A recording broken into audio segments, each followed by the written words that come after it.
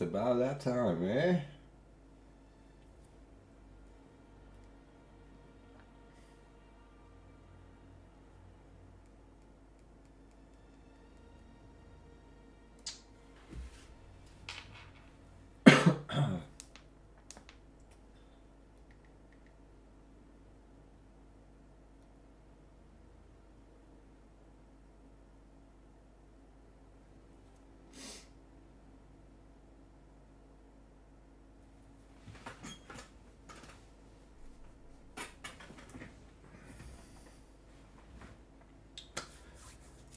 Okay, let's make sure everything is set up here.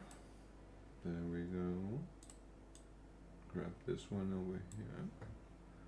Okay, let me, we got some patch notes. Oh my, that is a, what? That is a long list, okay. Holy shit, I see some categories too. Dawn of the Hunt League, new content, features, endgame changes, alot, player changes, ascendancy changes, okay.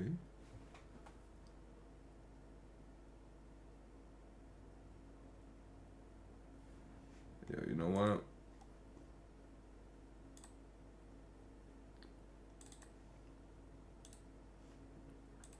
I think it's time to finish out our bingo plate. Let me just pull that over here on the other side real quick.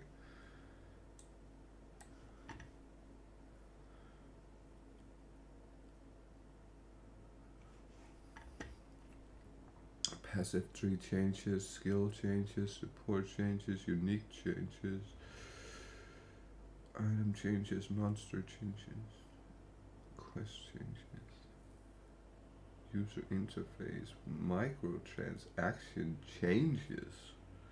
Oh, okay.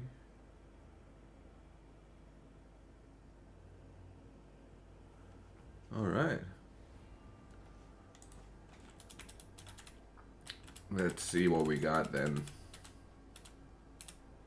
Alrighty. I should probably record this, right? Just in case. You never know. Might come in handy.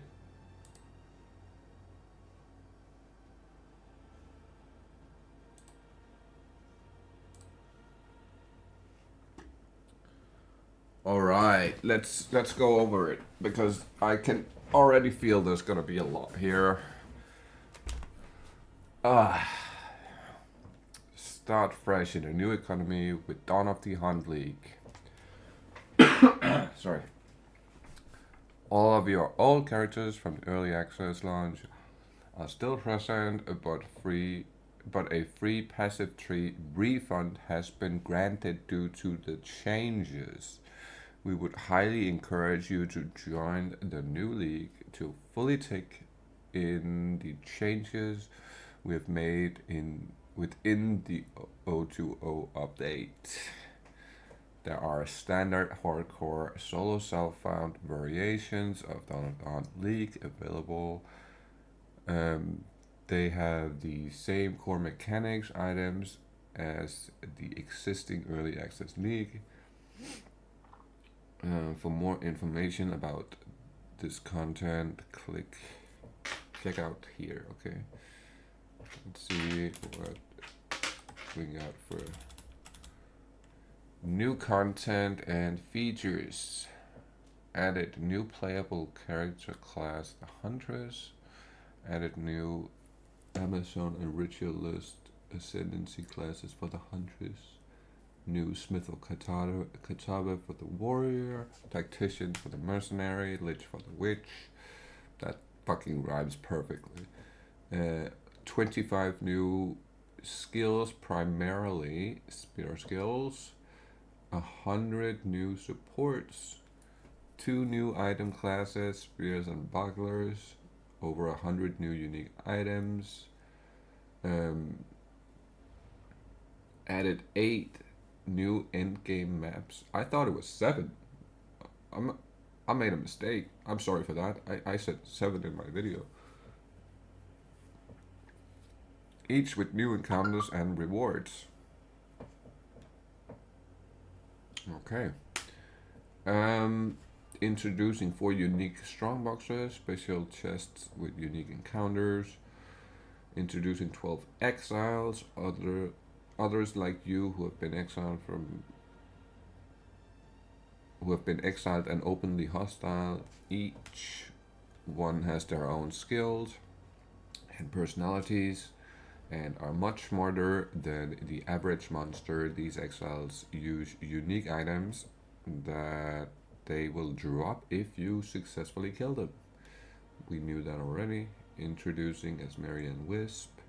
Spirits can be found throughout both the campaign and the end game. Okay. I didn't catch on to them putting it in the campaign. That's crazy. And the Rogue Exiles is going into the campaign as well. That's kind of crazy. Can the Wisps, can they affect the Rogue Exile? That would be insane.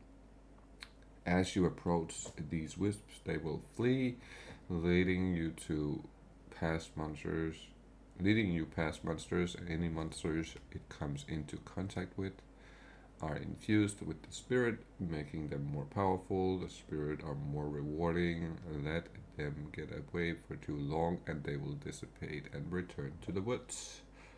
Added 15 new socketable items with new modifiers that you can craft into your own items. Introducing Twilight Reliquary Keys. When consumed at the Reliquary Vault, a new area on the endgame map. It's not really a new area though. It's been there from the start.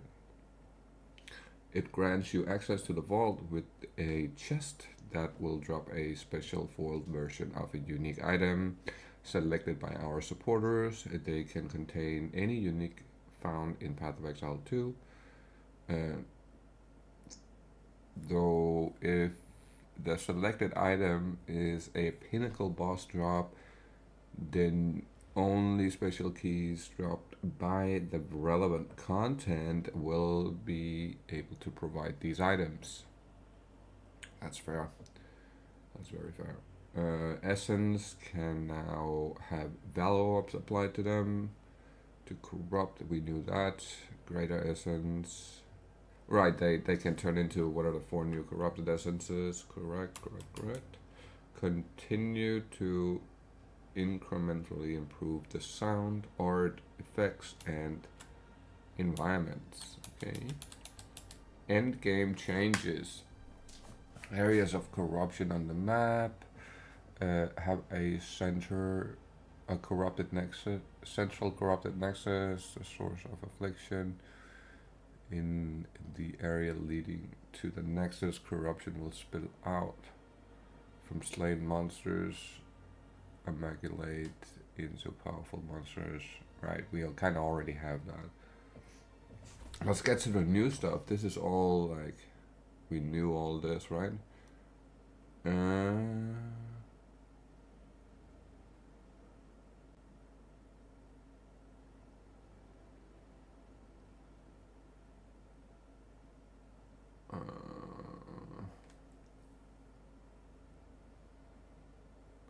Corruption areas no longer have +1 area level, but now I'm more likely to have modifiers. Okay, I didn't know that. So you don't get T17s anymore, or what? Is T17s gone for good then? Or how does that work?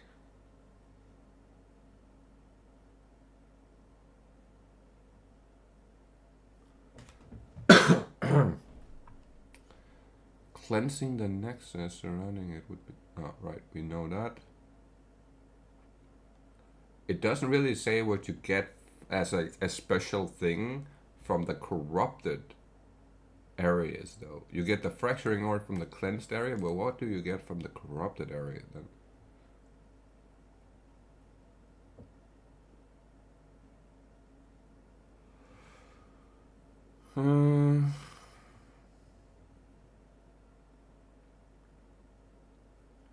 the usual +1 map level. You do not get corruption area. No longer implies have implicits have +1 to area level, so we don't get the +1 area anymore. So what the fuck do we get from the corruption? Like, are we getting corrupted currency or something? Otherwise, it makes 0 sense. New mods, but no special drops. Then I'm fucking I'm cleansing everything then, because I much rather want the fracturing orbs. They're way better. That buff, new mods that buff that said map and make it rewarding. Well, they have to make it seriously rewarding to compete with the fracturing orb, because fracturing orbs are crazy now. Like they're gonna be like better than divines, basically, right?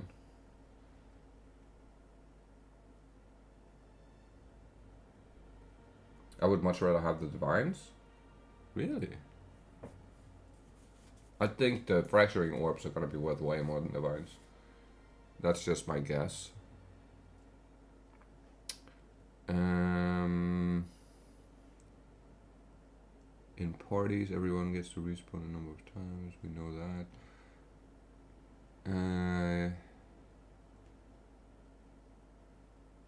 We know that. Once you start a boss fight, respawning system. Right, we know that.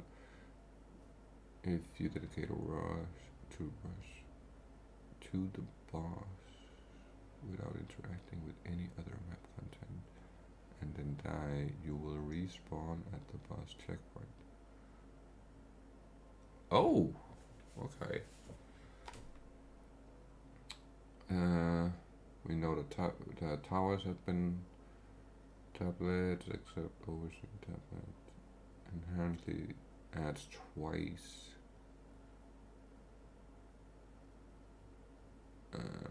We already knew that.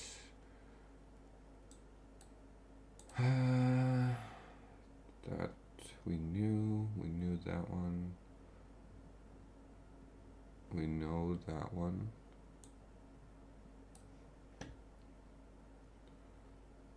Increased chances for rare monsters to have 3 to 4 modifiers in maps. Note that means that they drop more items. Okay. This mostly compensates for the removal of rare monsters, granting their modifiers to other. Oh, okay. A checkpoint now spawns when the last available optional content in the map has been completed.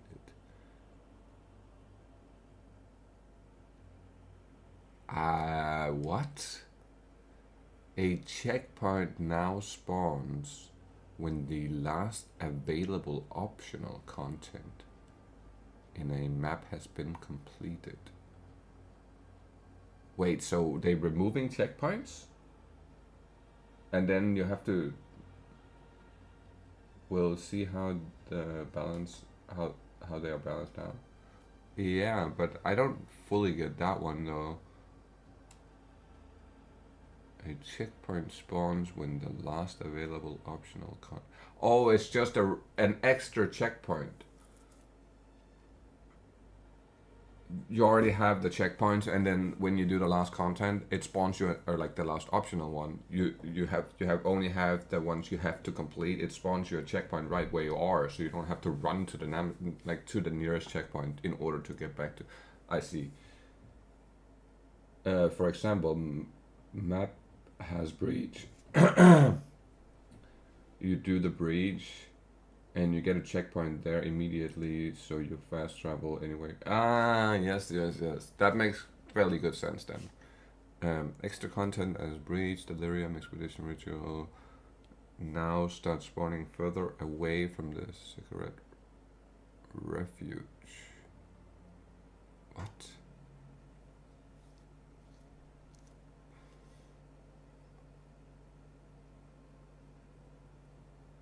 Oh, that's the starting point. Right. That's the starting point on the map when you get to maps. That's fair. So you're not like locked into an area that just has like everything on it right away.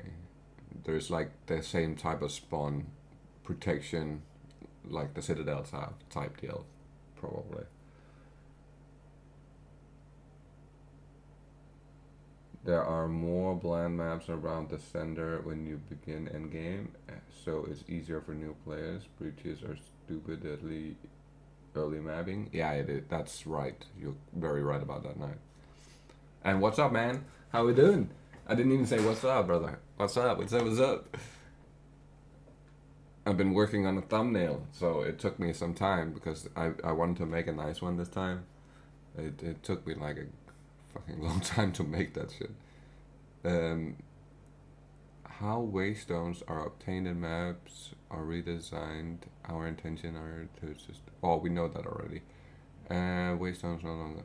we know that. We know that.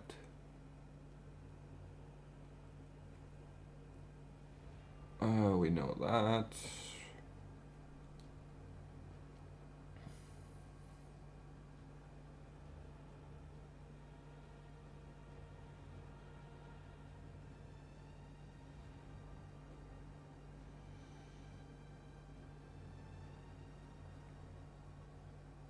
Okay.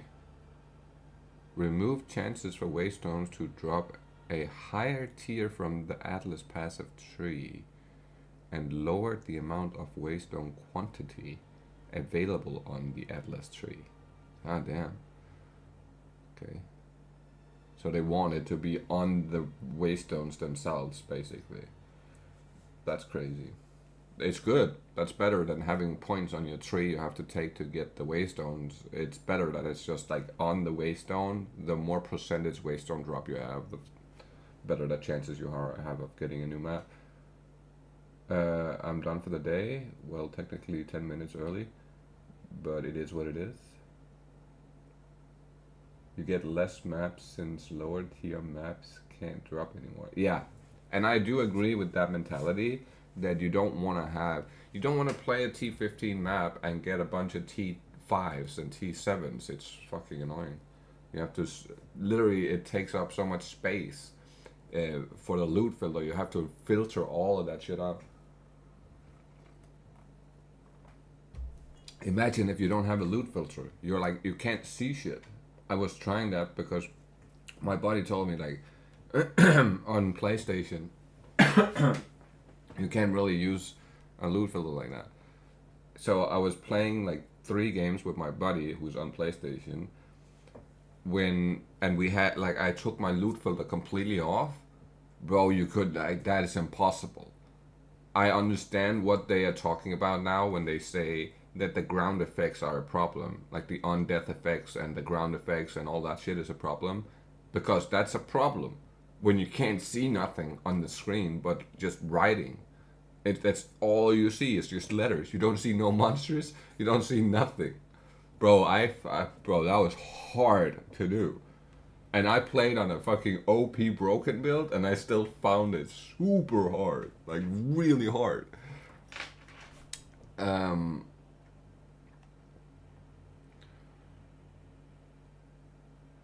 Sources of map bosses have a chance to drop waystones current tier or higher have been replaced with increased quantity of waystone. Okay. Doriani now has up to 10 waystones available for purchase either at tier 1 or 1 tier below your highest completed tier. Now that's a good fucking change right there. That's a really good change. Overseer tablets now causes 2 to 4 maps in range of a map as previously was. Okay. So that's basically enough.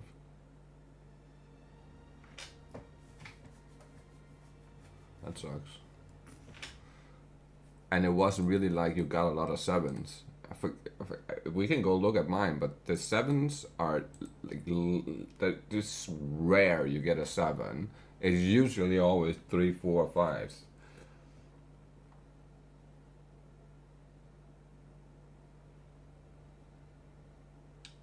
Glad we have loot filter on console now. Oh, that's a good thing though. we were just talking about it the other day that it's harder to customize and you can't really like do the craziest shit with it in the same way we can on PC. But if they change that, that's great, because it was painful to see how much loot is actually on the ground when you're not like using a loot filter and you're playing a T16 or a T17 map with like bunch of fucking rarity. You can't see shit.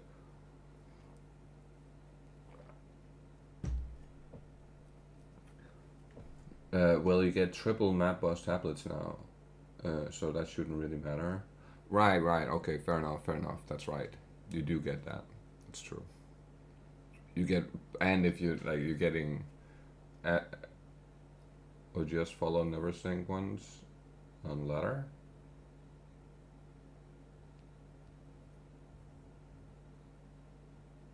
You can upload loot filters to your account on PC and whatnot, or just follow never sync ones on the ladder.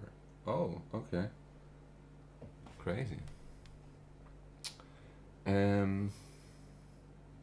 Waystone's chance granted.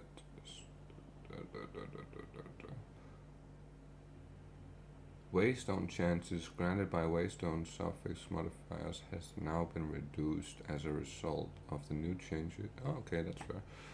Unidentified waystones can provide 30% increased waystone drop chance instead of 30% quantity.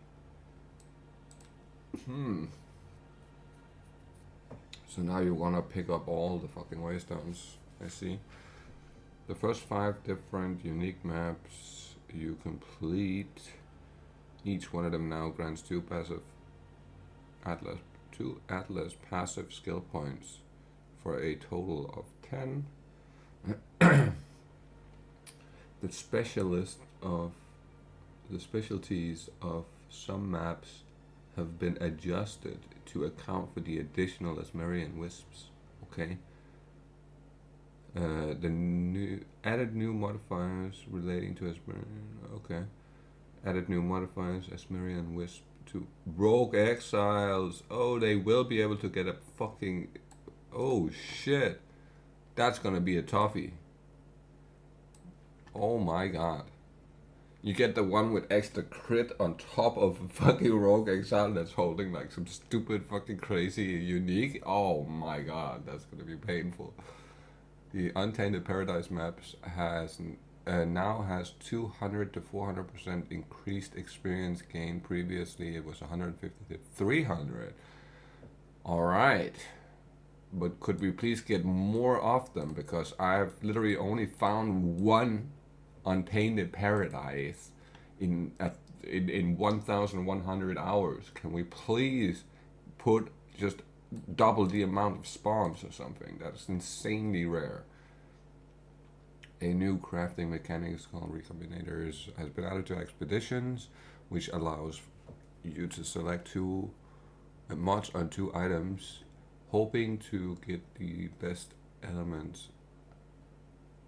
Oh, we already knew that. Right. The tablet modifiers that causes ritual favors in your map to have 5 to 10% increased chance to be an omen now has the value to. Oh, that's a good change.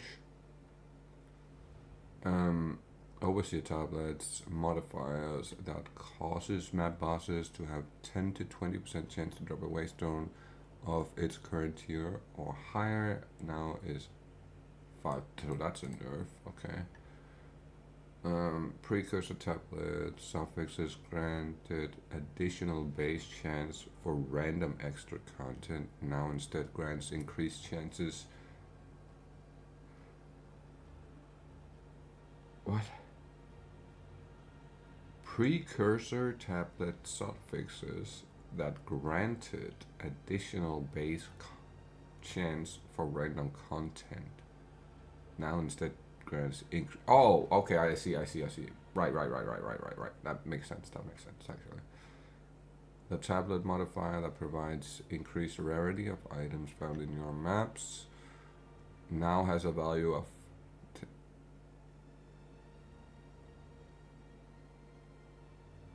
Can you only get 10 to 15% rarity? On the tablet, right. Fuck, what am I saying? Yes, that's true. That's true.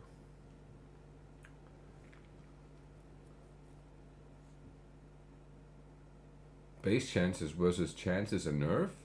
I thought that was a buff. That's a nerf? Well, that sucks then. I thought that was a fucking... Okay. Fair enough. It's a nerf fest. Get your nerf guns ready.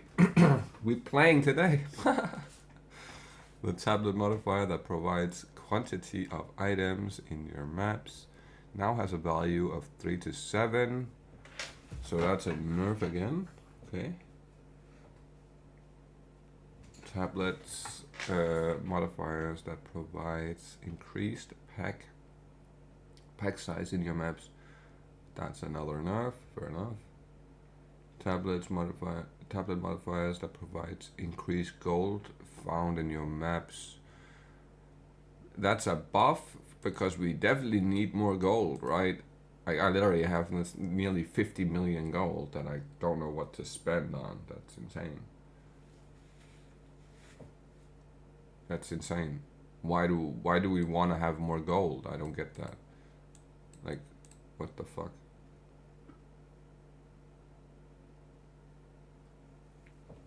$8% plus 5% equals 11%. 8 times 105 is 8.4%. This is an example if it's a 5% chance for extra content. Oh, I see. Okay, that actually makes fairly good sense then. Okay. I was a little confused on that, but that makes okay, that's fine. A slight, like a slight buff, but it's nothing crazy. Tablet that gives breaches in your maps, increased monster density. Now gives 4. Oh, that's actually a big nerf. Holy. While modifiers that also gives breaches open faster. Now, wow. That is a massive nerf. What the fuck? Breaches are getting hammered. The tablet modifier rare monsters having additional modifiers no longer roll. Oh snap, that just got murdered, basically. That's insane. Okay, they weren't happy about that. The modifier in Simulacrum for rare monsters having an additional modifier no longer appears. Okay. The various endgame quests that led to the Arbiter of Ass encounter have been consolidated into a single quest. Nice, that's fair.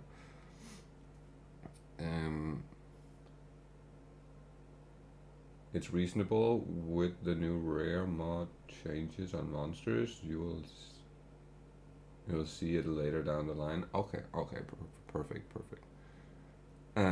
All map bosses that are affected by difficulty or Simulacrum can now drop all of their specific unique items at any difficulty. However, rare uniques are even rarer at lower difficulties. This also applies to chances to drop reliquary keys from this content. Okay, that's fair.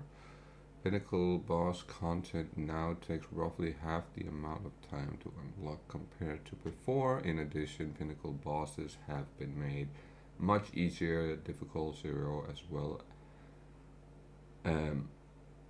Much easier at difficult 0 as well. It's our intention to allow you to face difficulty 0 of this content much earlier in your endgame progression, while still preserving the difficulty of difficulty 4.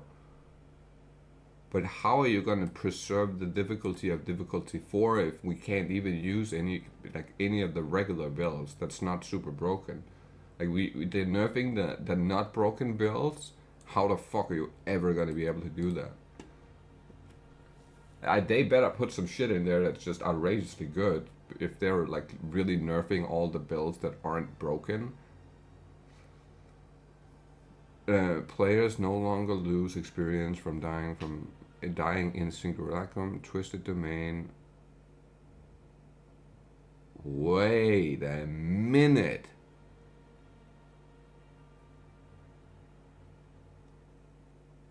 Players no longer lose experience from dying in Simulacrum, Twisted Domain, Wall of Arena, Inside Logbooks, the Crucifix of Nothingness, the Burning Monolith. Players no longer gain experience from killing monsters in these areas. Well, that's a... what the fuck? So you cannot do a Breachstone and get, like, kill all the monsters and then get XP from that? Or is it just the bosses? Because if it's just the bosses, I'm fine. That can't be it, though, because Simulacrum spawns the bosses randomly with a bunch of other monsters. So that can't be it. You literally just get no fucking... That's stupid. That's dumb as fuck. I get that they don't want to do it with Arbiter, because that is a hard fucking boss fight. Like, really hard, right? And I get if they did it with, like, Chest himself, but all the way up to him, you should be able to... All the monsters, why the fuck... That makes no... They drop no loot, and they have... That's stupid. That's fucking dumb. I don't know why they did it. I don't agree with that one.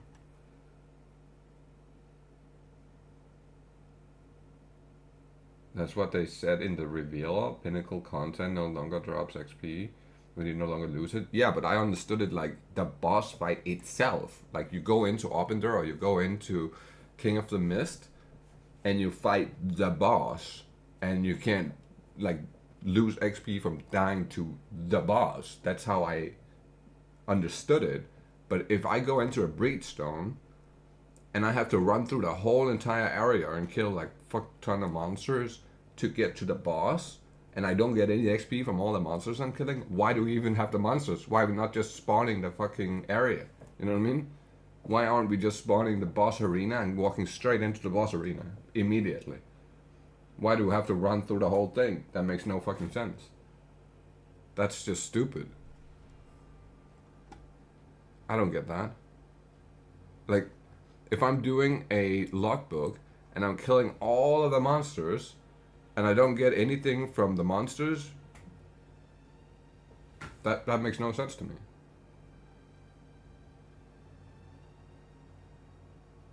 It says all of arena inside a logbook, so you still get XP from killing all the monsters in the logbook, or how am I to understand that?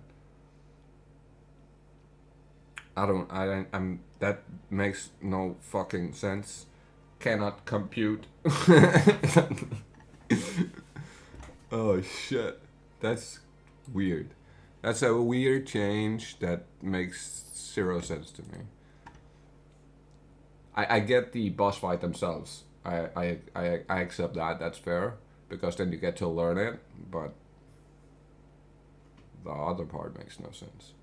Move the location of the stash in Simulacrum to make it harder to accidentally start the encounter when trying to open the stash. Oh, that's a great freaking change. Oh my god, because that is annoying as fuck when you're trying to open the stash. You accidentally press the thing and you don't even necessarily realize it when you use your scroll wheel to press with.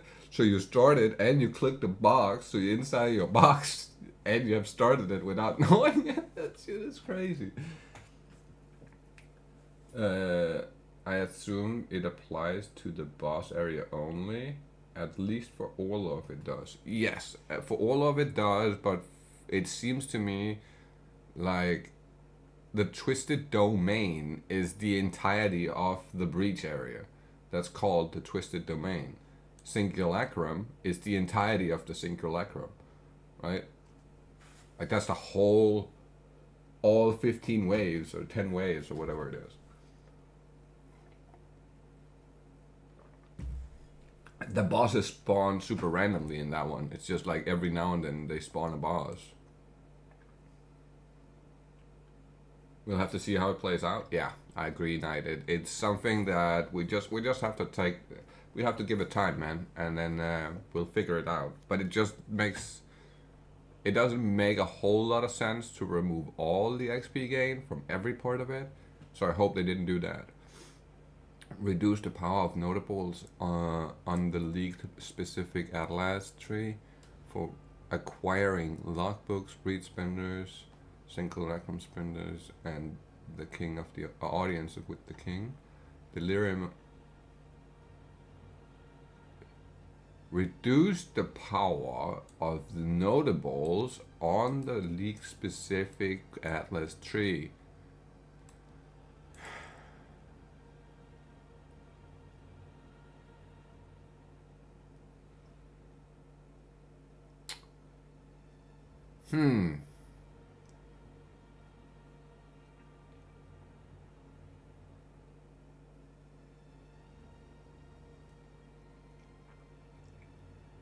I know they said it was 2.5 times more drops, but why are we nerfing? Okay, fair enough.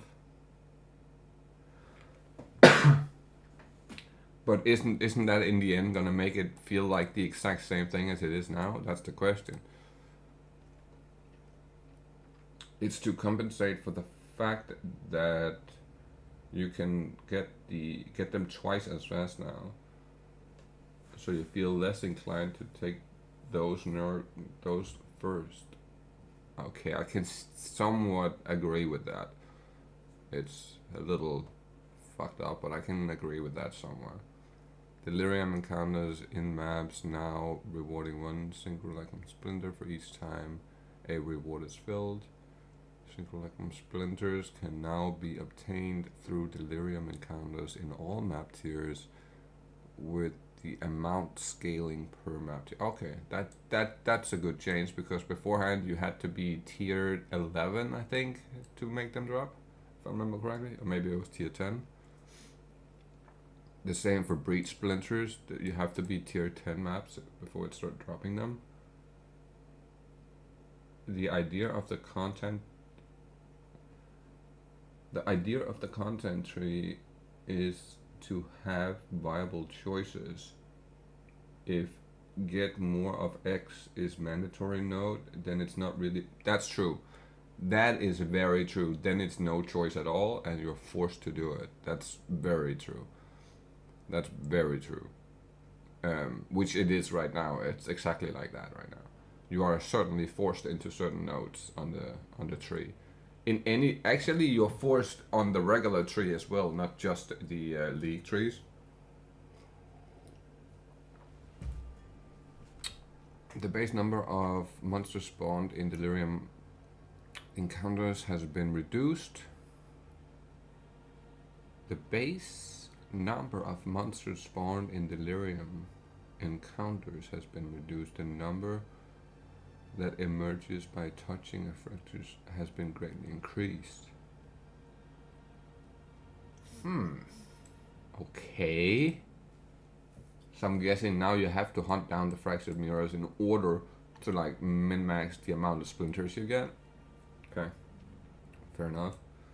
That never really made any sense to me that those wouldn't spawn the maximum amount of monsters. But yeah, that's fair. I guess that's okay. Well, map sustain is hopefully going to be better now. Yeah, I believe you. I think it's going to be way better. But also, if you're having trouble sustaining your maps, you're now getting the ability to actually buy the map from Doriani, right? So that's at least something. I think I think it's a good change. We'll have to see how it plays. But off the top of my head, it feels like it's a good change. Like it looks like something I'm not unhappy with. Reduce the intensity of the fog in Delirium. Thank fuck for that. I don't even do the whole... I know that instilling your maps is by far the best way to go to get to min-max your... But I cannot look at it. I cannot bear to look at the maps throughout the whole map in that Delirium fog. I'd rather take less fucking loot and not look at it, honestly. And that is ridiculous that we are in a situation where you choose to not do the best option because it looks bad. Also, if you complete a T16, Doriani should technically start selling T15s as well. Yes, that's true, that's true. The number of monsters spawned from breaches has been reduced. By how much, though? You can't just say been reduced. You gotta give us like an idea. 20%, 50%, 70%? Like what, how, what the fuck? That's very, very unclear. A higher percentage of total number of breach monsters spawned are now spawned earlier in the encounter. A higher percentage of the total number of breach monsters spawned are now spawned earlier in the encounter. What? That seems upside down. Wouldn't it be later as you move? Okay. Reduce the number of small breach chests found. Okay. Breach splinters can now be obtained from breaches in all map tiers. Nice. Scaling with the number of scaling per map tier. Right, that's a good change. That's a really good change. Breach and delirium encounters now considered complete when you open the collapsed hand. Breach and delirium encounters are now considered complete when you open the collapsed hand or delirium mirror.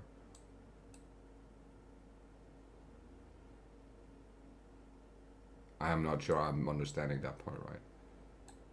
I don't think I understand what that means. My brain is like having a aneurysm right now. I don't understand what that, like, what's the point of having, I don't know. I don't know. Basically, you can get more monsters when the circle is small, and it keeps expanding. Less shit spawns.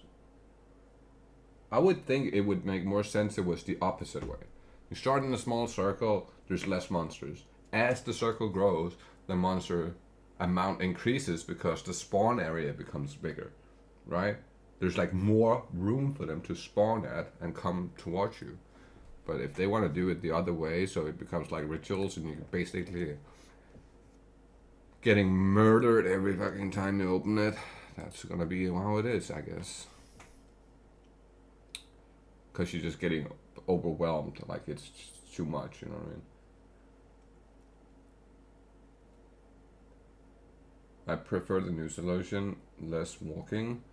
Maybe, it's hard to tell, man. It just seems like it's gonna be a lot tougher to do now. Strong boxes now have slightly more packs of monsters, and well, that's a good change because it was really tame to open a strong box. It was not great.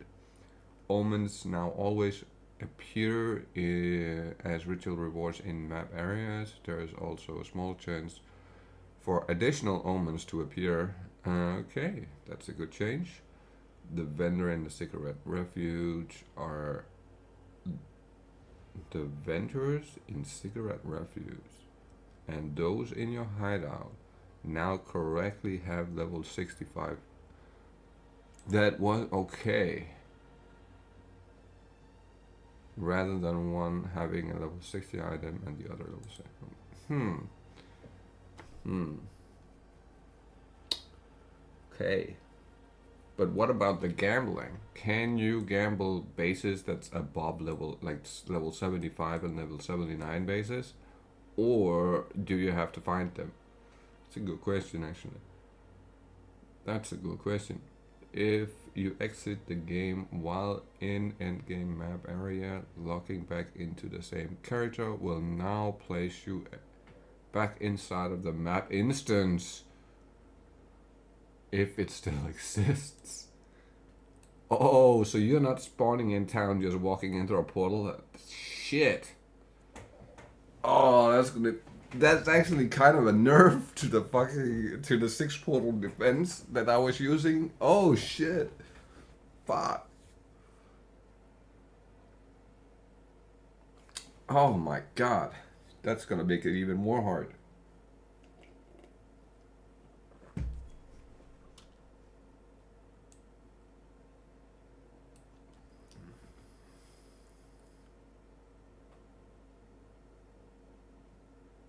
That's gonna make it more hard, honestly, because you can't just quickly lock, then lock back in, and walk into the portal, and then walk towards the area and like pull them towards you slowly one by one. Now you're spawning in the middle of the shit show you locked out of. For hardcore players, rip, ribbity dip. Fuck, that's crazy though. That's actually kind of wild. I really hope you spawn within the... You have to spawn with a grace period if they're spawning you in the middle of a fucking shit show.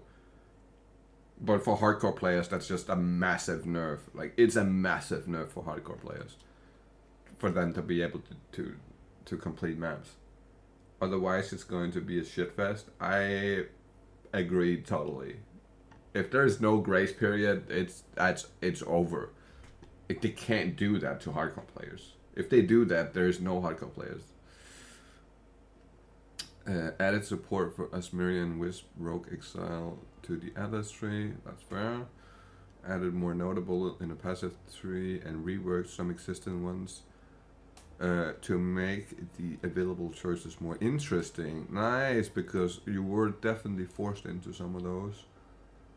The Deadly Evolution keystone has now been replaced with a new keystone called Ecological Shift, which causes your maps to have 40% more chance to contain a random extra encounter, 20% less number of monster packs.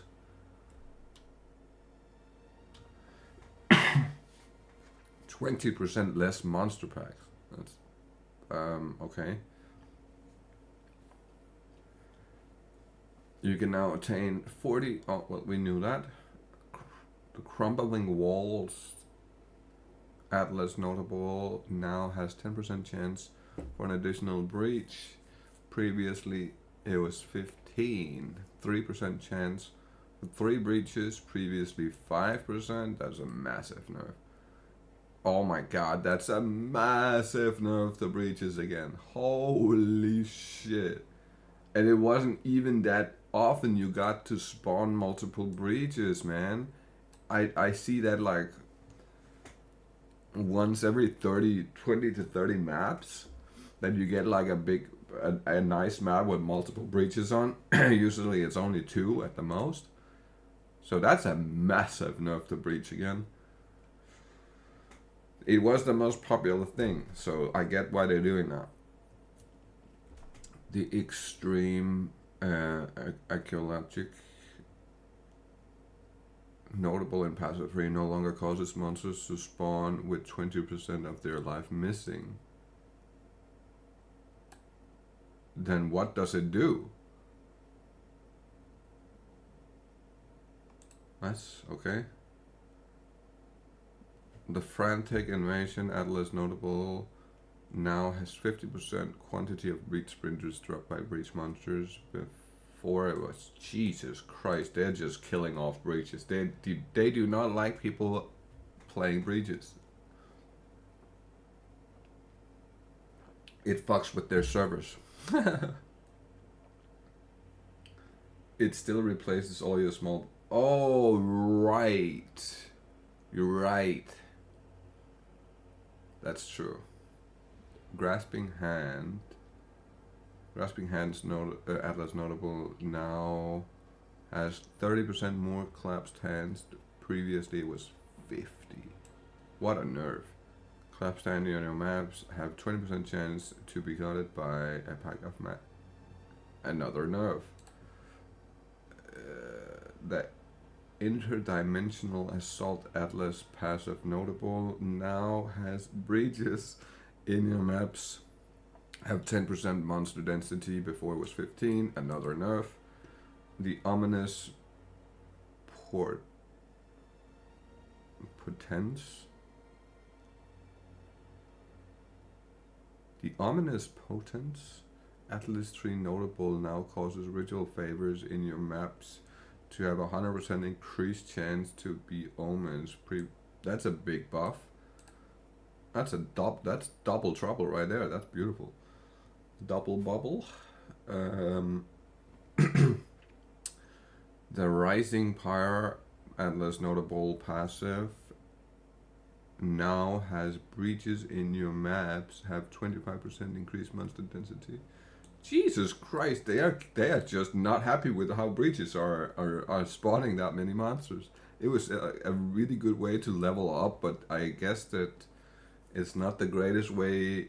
Maybe it's not gonna be as bad as I think it is, because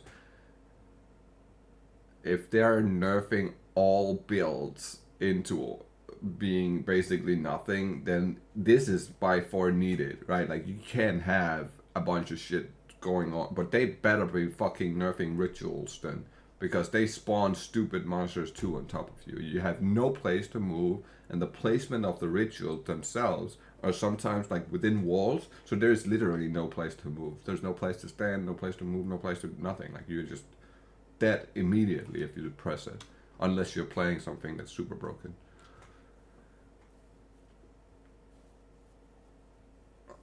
Dev said breaches were spawning so many monsters that it wouldn't be noticed, because on their server's side they got a fuck ton of error messages saying error, not enough room to spawn monsters.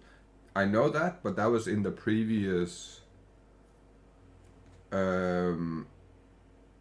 already cut that down by a whole lot before this update.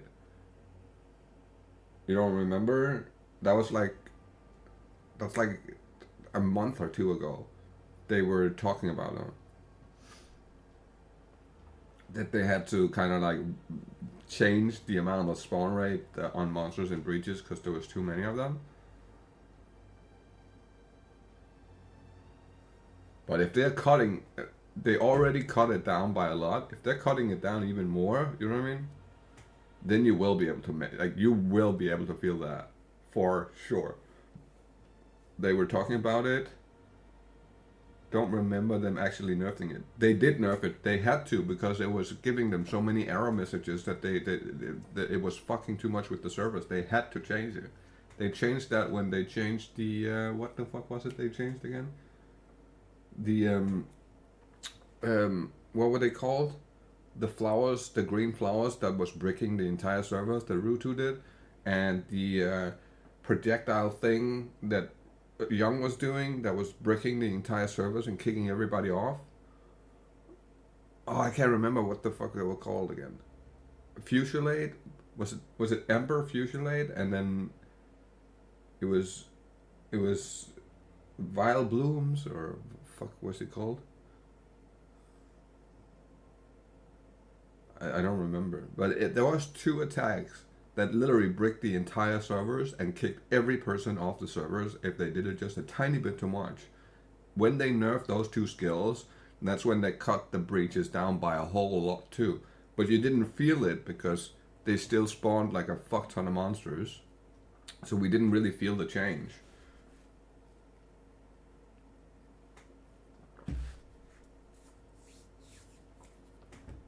They 100% nerfed it. I remember clearly they said they had to do it because it was too much for their servers, and it was literally ruining the experience for a bunch of people, making the servers go super slow and then making it laggy for every person on the server.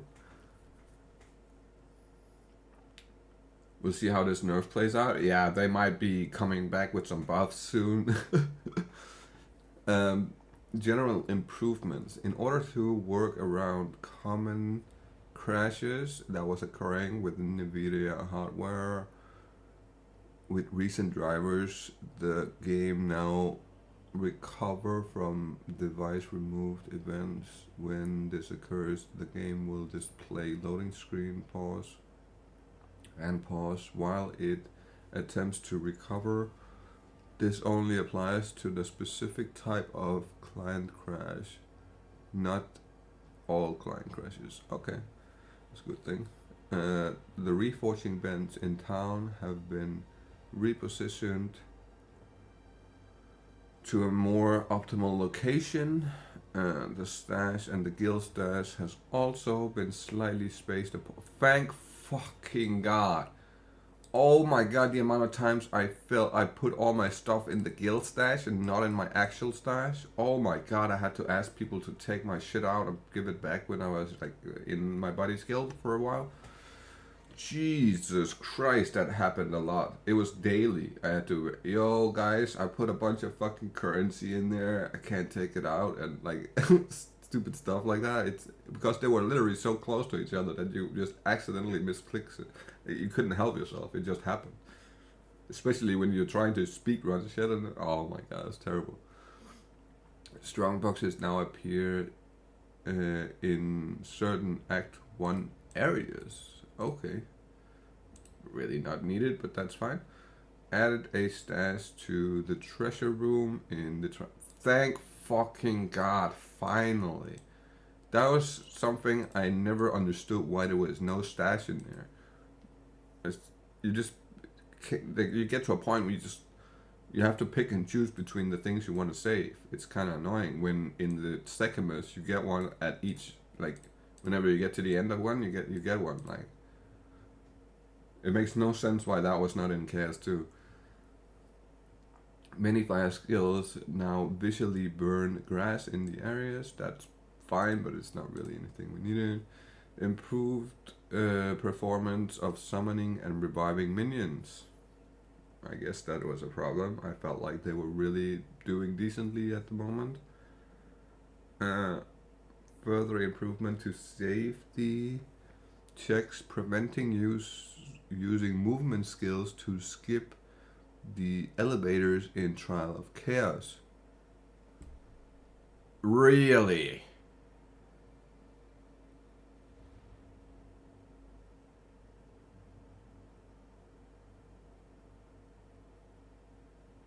Did that not function right? I did not.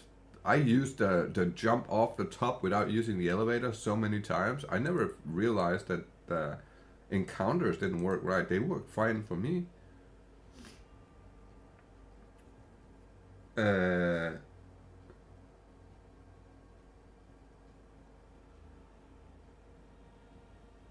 Saber that fire skills, burning grass effect. I would say that's not something I don't really care if the grass is fucking burning or not. Jesus Christ, it's not super important to me. There's so much other stuff that's 100 times more important. That's the only positive thing you will see about fire skills in the patch notes.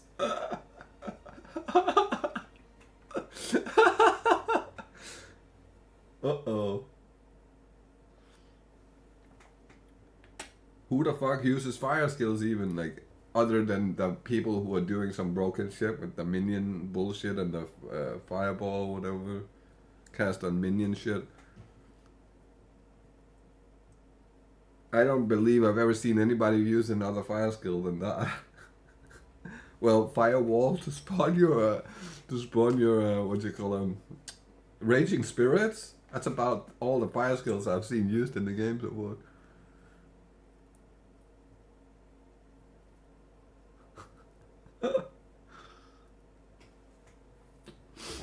Okay, let's move on. Let's see what's up next here.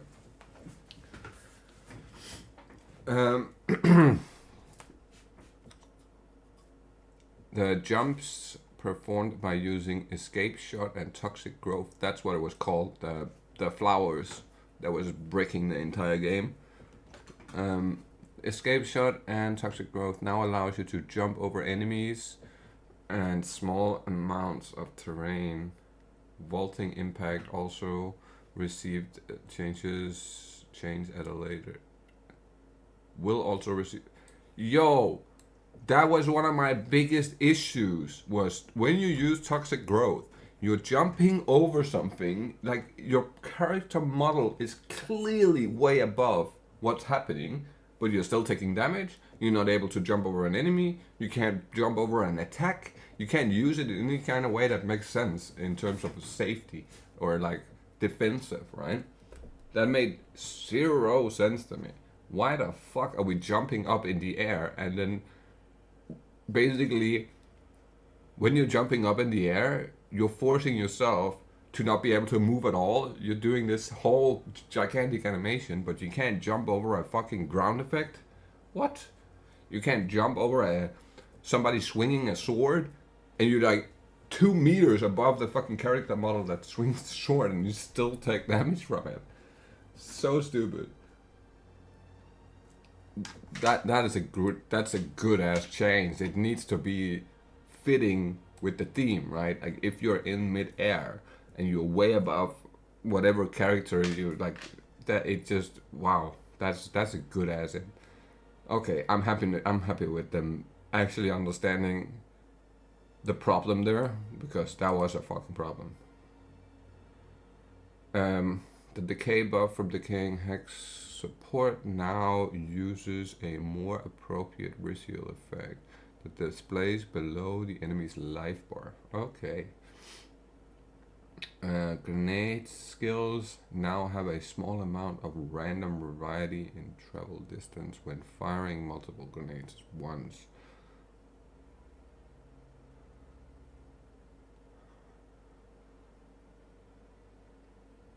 Grenade skills now have a small amount of random variation in travel distance when firing multiple grenades at once.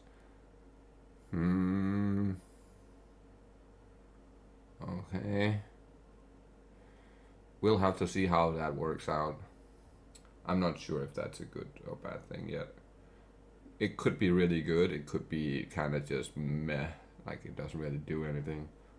But grenades are so shit that it's like I'm thinking this will change the grenades in any way. Firebolt now uses the same animation as free shards instead of generic projectiles spell animation. Wait.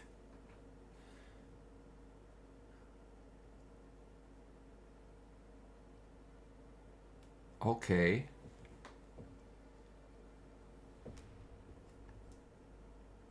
Okay, I guess that's fine.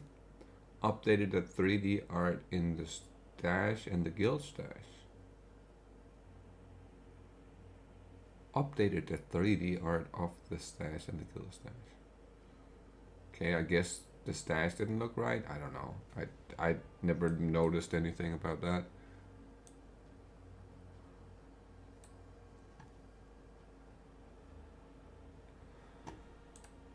Player changes. Let's see what we got. Now we're getting into the more interesting part of it here. That's a buff for area clears. Oh, okay. So they no longer look like the same as PoE ones. Oh, I got it. Right. Okay, fair enough. That's fair. Characters are now required to be at least level 25 to enter Cruel. Man, okay. No more rushing.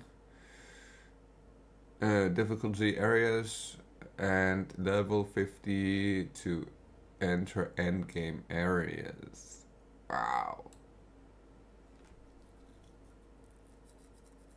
Okay. So, no more rushing people, I get it.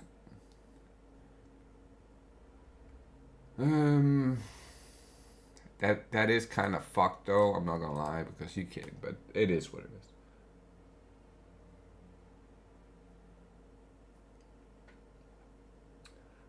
That's still 15 levels below the recommended, so it should be fine. Yeah, but the thing about this is, and I guess that not a lot of people, like, maybe not a lot of people were doing it, but I certainly helped a lot of people that had a low level character get to Cruel immediately. Just we ran through the whole entire game, get to maps, right? And then we would go back to certain areas where I know that you get like sick XP from this specific area, and then we would just like power level those areas real quick to min max how long it took for them to get from like level 10 to level fucking 60. You know what I mean? But I guess that's gone now, or like not gone. Now we just have the power level on the way to the end game. It is what it is. It's the only thing that changes is just good players can't help bad players in the same way we could before. So it's just what it is. It's a nerf to the bad players. And the player base attack speed while unarmed is now 1.4 attacks per second. Previously it was 1.2. Killing Parm and Shattering Parm, Staggering Parm, Hand of Cholula now have 25% less attack speed.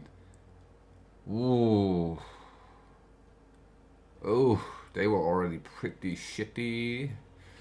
God damn. To compensate for this change, previously it was 10. Okay. Freeze now builds up roughly 48% slower on enemies. Massive nerf to freeze. Jesus. Player-based alignment thresholds are now half of their maximum life. Previously it was all of the buy. Fuck me, that's a massive nerf.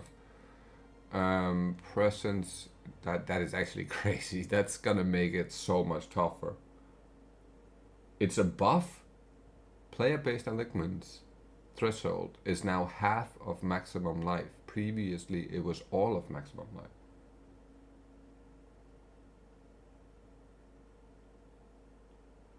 Presence radius nerf hurts me more.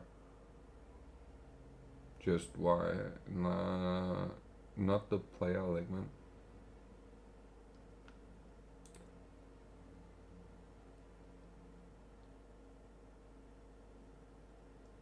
I get that this is slower than this, but if you're getting 25% less attack speed and it previously was only 10, isn't that in the end a nerf? Maybe it's not. Maybe I'm not calculating it right in my head because I'm just doing it quickly off the top of my head. Presence-based radius is now 4 meters instead of previously it was 6. That means that minion builds and aura builds and all of these fucking builds that's helpful are all getting a sick ass nerf. That sucks. That super sucks. It's not. This sucks really bad actually because it's not only, it's also curses. It's fucking. Oh my god, that sucks. Oh my god, that sucks. Why the fuck are we lowering? That's already so low. That's stupid. I don't agree with all these things they're doing. Like some of them are really good and some of them are just horrible. Like actually horrible.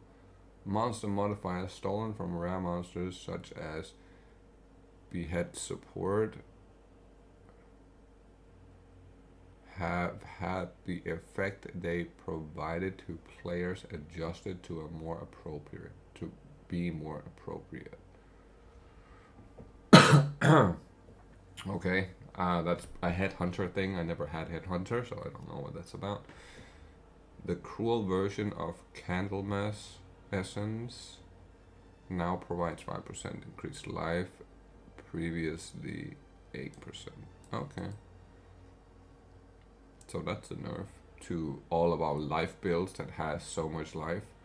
The life builds are way too strong in the game, so we gotta nerf that shit, that's for sure.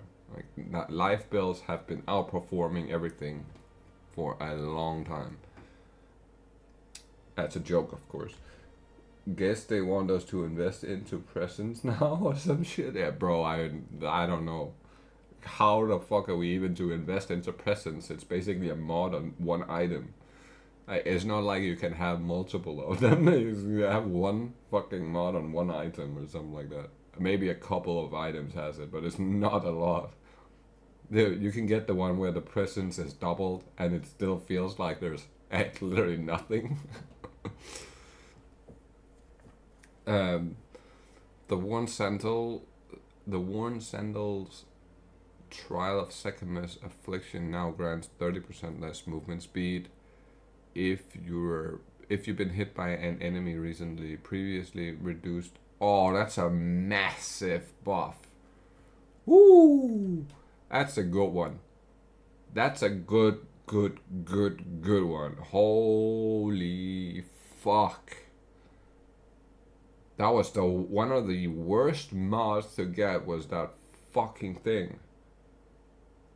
Trials are finally playable if you get that shit now. You can actually do the boss now if you have that. Like, it's possible. You're still gonna have like a headache of some things. Some things are gonna be a problem, but at least there is an actual chance you can complete it. Not like before where there's no chance you're completing it. Yo, Jones, how we doing, brother? Good morning. We are getting some severe nerfs to my game here, so we're going on a deep dive on the patch notes today before it goes live. It looks bad. Looks like we're gonna have a hard time playing the game from now on. Blocking a hit by raising your shield or parry now gives you a chance to avoid accumulated heavy stuns build up equal to the chance you would otherwise have had to evade the hit. That's not bad. That's actually fair. That's actually really fair. Shield evasion builds are now viable. In fact, that's the only viable build I'm seeing. Oh my god, I agree. They certainly want you to run around with that stupid shield up. Undefined stuns, mechanics and terminology between players and monsters. The stacker that players suffer when blocking too much damage with their raised shield, with the shield raise, is now a heavy stun. Players are still unable to be heavy stunned unless a mechanic specifically states otherwise. That's fair. Players can no longer be light stunned while their shield is raised. That's okay, that's fair. That's not fair? Wait, why not?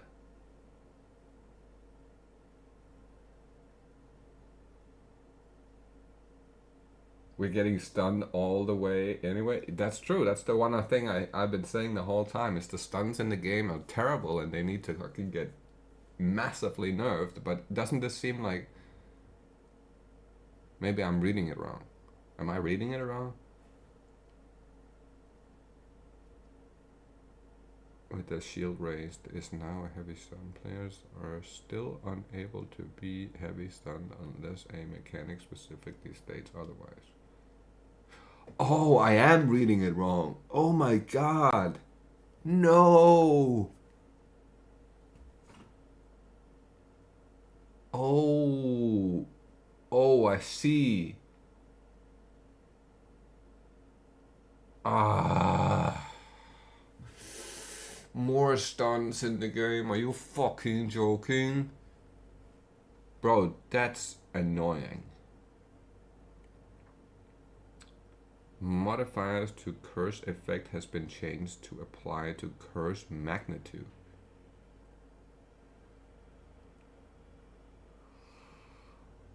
Oh, so now we don't even think about raising a shield as a warrior? No, it's only for Amazons. It is.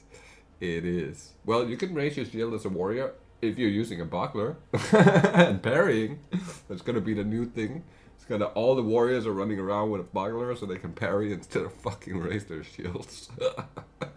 That's hilarious. Modifies the curse effect has been changed to instead apply to curse magnitude. This means that they are more additive with any other modifiers to the effect of the debuffs on targets. For example, curse magnitude and slow magnitude are now additive with each other for temporal change. This seems kinda like a good thing. I'll have to see how that plays out. Player created objectives such as ice crystals no longer have a monster power value. I do not know what that means. Did they have a monster power value? I don't even know what that means. Ice crystals can no longer apply on kill effect such as Herald of Ash and... Oh my god. That's the nerf I was talking about right here, baby. Nerf to trample toes. We can cross that off the list. We can cross that off the list. That's another one right there. Boom. And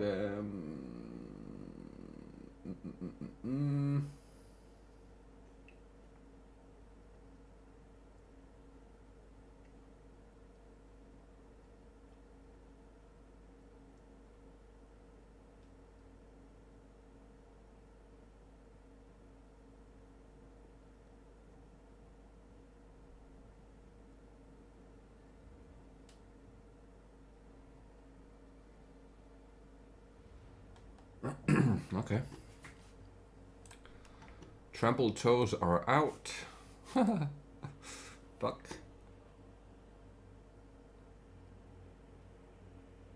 Monster power value is used for cast on setups.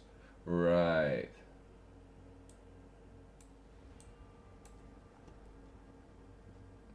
Man, if they had put one more ascend in, I would have fucking had it. I would have had the bingo. Why didn't they put 6 ascensions in? That's sick. That's fucking annoying. Players have 50% more light stun threshold per time stunned in the past 4 seconds. Previously it was 25. More players light stun threshold per stun. Oh, that's actually a good change though.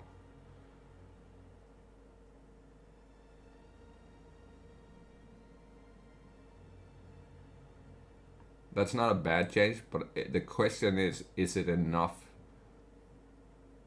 The real question here, is that enough to where you don't get just instant stunned out of oblivion and can't move when you're having those tiny ass fucking stupid beetles in Act 2 touch you one time and then you're just getting swarmed by 100 fucking enemies because you can't move, you're just standing there. If that's not how it works now, I'm gonna be a little unhappy with them changing the stuns and making more heavy stuns and stuff. It's not gonna be feeling nice then. Your heavy stun bar now doesn't start emptying until the heavy stun animation is finished, instead of when the heavy stun animation starts. Oh no! That means that you could technically get heavy stunned, and then when you come out of it, that's when the bar goes down, you get stunned again, and it starts going up immediately, and it doesn't go all the way down. I don't hope that's how that works, because that's gonna be even more painful. I really don't fucking hope that that's how that works.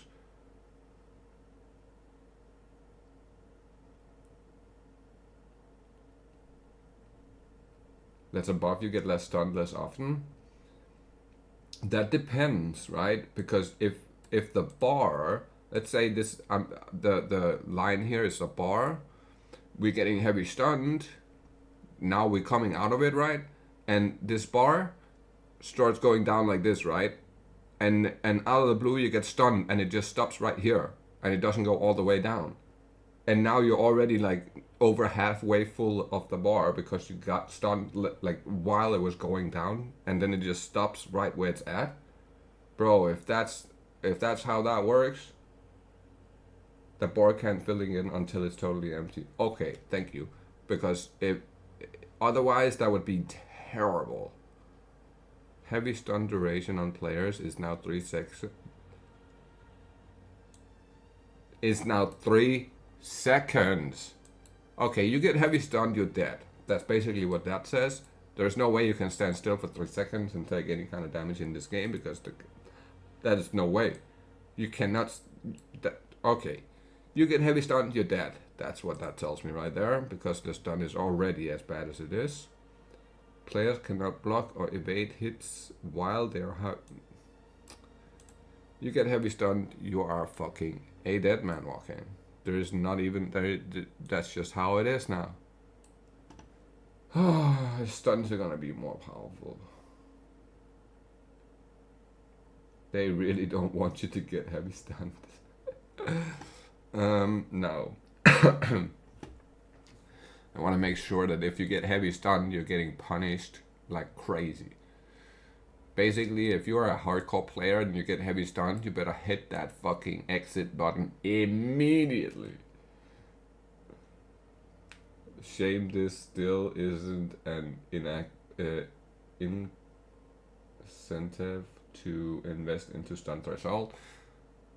Well, I'm currently invested into stun threshold on nearly every single build I have because I hate stuns that much.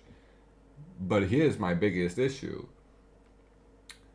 I'm invested into prevent stun, stun threshold that's dependent on my maximum energy shield, right? And if they're nerfing energy shield like crazy, then where am I gonna become stun immune from? Like, there's no getting stun immune anymore then. That's ouch. Ouch, ouch, ouch. Critical weakness stacks now track duration individually rather than refreshing the duration of all stacks when a new stack is gained. Fuck me, that's not good. Ouch. Eye of Winter is dead. Eye of Winter is certainly not good anymore in comparison to what it was. On top of that, what the fuck, man? Malice is gonna be bad too, kinda. Pin targets no longer evade. Pinning a target now causes them to be light stunned. Damn, okay. I guess pin is the new go-to. I think that's the new go-to. Pin has been buffed. Pin is the new stun for player crowd control. I think pin is the new freeze, basically.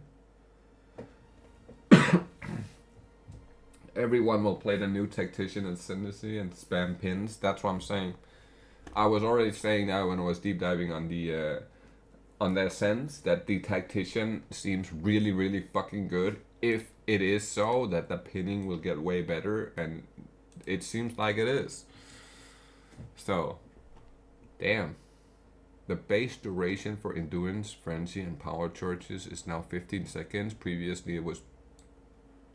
Bro, they're already trash. Why are we nerfing them? The fucking charges are trash. The only place I use charges is power charges on my monk. Anything else, I don't even want to fucking... Jesus Christ. Fully broken armor now causes enemy to take 20% increased physical damage. How much was it before?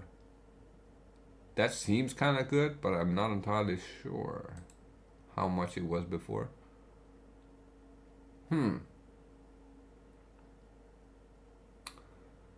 Revivable minions now spawn with their skills on cooldown.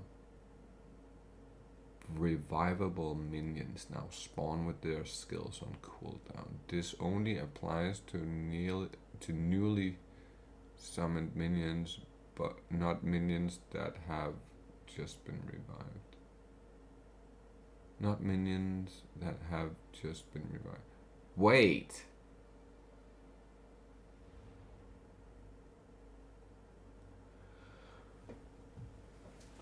Oh no! No more Sigil of Power. Fuck my life, that's annoying. Previously it was 0. Well, that's a good thing then.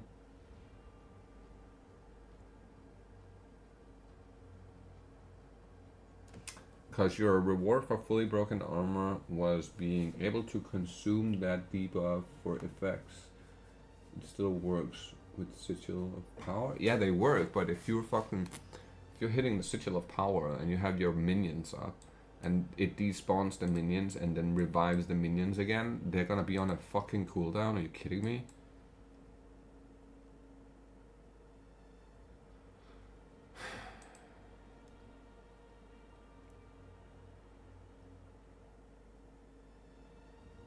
So for instance, with my Arsonist, right, I have 12 of them. If I put my Sigil of Power down, it removes 8 of them.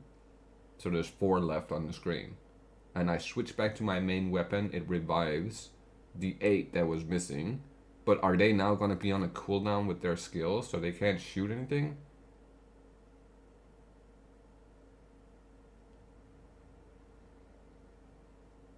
You won't be able to detonate enemies. Oh no. Oh, right. Oh, bro, minions weren't even that fucking powerful. What? An Ancestral Booster Slam now has 30% more damage, 20% more area of effect, previously 20 for both. Okay, so a 10% increase in damage there, that's not a lot. This is only the beginning, it gets worse.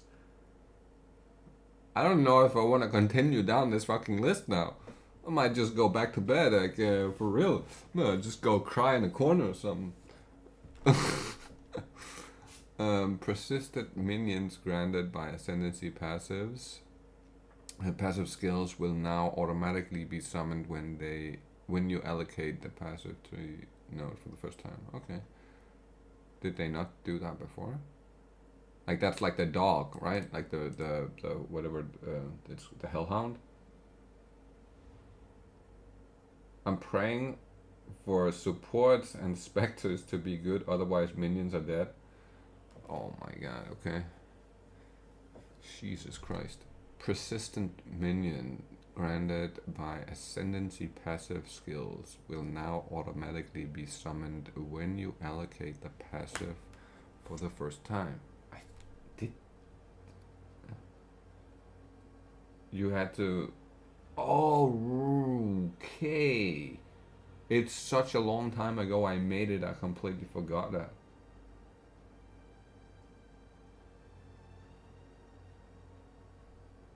Oh my god, okay.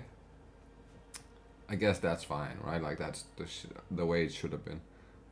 Players and monsters now only count as moving while moving, rather than the whole rather than for the whole length of many animations that have some movement during some part of them. Players and monsters only count as moving while moving, rather than for the whole length of many animations that have some movement during part of it.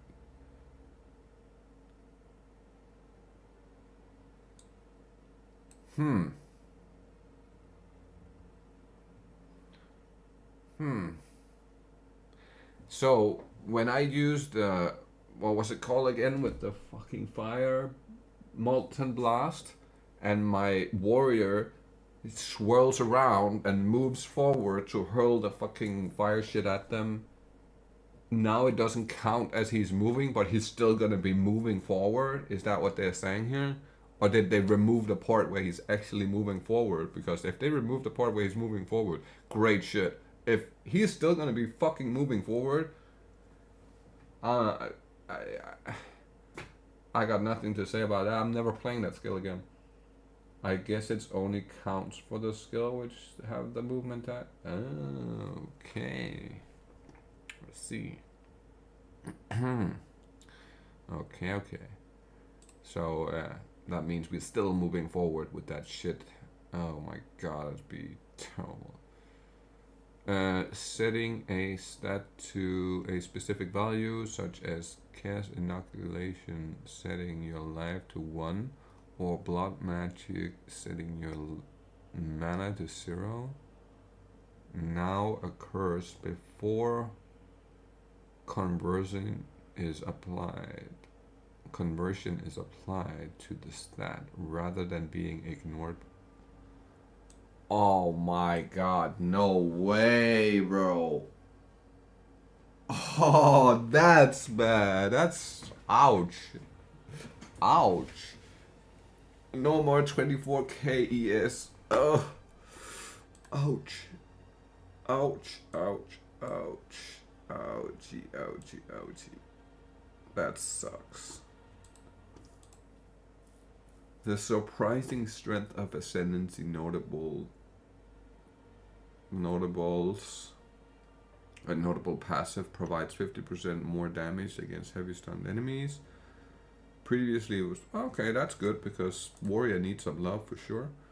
The Earthbreaker Ascendancy notable now provides 25% chance for slam skills you use to cause an aftershock previous. That's good. That's great. However, I feel like Titan was like the worst fucking ascent on the warrior side, but it might just be me. The war color below ascendancy passive now causes war cries to explode corpses, dealing 25% of their life as physical damage, instead of providing corpses in your presence to explode.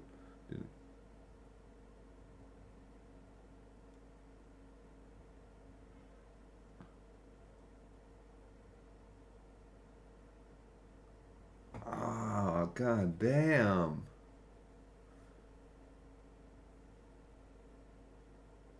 Okay, I see. This allows for Warcry area effect to scale the corpse explosion radius. That's good, that's great. I might actually play that now. The Turtle Charm Ascendancy skill, Ascendancy passive skill now has 25% less block chance. Previously was 35. Okay, that's good. That's good. That's good. The encased in jade skill now has been reworked. It now consumes all stacks of jade and grants guard based off of your maximum life for each jade. Oh, okay. Well, it's still a shit skill I'm never gonna be using. For sure. It's never gonna be used, that shit. You had to manually click. Right. I guess it only counts for skills which have movement checks. If you invest into Warcry AoE, it's better. As for unique nerves, let me tease something. Check 98% ingenuity prices on the market.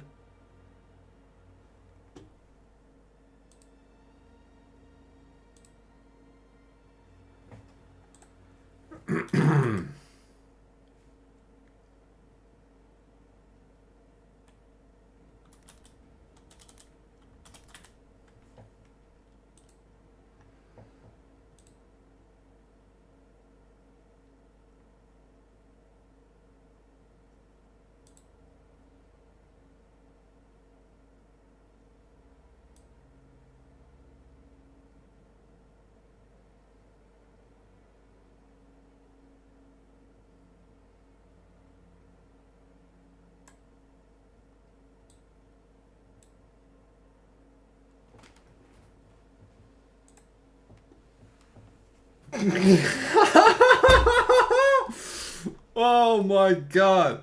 You're fucking joking me. You're actually fucking joking, right?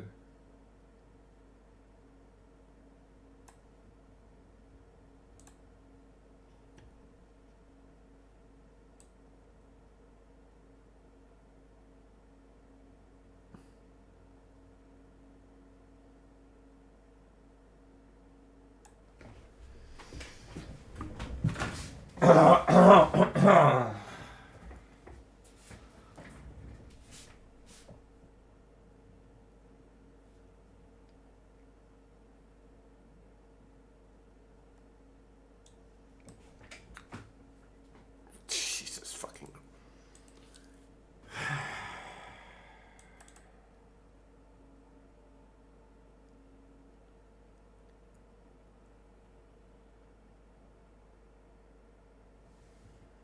I have a feeling you ain't getting under a mirror, buddy. Oh man.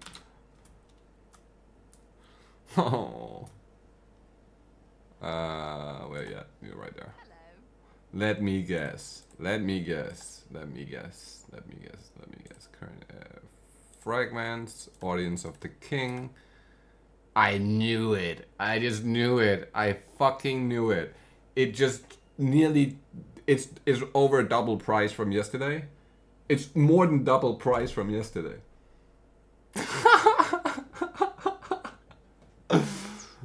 Yo, bro. There ain't no fucking way. I should have bought so many of them. I would have made so much fucking money. Oh my god. Jeez Louise. Jesus Christ. I guess we gamble, yeah? I don't even know if I want to do it right now. Let's just wait with that for a little bit later. That's insane. That's hilarious. That's what you get. That's what you get right there. The essential ancestral spirit skill granted by the answered call ascendancy passive skill now has minions from this skill have 1% increased accuracy per 3 decks, and minion from this skill have 1% damage per 3 strength. Okay, that's actually not a bad change. Minions granted by this skill have the following changes. Ancestral Jadecaster pinning skill has had its cooldown lowered to 10 seconds from 15. Okay. Jade Hulk damage now has 300% more stun build up. Damn. Okay. That's a fucking buff, alright. The Warcaller's Bellow buff from Ancestral Warhorn now grants 10 rage on hit instead of 5. Ooh, that's great. And 20% increased skill speed. Ooh, that's a good one. Ooh, that's a good one. Panic 10 out of 10, bro.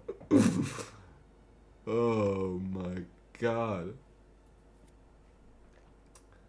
The Power Shell aura from the Ancestral Spirit Turtle now grants nearby allies 80% increased defense. Previously was 50. God damn, what a beautiful buff. 40% increased block chance. Oh, yikes. We are getting, the warrior is getting some love. I might play warrior instead of fucking witch now. Honestly. The enhanced effectiveness ascendancy skill also grant 20% less attributes.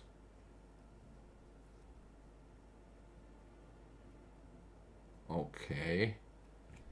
Damn. The integrate effective efficiency ascendancy passive skill has swapped its position with the gem stuttered and no longer provides +3 skill slots. Instead, it now causes skills to gain 20% increased damage per socketed red support gem. Skill gain 6% increased skill speed per socketed green gem. And skills gain 20% increased critical chance per. Ooh, I like that change. That's kind of cool.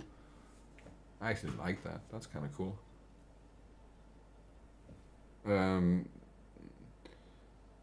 The implanted gems ascendancy passive skill no longer provides +1 to all skills. Instead, it provides a choice between +2 skills and a strength requirement, or +2 skills and a dex requirement. Okay. That sounds fair. I don't have... That's okay. I'm not unhappy by that. Witch Hunter. There's only 2 fucking changes. It needs like 100 changes to be worth playing. The No Mercy Ascendancy passive skill now causes you to deal 40% more damage to enemies based off their missing concentration. Previously with 30. Still a shit fucking ascend. And the Obsessive Ritual Ascendancy passive skill now provides 35% less armor evasion rating. Previously it was 50. The Sorcery Ward Barrier recharge delay has been reduced to 2 seconds at all gem levels. It's better, but yeah, still shit. Deadeye. Thrilling Case Ascendancy passive skill now provides, when you consume frenzy charges, it counts as having consumed twice as many. Okay. Previously a 50% chance and described in slightly different. Bro, that's actually kind of crazy. Okay. Okay. Uh-oh. Not my Pathfinder. Please don't be fucking my Pathfinder. The Running Assault Ascendancy now grants 50% less movement penalty. Oh, that's a good one. That's a good one. The location of this passive skill has been swapped for. Oh shit. The Connected Chemistry Ascendancy point has been removed. Enduring Elixir no longer has prerequisite. Do I like that? I guess so. I guess that's okay. Added a 10 multi-choice. Added a new multi-choice.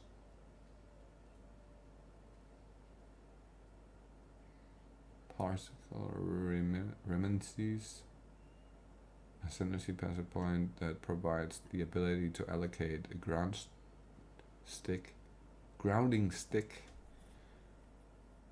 dowsing vial, throwing campfire, which provides immunity to shock, ignite, or freeze. Okay, not bad, not bad. That's fair.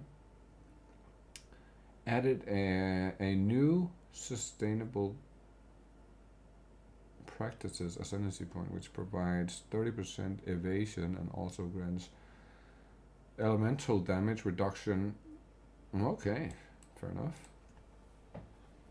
There's such a need for some severe changes in some of the ascendancy passive, like ascendancy points, because of how much you are forced into certain choices, because the rest of the choices are so shitty. So I'm really happy to see that. The Acolyte of Shedula. The Embrace Darkness Ascendancy now provides +8 maximum darkness per level. Previously it was 5. I guess that's fine. The Revenant's Doubt Ascendancy skill point no longer provides mana leech instant. Instead, it now provides mana leech recovered based on other damage types as well as physical. That's not bad. It's actually okay. It needs way more to be good, but yeah, sure. Honor lost during the trial of secondness is now taken before. No more fucking cheesing the one hits. The no hit runs. No hit runs are gone. You actually gotta be good now. You can't just cheese your way through it. All the bitches that was cheesing their way through it. Jesus. So many of those, man. Okay, let's see. Invoker. And Protect Me from Harm Ascendancy now provides 50% less evasion rating. Previously it was 40. Okay. The Lead Me Through Grace Ascendancy passive now provides 1 spirit for every 8 energy shield equipped on body armor. Previously. Ow, man, that's such a fucking nerf. Jeez Louise. 1 spirit for every 20 evasion rating. Fuck me, that's a nerf that hurts. That nerf fucking hurt. That is a bad one. Ouch. That's a really bad one because I basically only made it work. I could only, and it's at like a really good armor I'm using. And it only just fitted with enough spirit for me to use what I wanted to use. Holy shit, that's bad. Elemental expression skill granted by and the shatter them to the wind's ascendancy point now deals 40% more damage to at all gem levels. Okay. That's okay. Blood Mage Blood Barb's ascendancy passive skill no longer provides 10% of damage gain as extra physical damage. It now causes bleeding you inflict on cursed targets to be aggravated. I don't really care for that. Added a new Between the Cracks Ascendancy. Passive skill point. That causes critical hits to ignore monster armor require Sanguinancy.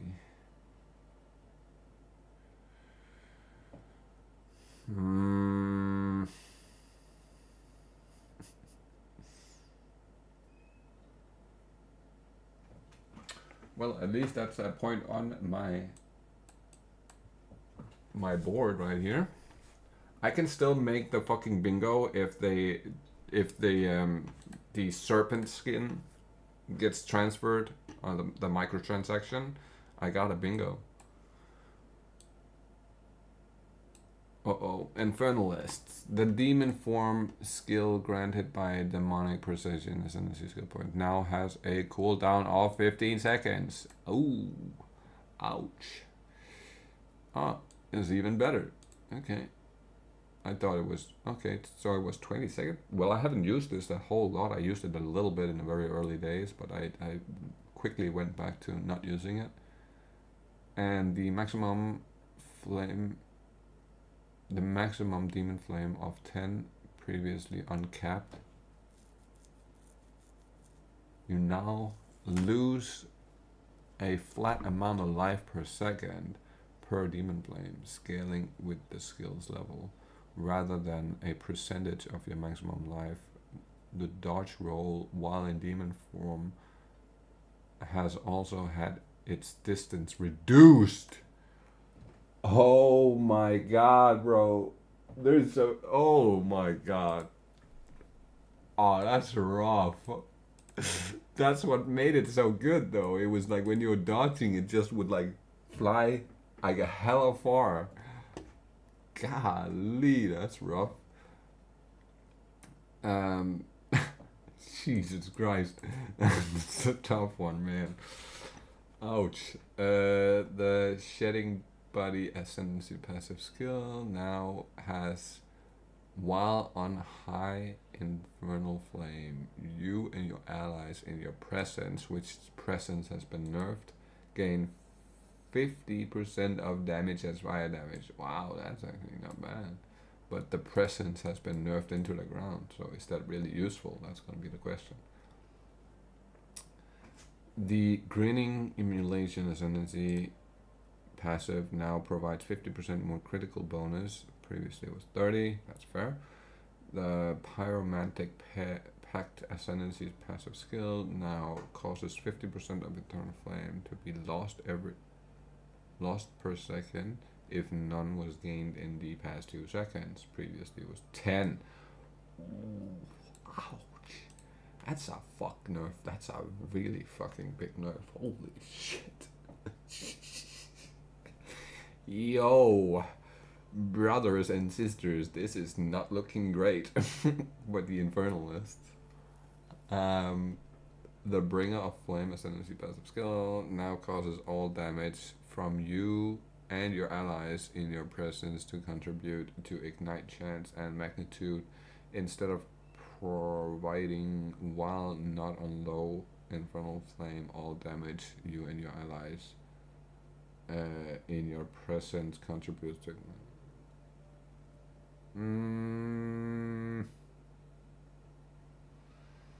No longer requires Pyromantic Pact. That's kinda interesting. I'm not sure about that one. That could go both ways, actually. The Loyal Hellhound Ascendancy passive point no longer causes 20% of damage from hits taken from your Hellhound's life before. Oh, so that's just a straight fucking nerf. There's no buff in that. There's no positives. It's just a negative. Like, here you go, you'll die 20% easier now. Jesus Christ. That's stupid. The Mastered Darkness Ascendancy now grants Demon Flame has no maximum. Okay. The Small Mana Ascendancy passive now provides 3% increased mana. Previously it was 4. That's a nerf.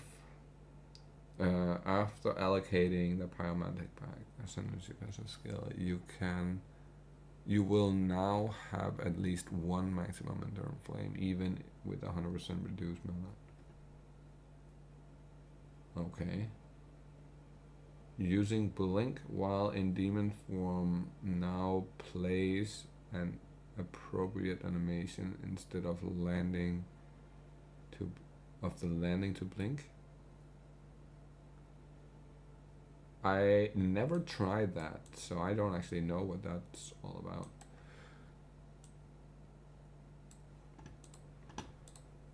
The Circular Heartbeat percentage point has been removed. Rapid River no longer has prerequisite. Okay.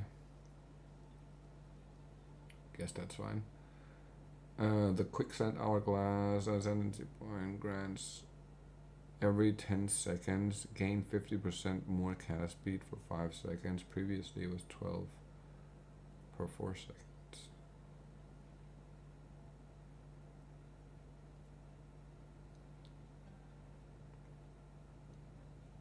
Well, not that I ever used that, but okay. Added new Flooded of Echoes skill. The grants Unleash skill. I'll have to wait and see what that's about. Stormweaver, I expect some serious fucking nerfs here too. The Force of Will Ascendancy passive skill now provides 1% increased effect of Arcane Surge per 25 maximum mana. Previously it was per 15 maximum mana, so that's a massive fucking nerf. Scouring Winds now causes exposure you inflict to lower the effective resistance by an additional 12%. Ouch. Massive nerf. The Strike Twice no longer provides 50% less shock duration. Instead, it now provides 25% less magnitude. Ouch. The Small Mana Ascendant no longer provides 4% to maximum mana. It now provides 12% increased mana. Jesus Christ, that a fucking Stormweaver. Getting the stick. Oh my god. Passive skill tree changes. Uh-oh.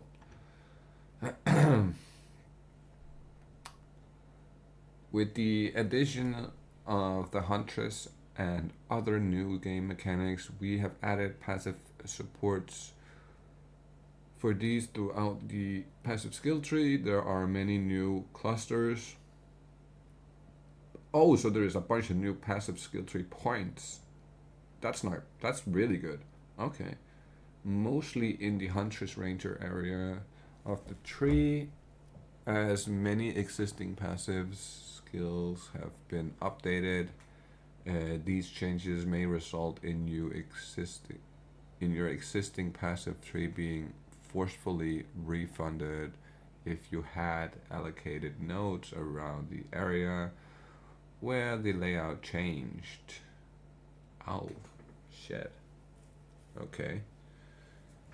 Added a new blind related cluster, new volatile related cluster, ranged and melee, hazardous, companion related, presence radius. Okay, so we are getting new presence radius clusters and aura related clusters. That's good, because I was about to say, with the nerf to presence, there has to be some other way to get it, right?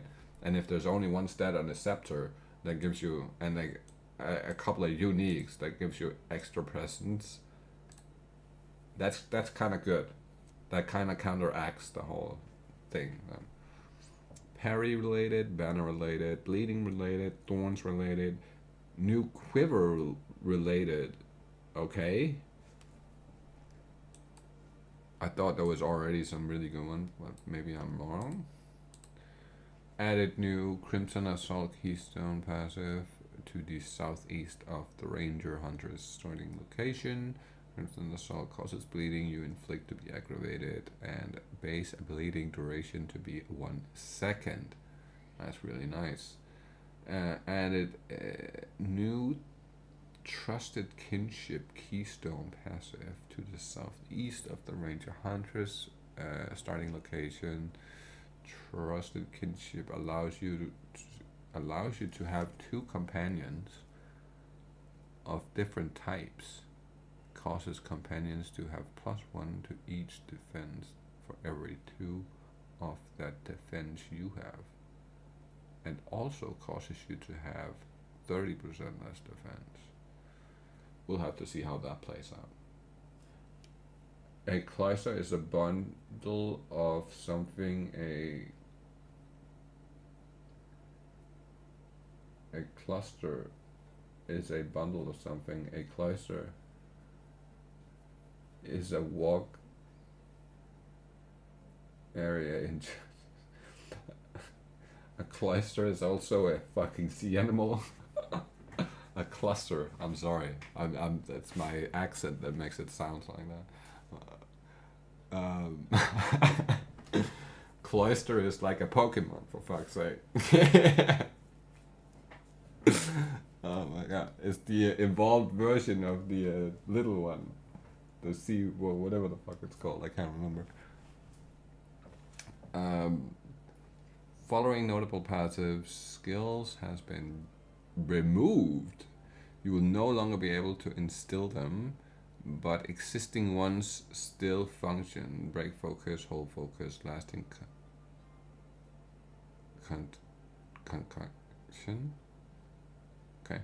No escape, pin down, and potent concoction. Okay.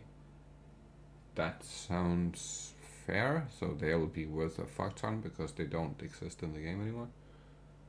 Anyways, I gotta jump to grab some food. Yeah, for sure, Knight. I'll catch you later, man. No problem, no problem. Thank you for hooking me up with the link and coming by and everything. That was awesome, man.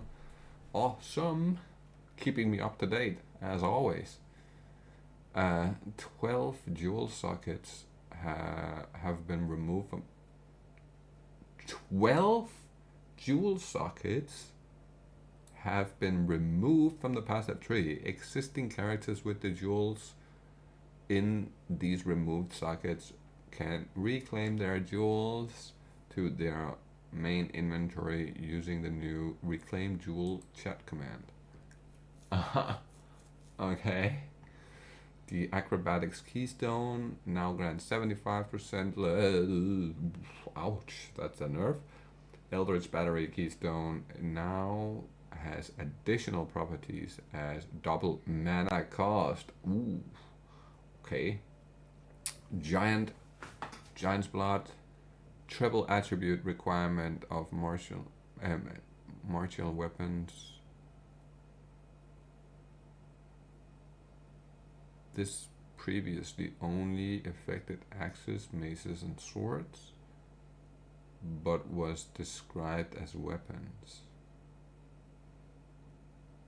Okay. But it's still gonna be triple the cost, or what? Because triple the cost is like too much. It's just too much. The cat the root to like ability notable on the passive tree now provides 40% increased evasion rating if dodged recently.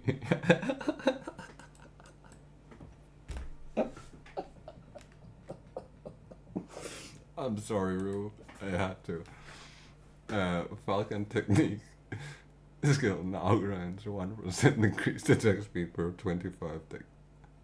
Ow, that's a massive fucking nerf. Ow, ow, ow, ow. Freedom of movement now provides 10% reduced movement speed penalties from skills, previously 30% evasion rating, while dodge recently. Okay, that's I guess that's fine. That's not a bad change. The heavy buffer now grants 5% of damage taken bypasses energy shield instead of 10 reduced maximum life. Ooh.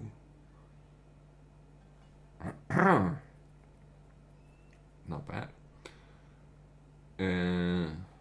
Icebreaker now grants additional free threshold equal to 50% of maximum energy shield. Previously it was 100, so that got cut in half.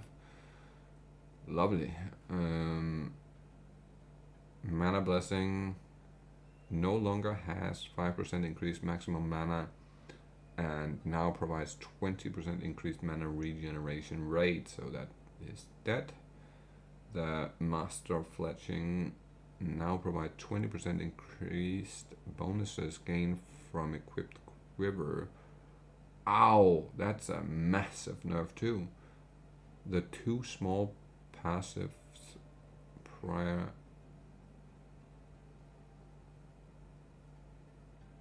now have values of 6%. Previously it was 10%. Ow, that's a massive nerf. While the two passives after now provides 20% increased chance to inflict lightnings with projectiles. Jesus. Pile on notable now grants 30% increased armor break debuff effect instead of its previous effect. Okay. Can't remember what the previous one was. The polymathy now grants 7% attributes instead of 10, so that's a massive nerf to the stat stackers.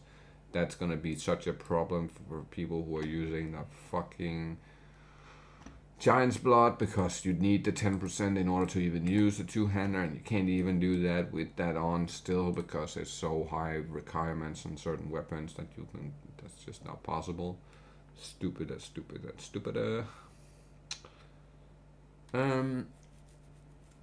The raw mana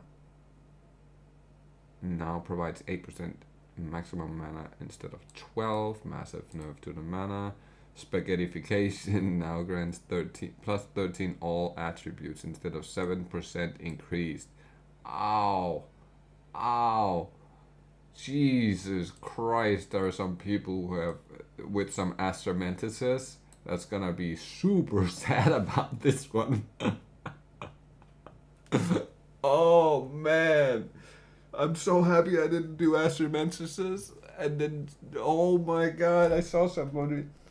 Empyrean did something yesterday where he was like doing some end league battling for people and shit, and there was a dude that had like 10 Astromantises, all with spaghettification on. They all 10 of them are like getting super nerfed. That sucks ass, bro. I hope he sold them before this fucking patch notes. Oh my god. Ow. Split the Earth now grants 10% for Maze Strike. You use yourself to cause an aftershock, dealing the same damage to enemies within 1.8 meters. Area previously not specified. Okay. Unhindered now provides 12% reduced movement speed penalty from using skills while moving, previously 3% movement speed. I guess that's good. One of the slow effects one of the slow effect on you, small passive skill in the class to also been updated to provide 8% reduced movement speed penalty. Okay. The unwavering stance keystone no longer has your stun threshold is doubled. Instead, it has cannot be light stunned. Ooh, we like that.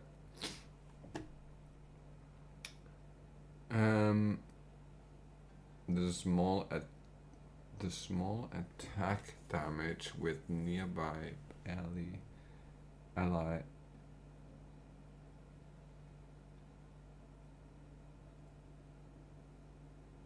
in Killer Instinct cluster has been replaced with another small passive providing 10% increased attack damage. Small passive that previously provided 8% increased effect of auras from your aura skills now has their values of 5%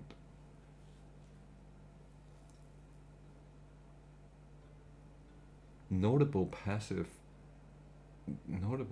skill that provided 20% increased effect of auras now has its values of 12. Damn.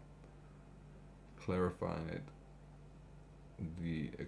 the wording of Iron Grip and Iron Will keystone effect. Okay. Jesus Christ, there's a lot, man. Oh my god, there's so much shit going on here. Fuck me. And we haven't even really got to the juicy part yet. That's what we're getting to now. Skill changes. Many skills have had their base damage and or damage growth per level rebalanced. Most of these changes are not specifically mentioned below, as the changes are too widespread. Fair enough. Mana cost for all attacks marks Warcries has been reduced. Most notable, higher gem. Okay. Oh, well, fair enough. Adjusted minion damage and life scaling. General damage and life is the same early game, but lower than before at higher levels, especially past gem level 20. That sucks. Adjusted the target life threshold for Skeleton Arcanist explosive demise skill accordingly with the life scaling changes. Ooh. Adjusted skeletal clerics heal life scaling accordingly. Oh. Orc no longer deals more damage for each remaining chain and chains 6 to 8 times at gem levels 5 to 20. Previously it was 2 to 5. Quality now provides 0 to 2% more damage for each remaining chain. Previously it was 5. Damn, okay. Archmage now causes non-challenging spells to gain 3% damage as extra lightning damage for each 100 maximum mana. You have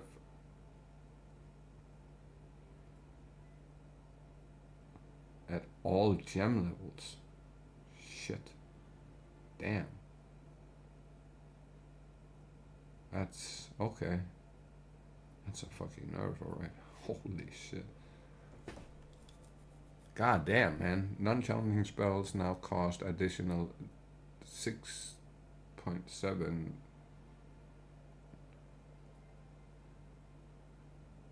6.1% of your maximum mana at gem level 14 to 20. Previously it was 535 to 505. Quality now provides 0 to 10% reduced reservation instead of granting non-challenging spells. Gain 2% lightning damage for each. What's the Archmage builds are getting a gigantic nerf here. Holy. Armor Breaker has had the armor break amount lowered by roughly 20% at all gem levels. Jesus Christ, okay. Massive nerf to that. Artillery Ballista physical damage scaling now matches that of other totems like Shockwave Totem, Ripwire Ballista. The Artillery Explosion now converts 100% of physical damage to fire damage. Previously it was 90. Quality now provides 0 to 0.4 seconds to totem base attack. Okay. Ancestral Warrior Totem now explicitly states that it wields a two-handed mace to clarify its benefits from mace related stats. Quality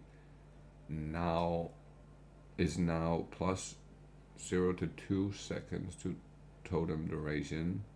Previously it was plus, oh okay, that's fine. Banner skills now have an aura radius of 4.5 meters, previously 4. They are now correctly considered aura skills. That's good. It means you can scale them, so that's really nice.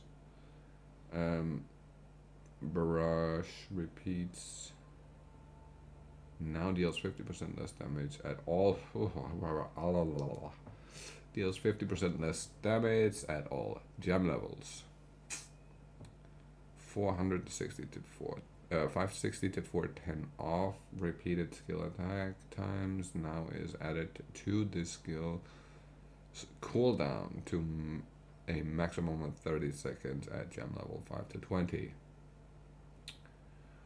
Jesus, what a fucking nerf. Quality now causes repeats to deal a 0 to 5% more damage.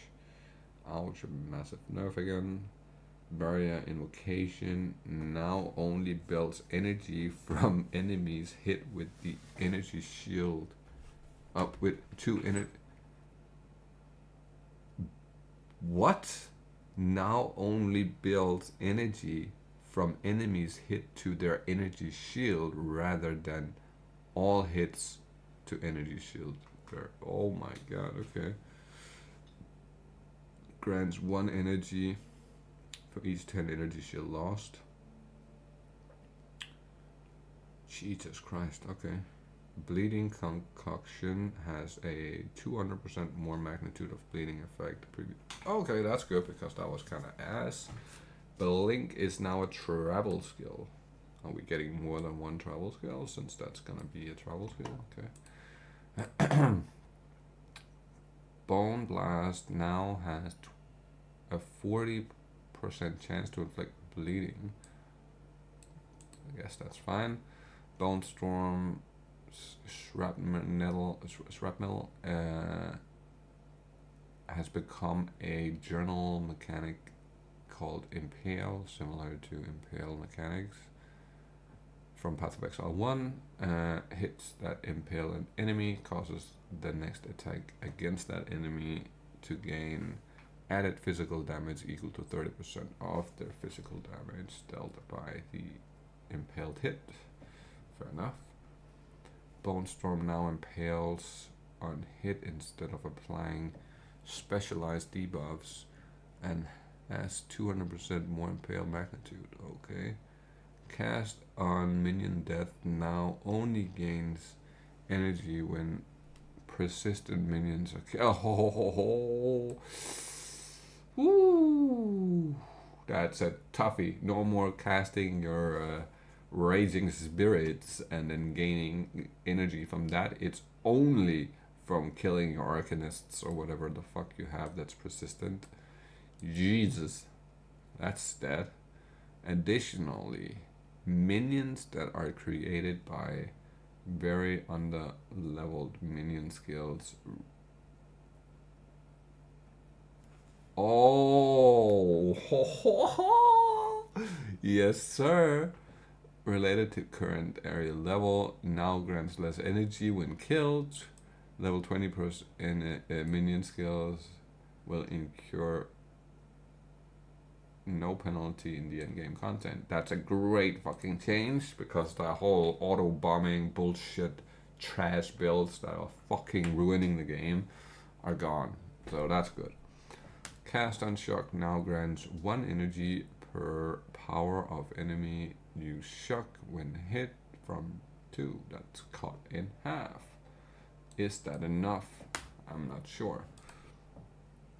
Cluster grenade, mini grenades, explosion radius is now 1.4 meters, so that's really good because that's just a shit skill. Combat frenzy now gains a frenzy charge when you freeze, electrocute, or pin an enemy.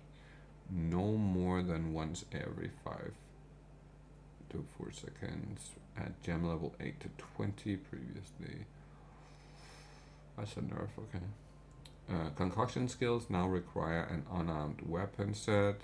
No longer deal your base. Oh. Oh. Concoction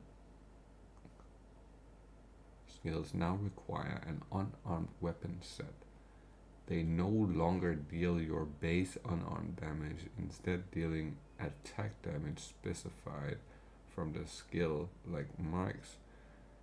They consume 5 mana flash charges. Jesus fucking Christ. We're not playing that then. I was kind of having that as a backup, but that's clearly not going to be playable. You can play it, but it's going to be shit now. Conductivity now causes cursed enemies to have minus 25 lightning resist at gem level 7. Previously was 32, scaling up to 29% at level 20. Previously 36. That's just a nerf, for fuck's sake. Cold Snap now has an explosion radius of 1.6 meters. That's okay. That's not bad. Curse skill now apply their curses after 1.5 seconds. That's terrible because it's already fucking annoying.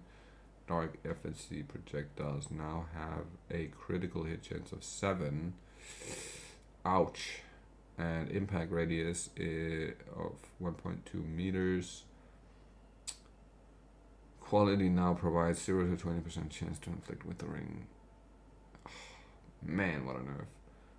Decompose. The skill granted by the corpse weight unique boots now causes the poison clouds to poison enemies as though dealing chaos damage equal to 10 to 19% of corpses maximum life at gem level 1 to 20. Previously it was 30 to 40. Massive nerf. They are also dead basically. Despair now causes cursed enemies to have minus 20 instead of 32, and minus 24 instead of 36. That's pretty much shit now.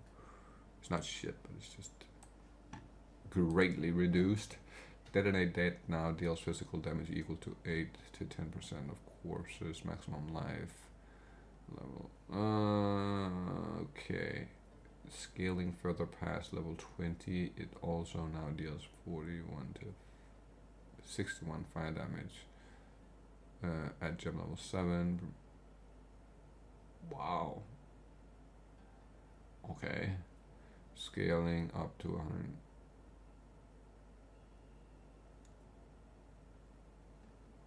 What the fuck? That's a. Okay. It's a buff early game, nerf it late game. Fair enough. Detonating arrow explosion radius is now 2.4. It's fair. Direct minion now has a 0.5 second cooldown. Wow. That was not needed at all, but okay. Elemental invocation now grants 10 energy per power of enemies you freeze with hits from skills. Previously it was 10. 2 energy per power when you ignite it. Modified percentages to enemies alignment threshold that ignites will deal. Previously was 3. It also now gains 1 energy for each enemy you shock. Previously it was 3. Fucking hell. Escape shot now scales with freeze build up at gem level. With gem level up to 585%.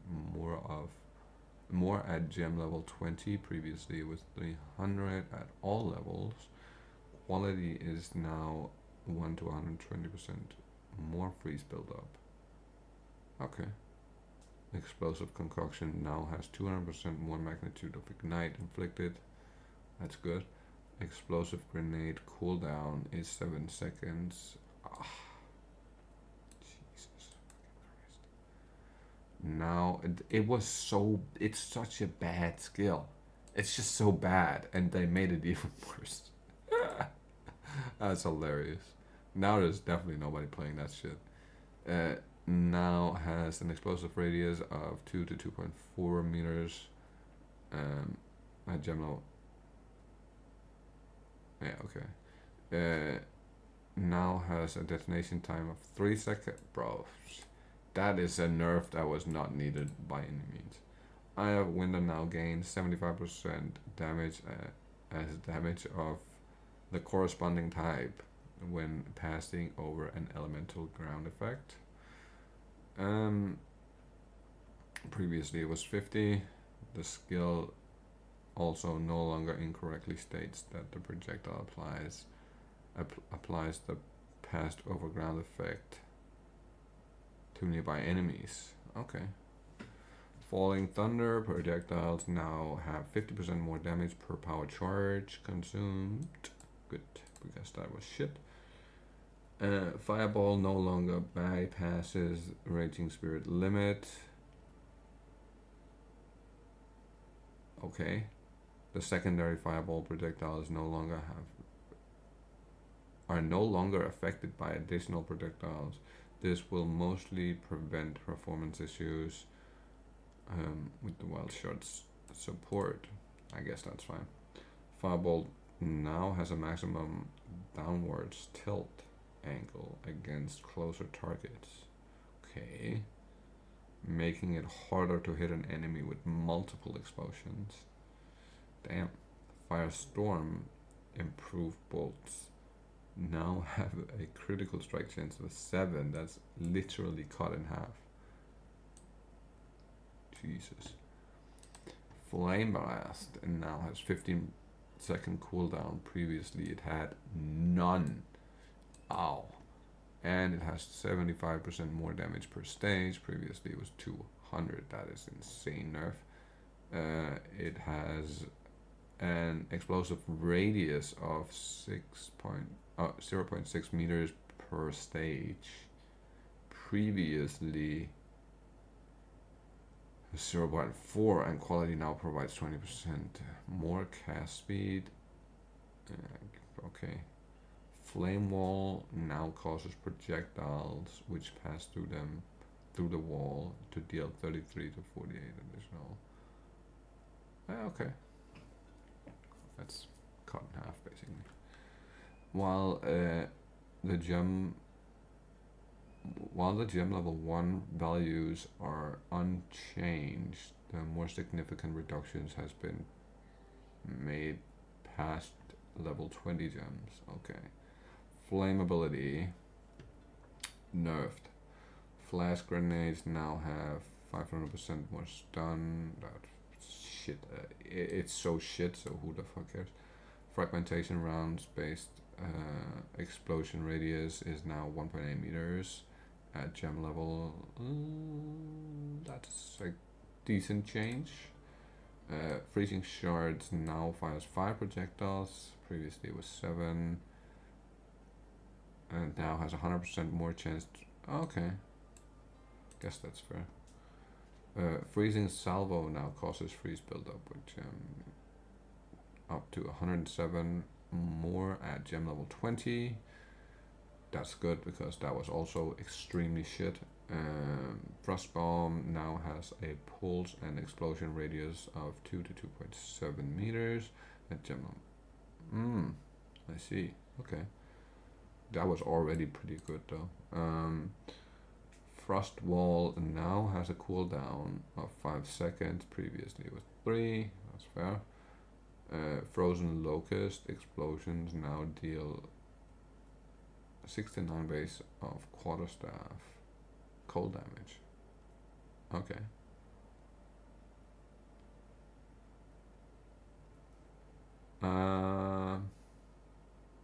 Fair, I guess. It's not something I really used that much, only in the very early game. Fulminating concoction now has 200% more chance to shock. Interesting. But you don't have the ability to use... shit. You have to use unarmed attacks. So no quiver and no bow, right? Like that's how I'm reading it. Galvanic shards now convert 60% of physical damage to lightning. That's fair. Gas arrow, gas grenades, and decompose now have a limit of 6 poison clouds. Damn. Okay. Glacial bolt walls now last 8 seconds instead of 6. Glacial cascade quality is now gains 0 to 10% physical damage as cold damage instead of 0 to 10 attack speed. Alright.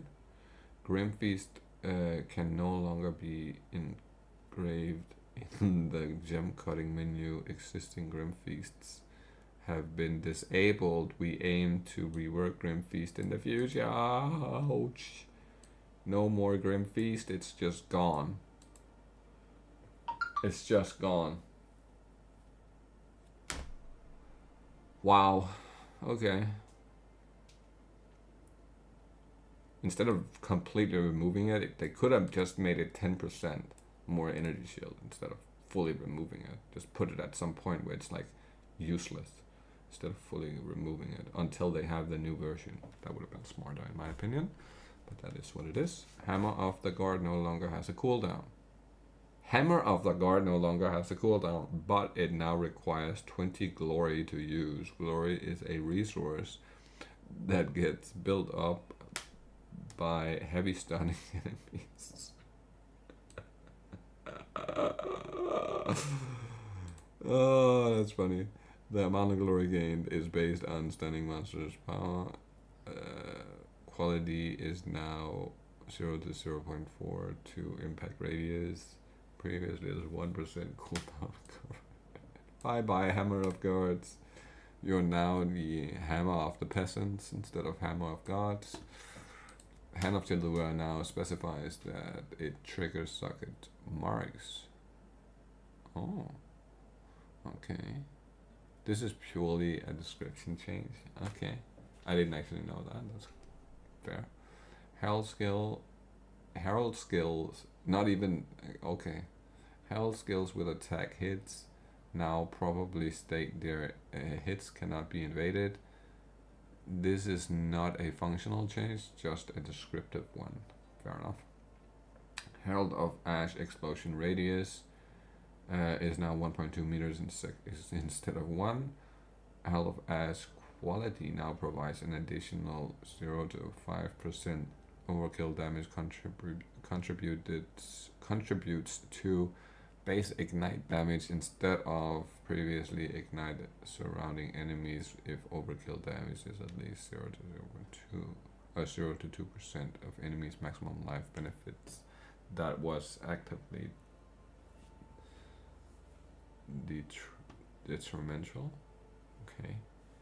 Health of ice explosion radius is now 1.6 meters, so that got cut down a little bit. Health of plague now requires a martial weapon, making it consistent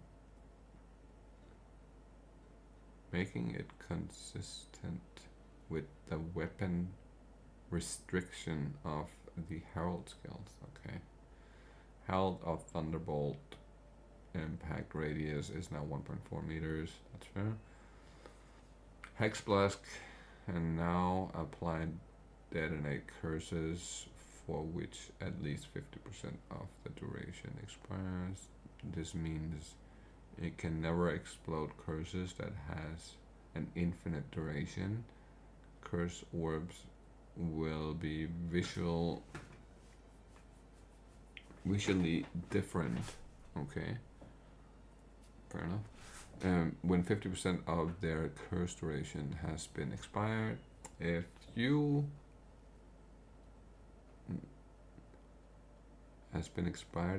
now wait, what? Oh, it's here, right? If you have Hex Blast equipped, okay, fair enough. The explosion radius of Hex Blast is now increased by 2 meters, and it now has a maximum of 3 explosions per cast. Wow, okay.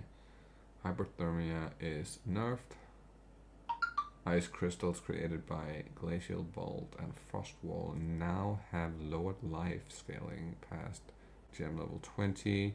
They're scaling up until this point is unchanged. Okay. Oh, alright, fair enough.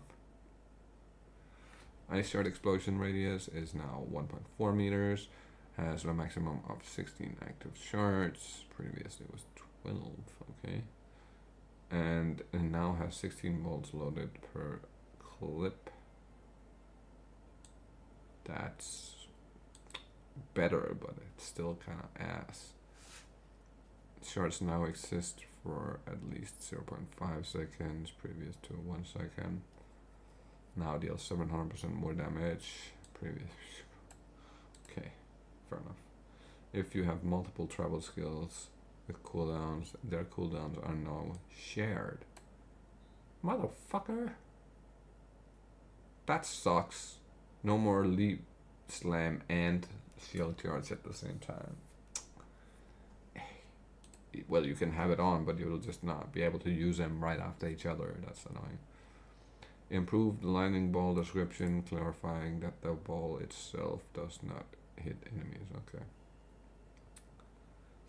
Improved skeleton cleric behavior to reduce causes where they would run at enemies and attempt to attack them. That's really nice because that was fucking annoying. Incinerate now has 25% less ignite duration. Okay. Leap Slam now has 62 to 88% stun build up. Okay.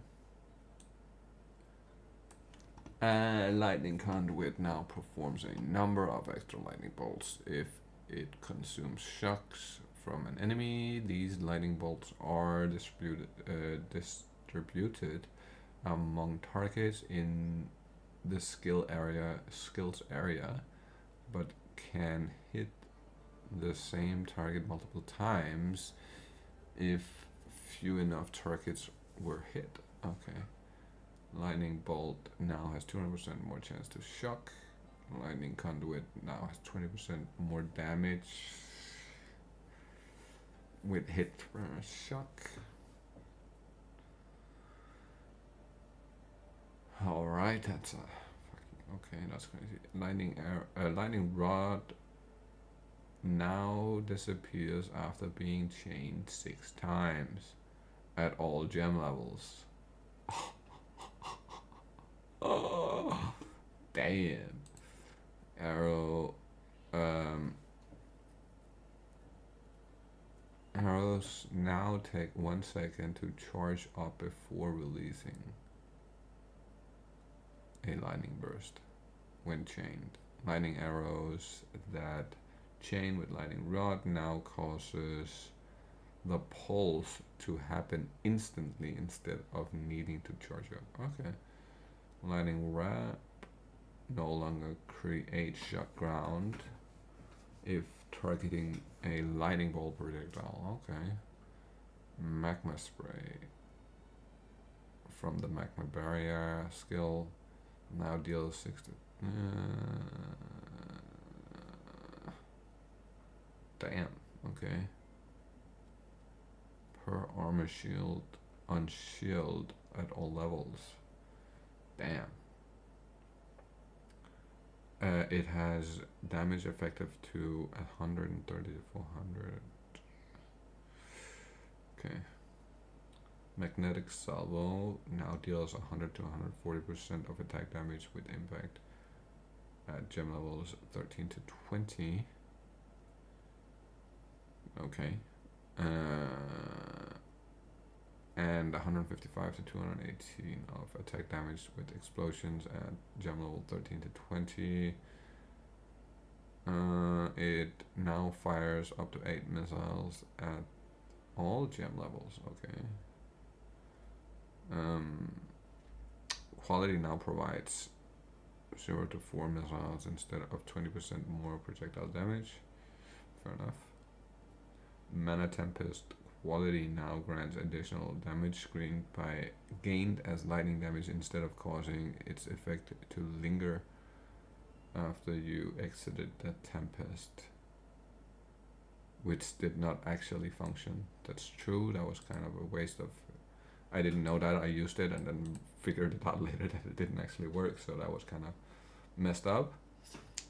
Mantra of Destruction. Purple Flames of Cholula has a duration of 8 seconds. That's good because they literally disappeared immediately. Malice now applies critical weakness every 0.252 seconds at level 19. Okay. Molten Blast now has, while dual wielding, fires twice as many projectiles with 15% less attack speed. That's a massive upgrade. But could we please have it so you don't move? You can turn around, swing your axes and whatnot, but just don't move me forward. Makes it so hard to hit enemies. Pain Offering Aura now grants minions 28 to 58% increased damage.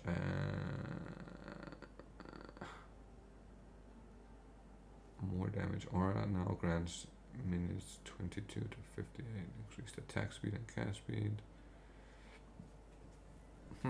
Okay. Perfect Strike no longer ignites. Okay. And now has attack speed of. That's okay.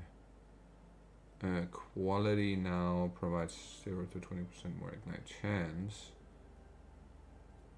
Previously it was increased magnitude of ignite inflicted. Perfect Strike now also deals damage in a wider area close to the player, making it less likely to miss enemies standing next to the player. Okay.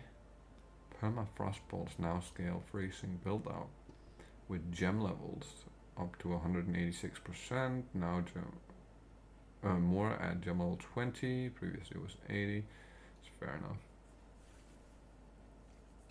Back. Are we devastated yet now? I'm not super happy. It's okay though. There's a lot of these changes I really like though. I'm not gonna lie. There's a lot of them I really, really like, and there's a couple that I feel like is kind of unnecessary because they were already pretty shitty. Why why are we nerfing grenades? They are so bad. Nobody want to play them, and they're nerfing some of the grenade skills. That makes zero sense to me because nobody wants to play them. You're nerfing them now. Nobody's definitely gonna play them. There's no one that's want to play that. That is just one of them. Grenades were stupidly OP only in the early game. Once you got to late game, they were shit. I don't like them. I think they're shit. I really think they're shit. They're fucking endless waiting for them to recharge. Oh my god, so bad. Plague Barrier now stores 197 to 15k poison damage at gem level 4 to 20. Okay. Damage past level 20 has been reduced. Ouch. Poisonous Concoction now has 200% magnitude of poison, and now deals a base physical damage instead of chaos damage. Jesus fucking Christ. Profane Ritual. I can't believe I've just been sitting here and making this fucking entire fucking build guide for this shit and wrote all this stuff out, bro. And I can throw it all out now. That was a waste of time. Jesus Christ, a full day of wasted time. Profane Ritual now has a radius of 2.2. That's fair. Raging Spirits now has a spirit duration of 5 seconds and a maximum of 2 spirits summoned per spell cast. Ouch! That is so bad. Oh. Welcome to the life of PoE build creators. Yes, that is tough. The description of Raging Spirit has also been updated to make more clear the trigger spells will not summon Raging. Okay. Fuck. Improved performance of spawning very high amounts of Raging Spirits. If spawned a larger number of spirits at the same time, the spawning of them will now spread out over a short duration. Damn.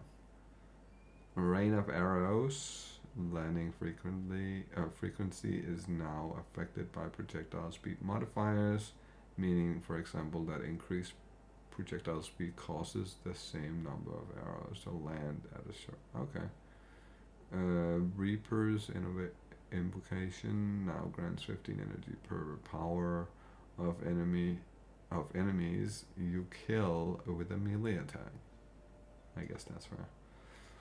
Ripwire Ballista bolts now pin enemies as through dealing 400% more damage.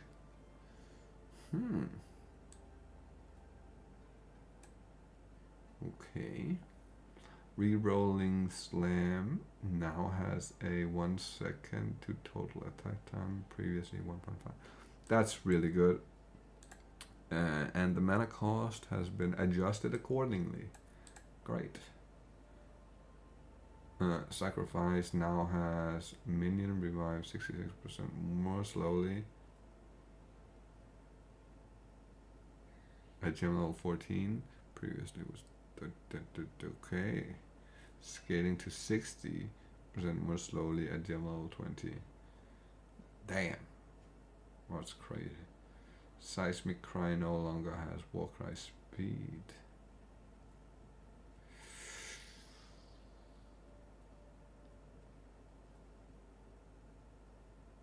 Oof.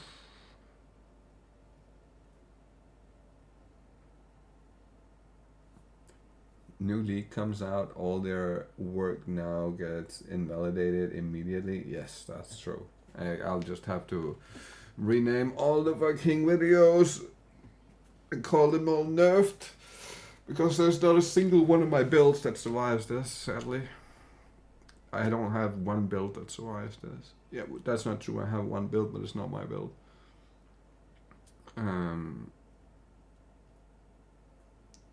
Shattering Concoction now has 200% freeze. Yeah, okay.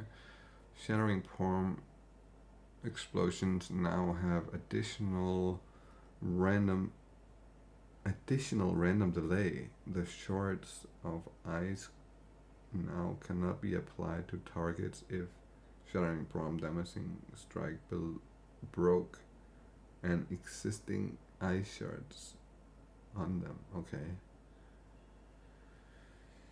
Damn. Shield wall segment life past gem level 20 now matches the ice crystals, that of ice crystals from the ice wall, for example. This is a reduction to total life. Explosion radius is now 4 meters. Damn. No more. Okay, never mind, that's fine. Shock chain arrows now chain up to 8 times, or 8 meters away. Okay. Siphoning strike, shockwave radius. Okay. Arsonist. Uh-oh. Explosive demise. Skill deals additional fire damage equal to 12% of minion life. Previously was 15. And now has a 2.4 meters explosion radius. Fair enough. Brute quality now causes brutes to inflict stun instead of having increased maximum life. I guess that's okay. Frost Mage's Ice Bomb now has a second cooldown. Okay. Reavers now correctly gain rage on hit, while their command enrage skill is active. That's good. Storm Mage chain count now scales up with minion gem level up to 4 times. Previously was 2 at all levels. That's good too. Warriors no longer can be engraved in the gem cutting menu, as it only provides as it was only provided as a stopgap until this function was implemented. Existing copies of skeleton warrior gems has been turned into skeleton sniper gems. Warrior skill granted by some scepters now allows to summon additional skeletons by reserving spirit in addition to the 2 free ones granted automatically. Great. Makes somewhat sense actually. Sniper attack speed, multiplier, and mana cost has now been adjusted, so the attack time matches the time until a perfect strike. Okay. This mainly improves the description and function of the skill unchanged. Okay. Storm Wave now has 100% more shock. Soul Offering now grants 66 to 77, 56 to 77 increased spell damage rather than 32 to 39 more. Oh, that? Okay. Damn. Spark now fires 4 to 9 projectiles at General Wonder. Ow, that's a fucking nerf, right? And no longer has a 0 to 19 increased projectile speed. Quality now provides 30%. Oh, we're not getting extra projectiles from that. Sucks. Spiral Volley, not something I've used, but okay. Now has 30% more damage per frenzy charge consumed. Fair enough. Ooh. Thunder now has +1 second to attack time. And mana cost has been adjusted accordingly. Stampede quality now provides 20% chance to cause aftershock. Okay. Storm Blast Bolt no longer has 30% less reload speed. Jesus. Stormcaller arrows, arrow bolts now has 500% chance to shock. Damn. Tempest Bell impact now deals 146 to 490% of attack damage. Okay. And now requires 10 combos instead of fucking 4. How? Ow. Ow. That hurts. And the bell is destroyed after 10 hits, and all gem levels. Previously it was 10 to 19. Oh shit, okay. Quality now causes the bell to be destroyed after +2 hits, which was previously a +6. Okay. Tempest Bell's Shockwave no longer has deal 30% more damage per elemental element affected by 60% of physical damage converted to corresponding damage type of each elemental element affecting the bell. Instead, it now has gained 30% physical damage as extra damage of the type matching the element on the bell. It also now deals 60 to 100.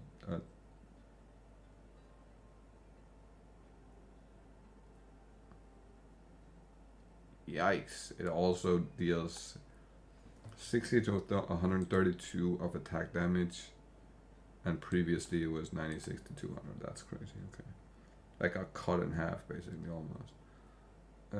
Tempest. Wow, there's a lot of Tempest Bell here. Tempest Bell can now only be triggered.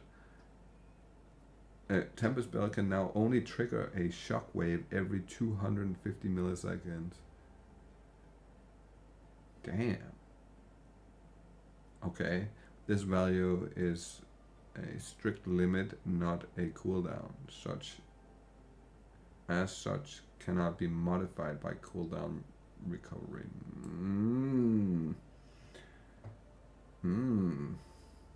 Damn.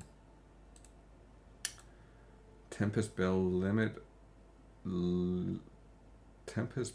limit on numbers of bells placed is now shared between different copies of the skill. Oh, so no more 5 bells on one at once. I'm happy to see that. Tempest Bell is good. In the grave. At this point, they should just remove the skill altogether. Yeah, why not? Instead of making something completely useless, it's better to just remove it, honestly, and come up with something other than that if it was too good. The unkill effects of Herald can no longer trigger from kills caused by Herald skills. That's good. No more bullshit with that.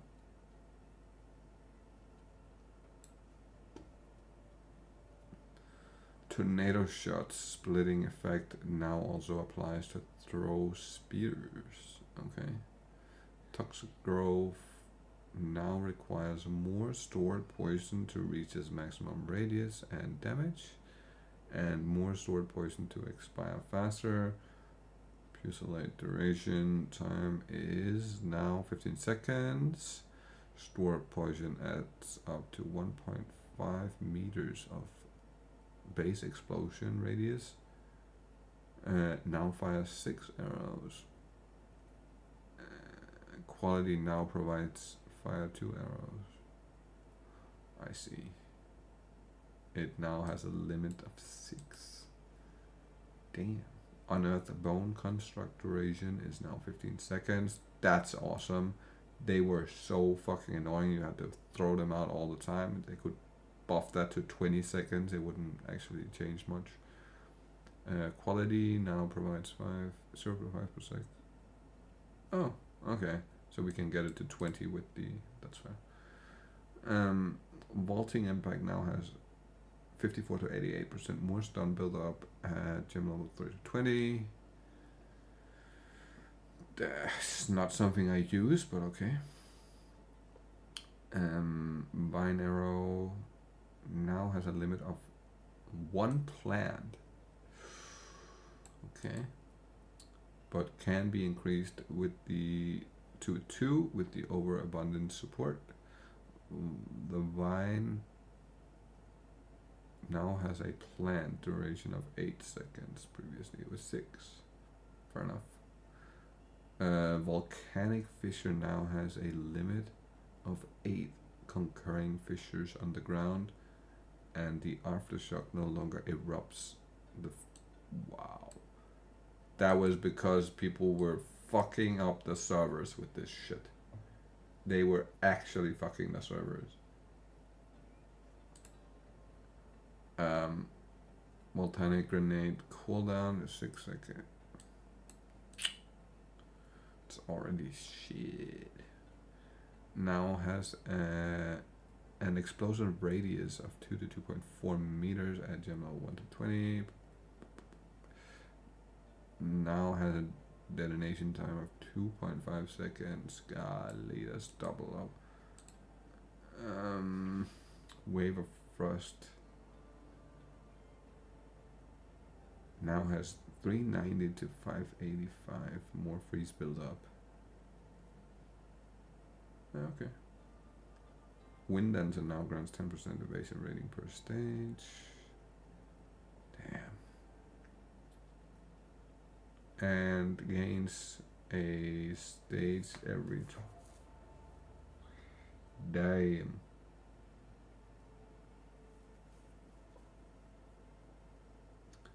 Gale Force now deals 53 to 163 of attack damage at skill at gem level 4 to 20. That was fuck me, holy shit. And now causes critical hits chance of your main hand weapon instead of having a baseline of 5% crit chance. Holy shit. Wind Dancer stages now consumed on being hit by an enemy instead of from melee hit. Oh, so you can get... that means projectiles and everything. Wind Dancer stages gain timer no longer interrupted when you are hit. Quality provide. Okay. That's at least something. Withering Presence. Withered duration is 6 seconds. And now withers enemy in your presence every... Okay, that's actually pretty fair. Skills with expanding ground effects were unintentionally scaling radius over time instead of area of effect. They still scale the radius through, though we have updated the description and lowered the values on many of... Okay.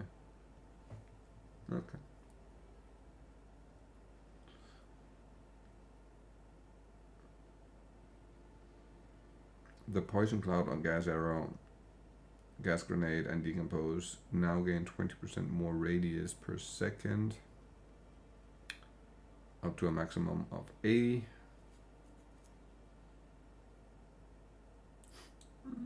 What a nerf. Poison Cloud from Skelly Snipers now gain, again, a massive nerf. Chill Ground from Frozen Locust gains 30% more radius.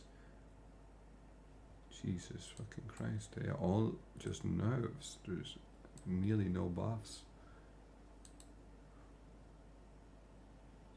I wonder... Let me just read the last here. The discipline and purity of auras granted by scepters now apply to the player wielding the scepter as well as their allies. Okay. The spread of grenade skills with more than one projectile, such as using scattershot support, now has reduced by 40%, except for cloister grenades. Golly. Releasing raised shield immediately after blocking a skill now performs a shield bash that damages and stuns enemies in front of you and also daze them if you're using a tower shield. That's cool. Added a new gem tag conditional. This type detonates a skill which cannot be used unless it's giving a condition, unless the condition is met. Combo is one example of this. Okay. Modifiers adding to subtracting a value to the cost of a skill now applies before cost multipliers of support skills. Modifiers adding or subtracting a value to the total cost of the skill are unchanged. These apply after the other all the other modifiers.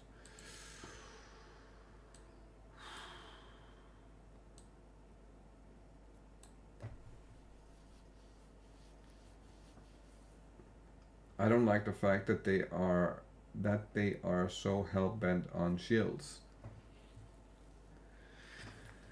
I don't know, man.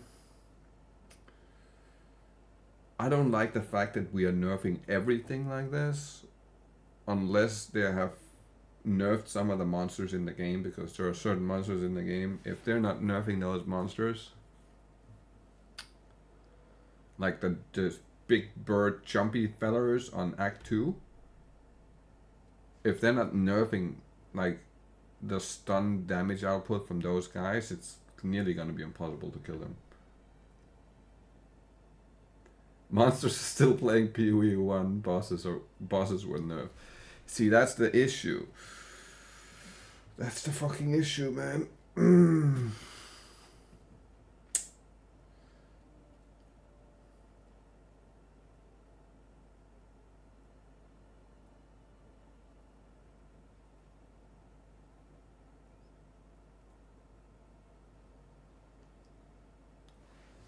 They need to rebalance the trash mobs. I just want their HP reduced. On some cases, the life reduction would be good enough, and on other cases, they need a significant stun reduction or leap, or like not leap. What's it called?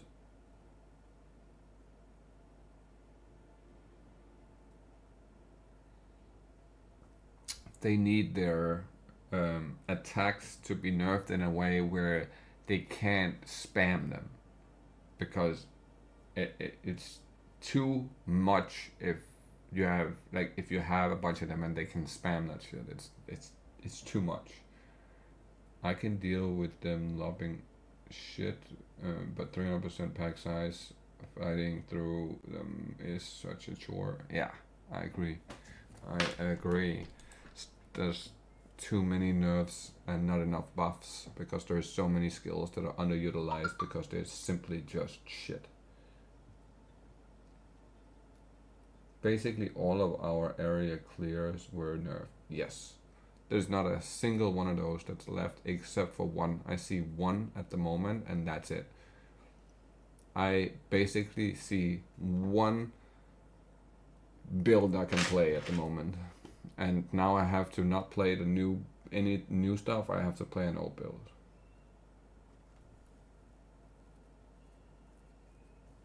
We have to see the new support gems. That's our only hope. It's kind of the only hope, but as of right now, I only see one build that's not affected by any of this shit. Which will be what I'm gonna play if I go down on the support changes and they turn out to have nerfed that shit. Well, then I don't know what to say. Ancestral projectile projection now causes supported skill to have 25% less area of effect. Okay. Brutality now.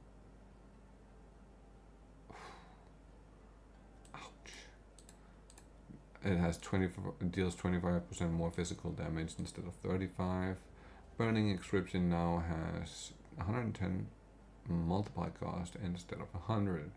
Cannibalism now provides 2% of life recovered on. Oh, terrible fucking change. That is a horrible, horrible, horrible, horrible change. Like the life bills was overpowered. What the fuck are they talking about? They should have been buffed to 6%, not nerfed to 2%. What the fuck? What the fuck, bro? That's just stupid.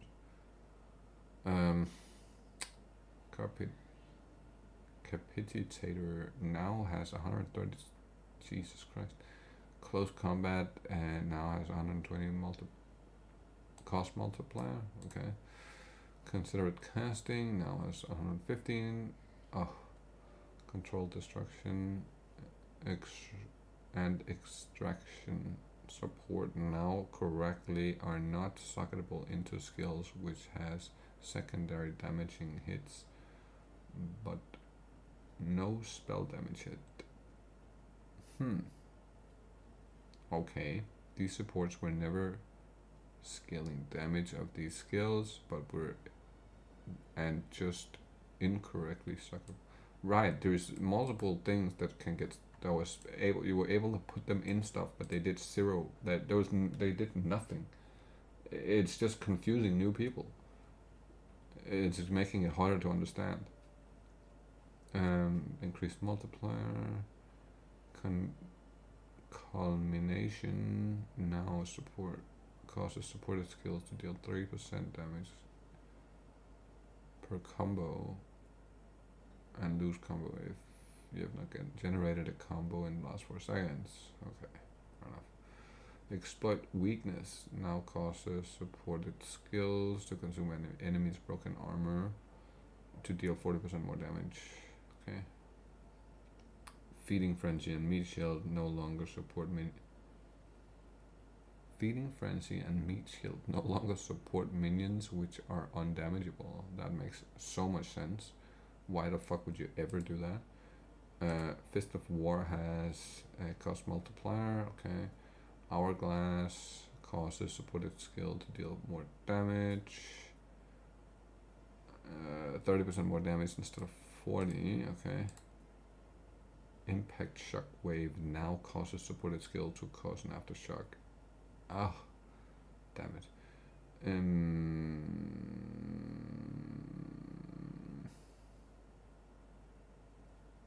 This is just like multiplier, like cost on so much of it.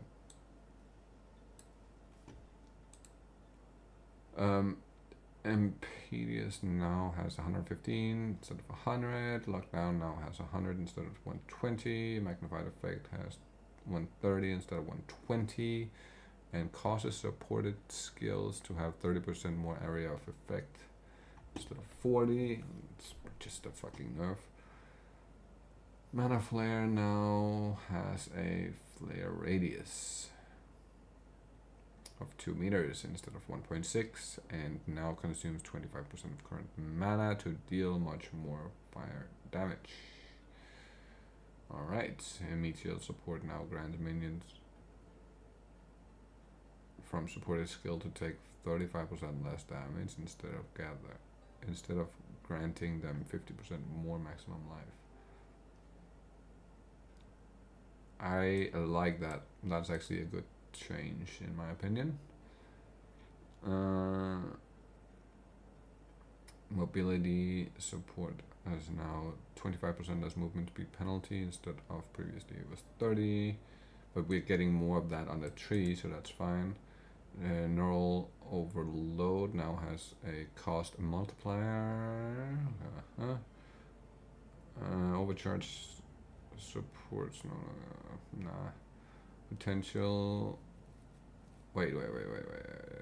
Overcharge support no longer causes supported skill to have less shock duration. It now has shocks caused by supported skill are reflected back on you. Okay.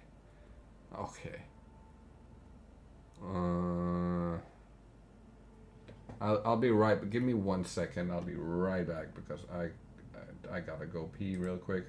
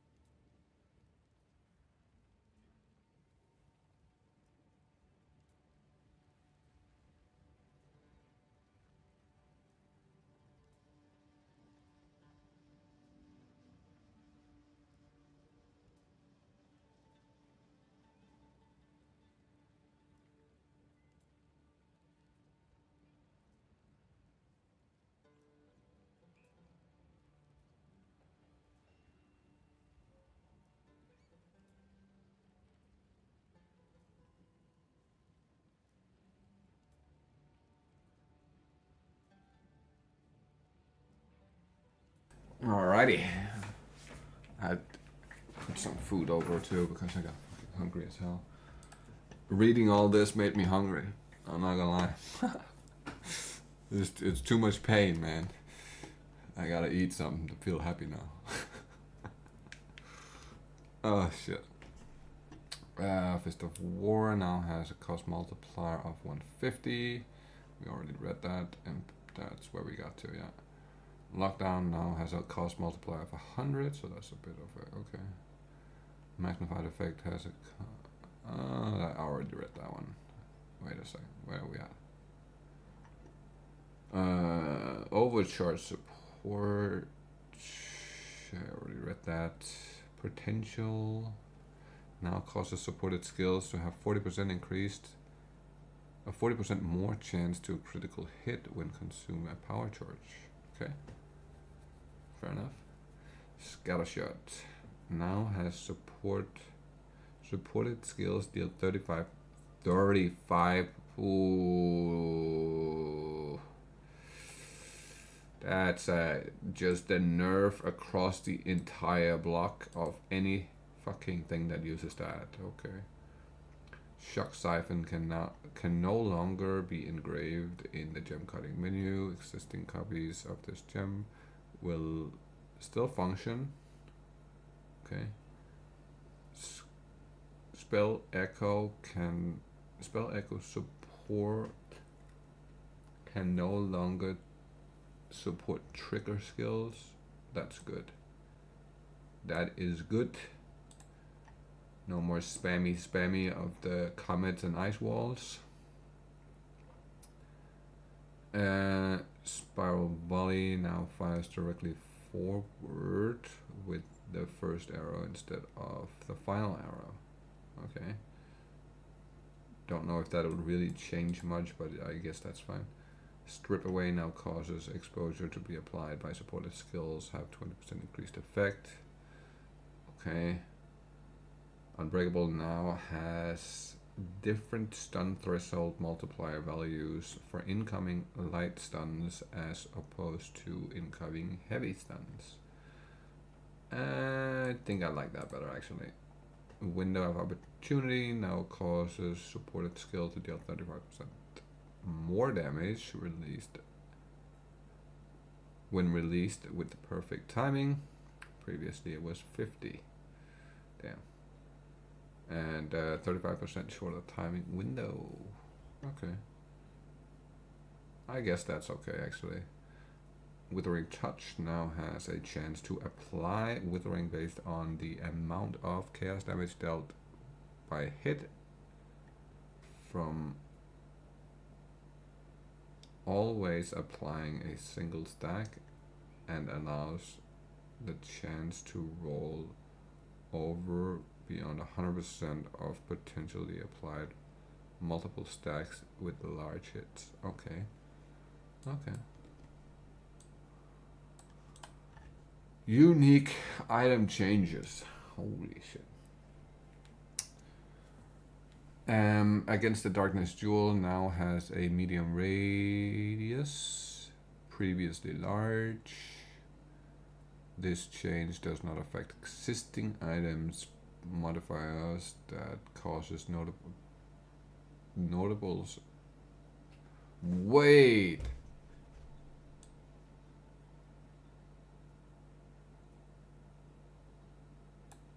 That's gonna go up in price then, just like the Ingenuity build. Damn. This change does not affect existing items modifiers that cost notable passive skills in radius to also grant 2 to 4% specific attributes now have values of 2 to 3%. Existing items can be made worse with the Divine. Okay, don't Divine nothing. Against the Darkness Jewel no longer causes small passives in radius to grant 1 to maximum life, 1 to maximum mana. Instead they causes small passive in radius to grant +8. Wow, that's dead. The Astromantis unique amulet now has +50 to 100 to all attributes. Previously was plus 80 to 100. Existing versions of this unique can be made worse with a divine. At series, disdain unique helmet now has 10% of damage by well, that was a massive nerf there, buddy, that's not good. And plus 60 to 100 maximum mana previously. Okay. It also now gain 10 to 15% of maximum life as extra energy shield. Oh my god, what a nerf! Existing versions of this item can be updated to the new values with a divine orb. Do not do that then. Fair enough. Chore of the Storm Amulet once again triggers Lightning Bolt. Previously greater Lightning Bolt. Ouch. That sucks. Crown of the Victor helmet now grants 10 to 15 increased rarity of items found. Don't care too much for that. The Dream Fragment unique ring now provides 10% increased maximum mana instead of 20. Jesus, that's gonna go up in price like crazy. The Everlasting Gaze amulet now causes you to gain 4 to 6% of maximum mana as energy shield. Bro, what a nerf. What a nerf. That's a fucking massive nerf. Holy.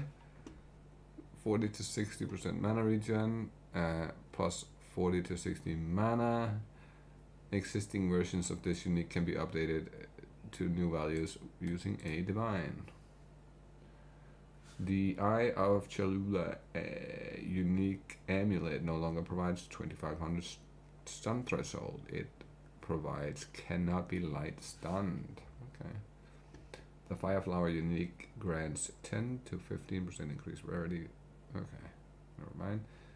Ghostwrite unique armor now provides 25% of maximum life converted to energy shield. Existing versions of this unique can be updated with a divine orb. Luckily for me, that will never happen, so I'm sticking with the ones I have. Hand of Hoa. Now adds 1 to 10 lightning damage per 20 intelligence. Jesus Christ, I got cut in half. And now provides 1 attack speed for... Ooh, what a nerf. What a nerf. What a fucking nerf. The pair attribute charges will affect existing items, while divine can be used to obtain the remaining value changes. This unique is also now found as the spiral wraps base type instead of the fugitive wraps.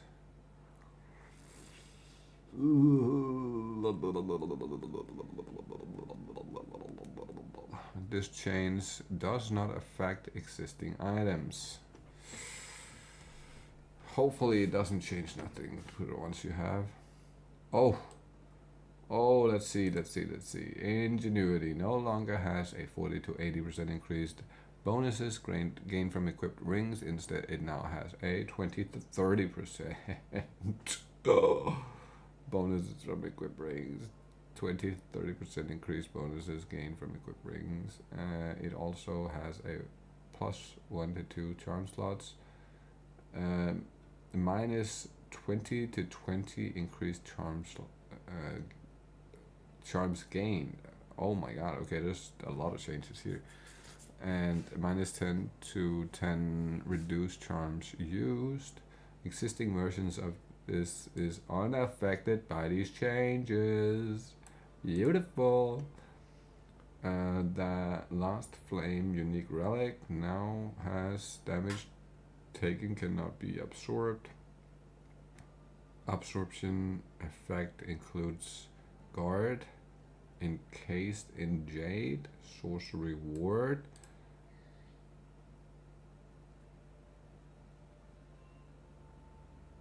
And existing items will not be affected by this. Okay. The Mahu Oxlet. What the fuck? Shield now has 100% increased effect of. Oh my god! 100% increased effect from 666% to 100. Jesus, that might be the biggest. Actually, that might be the biggest nerf in the game so far. That might be the single biggest fucking nerf. Holy shit. Has additional property of everlasting sacrifice. Okay.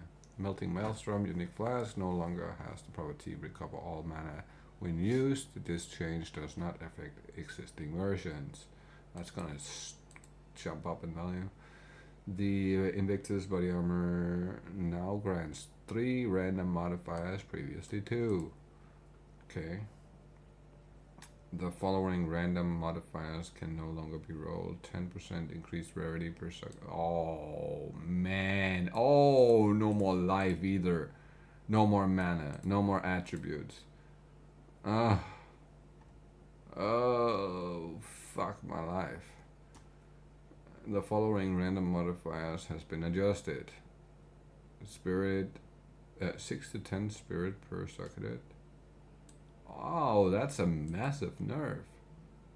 Now you have something to sink the divines into, I guess. Oh my god. Holy shit, okay. Added 7 new random per socket modifiers. Okay, so there's 7 new modifiers to be found, but I am holding on to the ones I have then. Pillar of the Oaksworn, sorry. Oaksworn unique shield no longer provides 50 spirit. And now provides 50% increase. My god, that's crazy. Pillar of the God. Unique quarterstaff now provides 1% increased attack speed per dex. Per 10 dex, 1% increased area of effect per 10 intelligence. Oh, I see. That got cut in half. Fuck my life. Jesus Christ.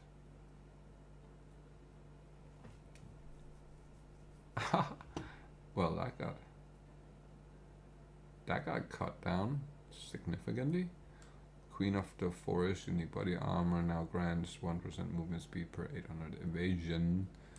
Down from up from it used to be 500. Okay. Existing versions of this unique can be updated with a divine orb. This modifier also can no longer scale with the modifier effect of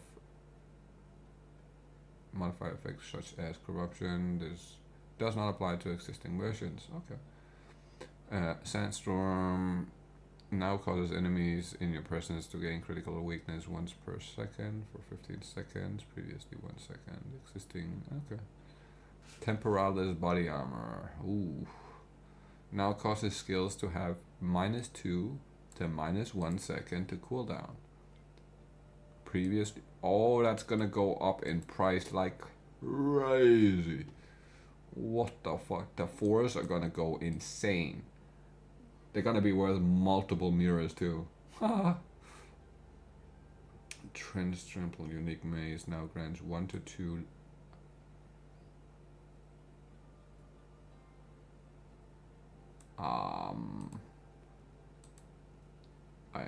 Fuck me. Okay. The Vendor's Gamble Ring now grants -25 to +25% increased rarity. That's massive nerf there. Updated the description of the Gravebind Unigloves to correctly state that the enemy must be in your presence, not the ally. Okay.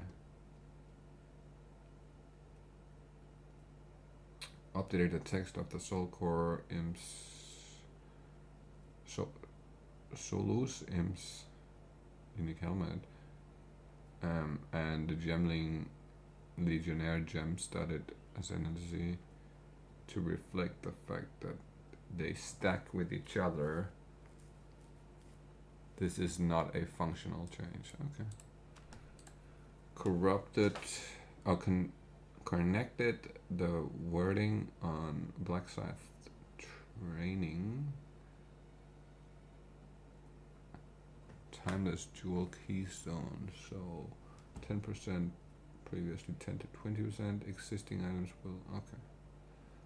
Time lost jewel modifiers that grants notable passives faster damage from aligments now grants 2 to 3%, previously 3 to 7. Okay. Time lost that grants increased energy generation now is 4 to 12% instead of 5 to 15. Alright. Time lost that grants Warcry buffs effect no longer can be obtained. Bro, that one is gonna go crazy in price if you get to keep that. Holy. The name and text of Keystone's Heroic Tragedy Timeless Jewel now correctly matches up with the relevant expedition leader. Keystone conquered by Olaf are now called Knights. Okay, well, that's just it doesn't really matter too much. Jeweler's orbs now set a skill gem to have the specific number of supported sockets rather than adding. Okay, that's a good change. Advanced and expert items bases types have distinctive names. Okay. Runes now have 3 tiers. We know that. Double the drop rates of runes. Okay. You can no longer reforge 3 runes to obtain a rent. I didn't even know you could do that. I wonder if you can do this and then upgrade them to a better tier, but yeah. Using well up on an item no longer causes the modifier values of 1 to be reduced to 0. Okay, that's good. The base damage of all crossbows has been increased. Crossbows now have 2-handed. Yeah, we already knew that. Physical thorns damage on rare item modifiers has now been buffed by 3.5 times. I might actually be able to do a thorns build. Increased rarity on item found modifier. Increased rarity of items found modifiers on items have been lowered at the top end. The suffix now goes up to 25% at its highest. The prefix goes up to 25% at its highest. Oh, okay. Golden Charm now grants 15% instead of 20. Breach rings now have the implicit modifier. Maximum quality is 40 instead of 50. Wow. The chance for a breach ring to drop has been greatly reduced. Okay. I guess that's okay with the crafting becoming better, because up until now that would have been a fucking issue if the crafting has stayed the same. But when the crafting is better, I guess that's fair.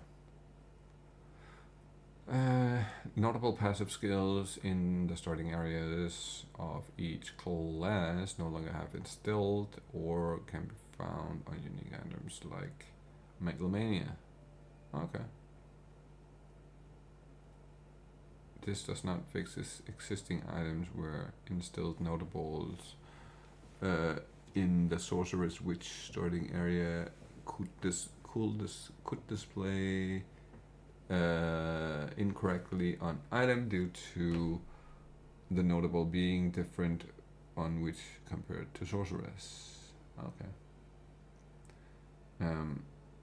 Added new jewel modifiers that provides similar benefits to the new passive skills added to the passive skill tree, such as companion. Okay.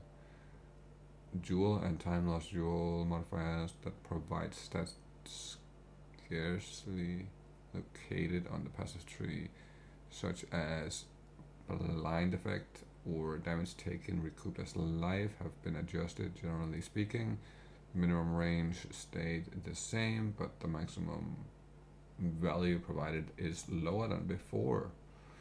Damn. Increased effect of auras from your aura skills no longer rolls on jewels or time losts. Fair enough. The fletching jewel and the time loss jewel modifiers that provide increases to bonuses gained from a quiver have its value now have values of 4 to 6% and 2 to 3% respectively. What a nerf! That's a fucking massive nerf. Bro, the timeless jewels are gonna be useless. Not useless, but they are gonna drop in price significantly, and the ones that are left behind that has this are gonna skyrocket. They're gonna be sick. Like the amount of that's gonna be worth is crazy.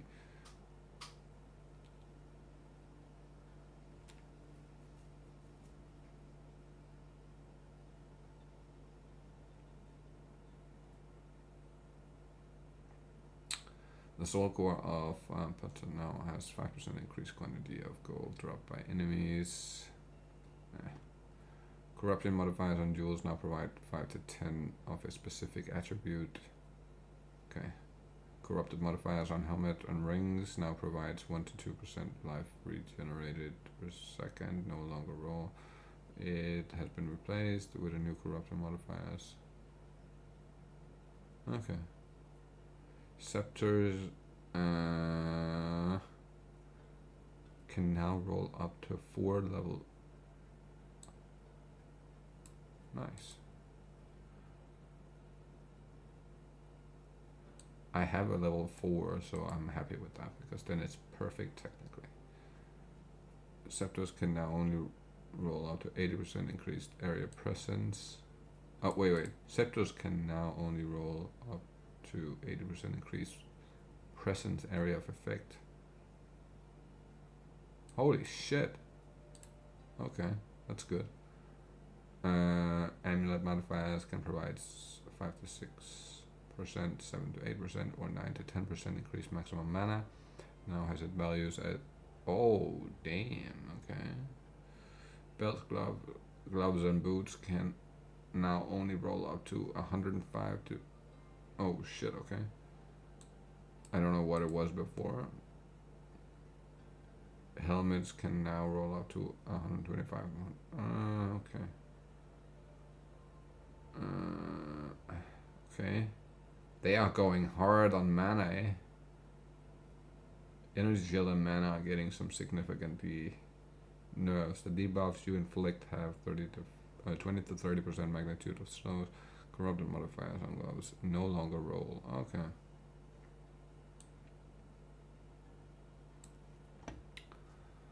Rings can now roll up to 165 to 179. Okay. The two first tiers of added elemental modifiers on weapons have their values lowered. Added lightning damage modifiers on weapons have their values slightly lowered. Okay. The relic modifier that causes the merchant to have additional options now only grants a singular. Oh, they're gonna be worth a bunch too. And I have one or two actually, a couple I think.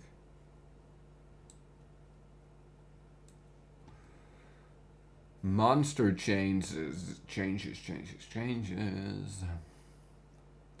Bosses that need to perform certain actions to progress their fight will now become immune to damage if their life is brought to a significantly past the point at which the action should be used.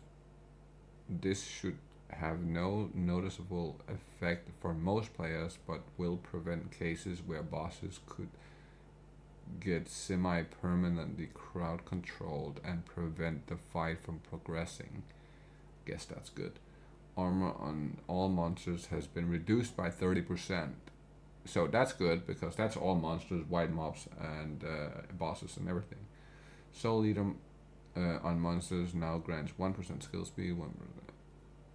That's a good nerf too. That's a good nerf.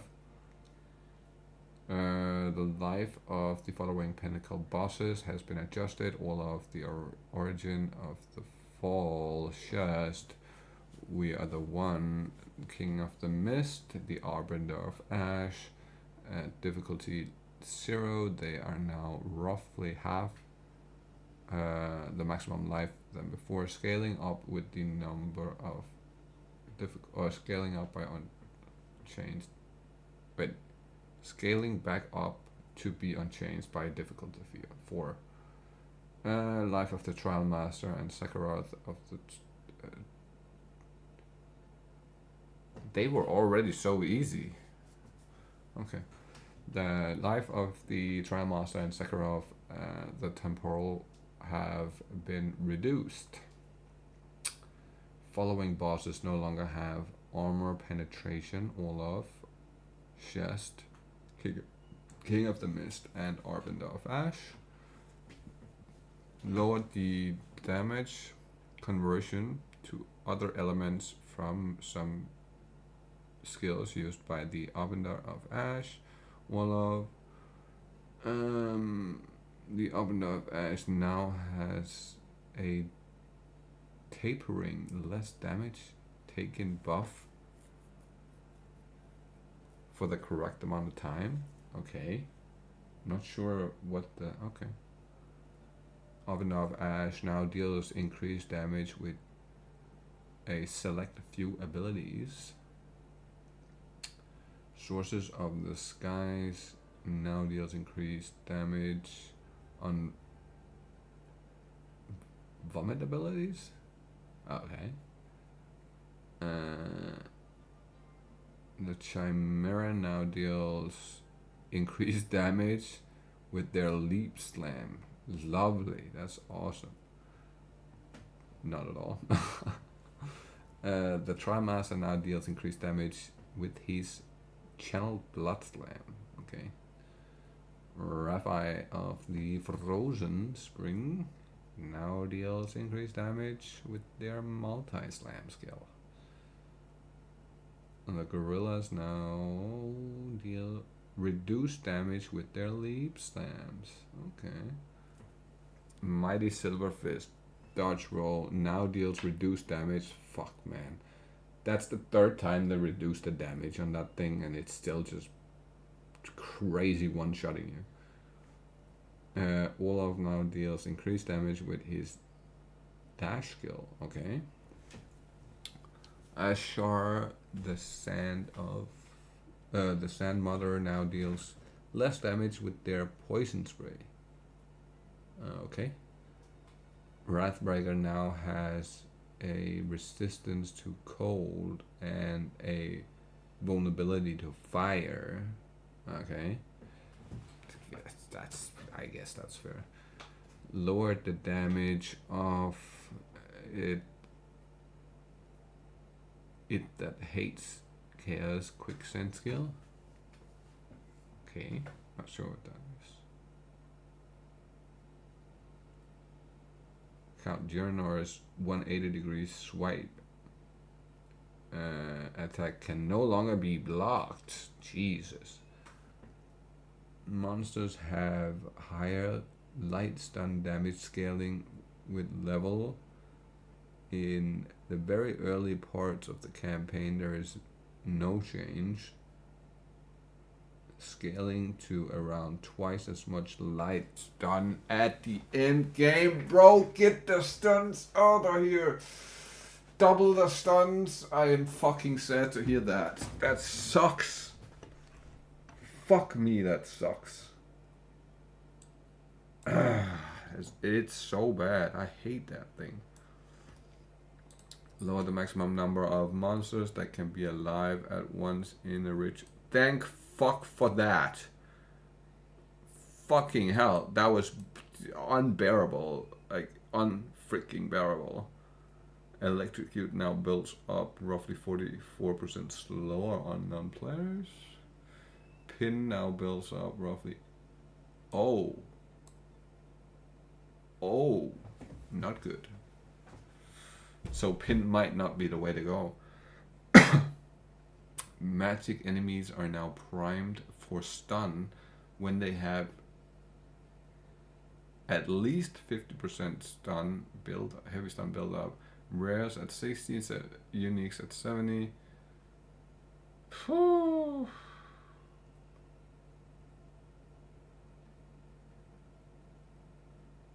Oh shit, wait. What did you write? What do you say now? Let me see. I just want, I can, wait, basically all of our area clears were nerfed. We have to see the new supports. That's our only hope, doesn't matter. Building pin is stupidly easy. Okay, if it's stupidly easy, I guess it's fair. Magic enemies are now pinned, are primed for execution when they have at least 50% in execution build up. Rares are 60 and uniques are 70. Okay, that's fair. Destructible pillars in the Chimera area have their life increased. Okay, it's fair because they broke down immediately. Added a series of enhanced rare monster modifiers that are more powerful than the standard version and more rewarding. Damn. Some rare monster modifiers now scale at late levels, providing better rewards. Guess that's fair. Sakura of the Tumble no longer targets non-players with the rewind skill. Oh, good for minions.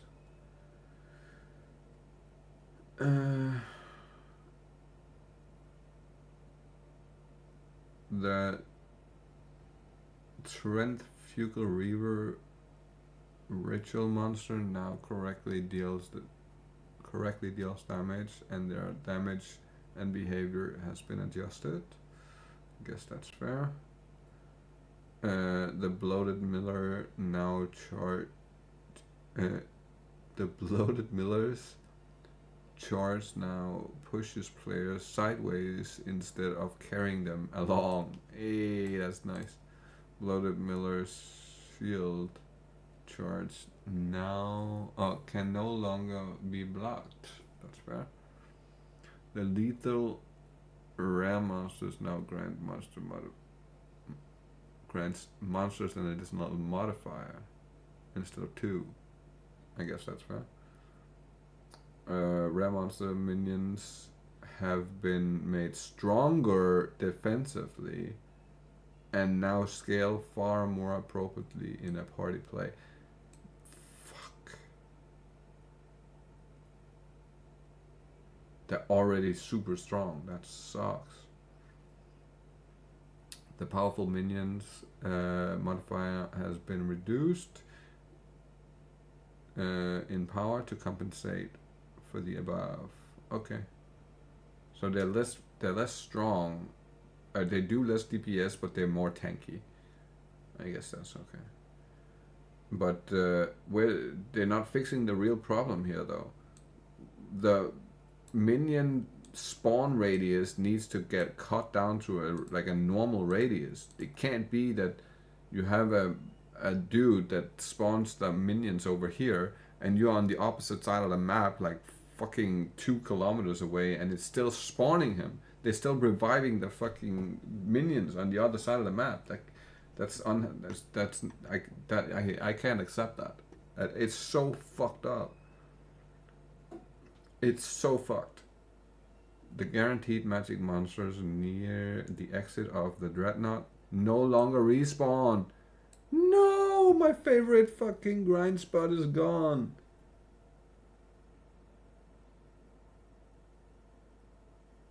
Oh my god.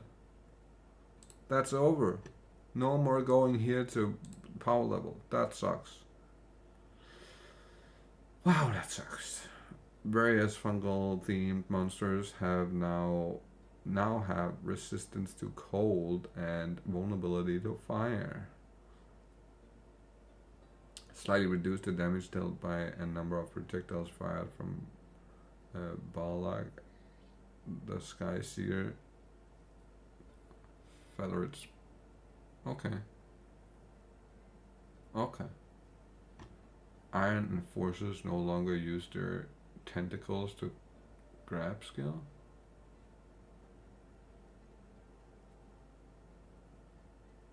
Okay. The swamp map, the swamp map boss has been renamed the Eater of Children. Okay. She eats children. Oh, she still eats children. Okay. Fair enough. Patrolling monsters can no longer be imprisoned in essence. Okay. Incrementally improve monster behavior. Alright. You now must open the Halani gates before you advance to the Ancient Power quest.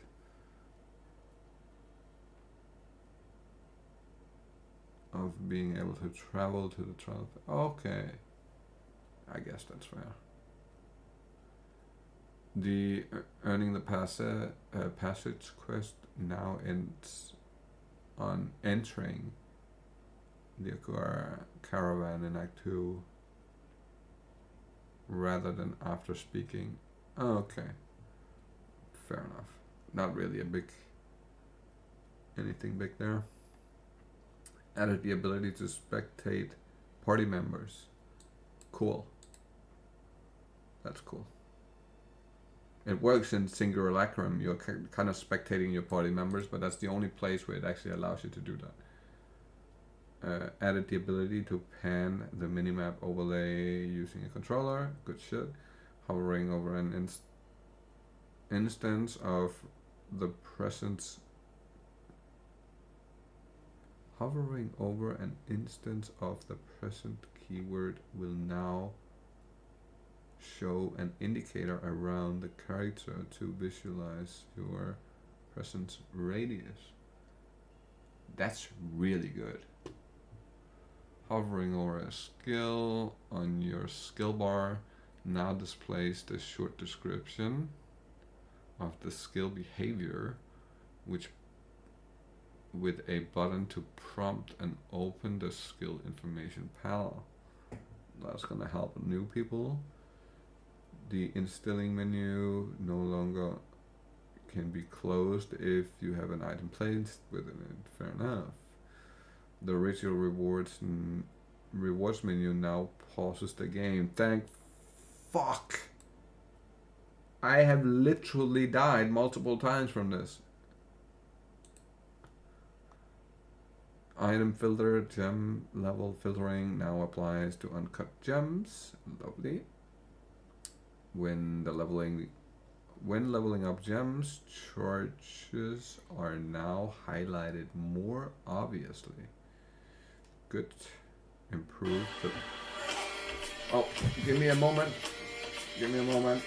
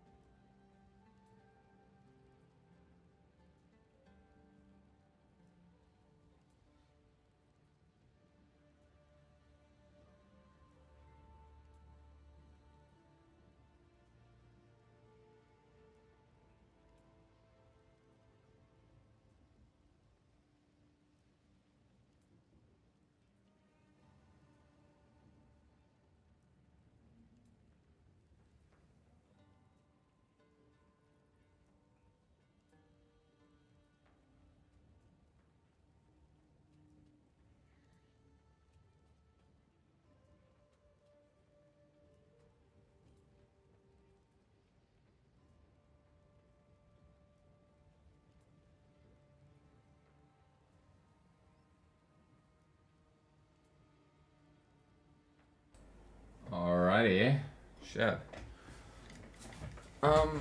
Where did I get to?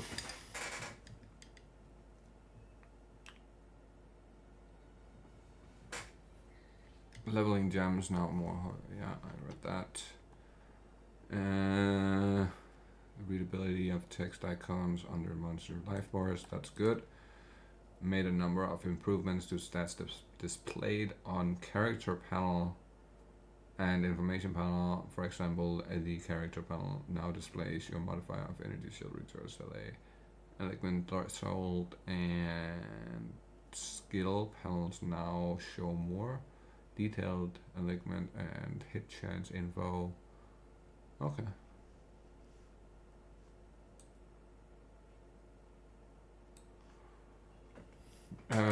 A hot icon now displays if you are using a controller or and the controller and have it turned off. Okay. 1 second.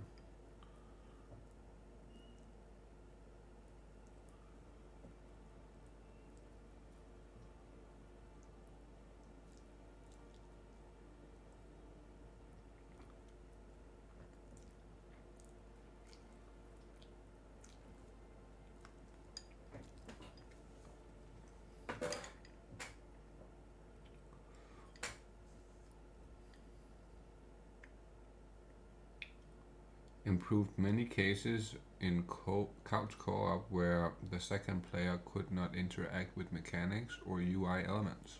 Great shit. Relics can now be quick move to the relic altar when using a controller. Oh, this is all controller stuff. Functional targeting per yeah.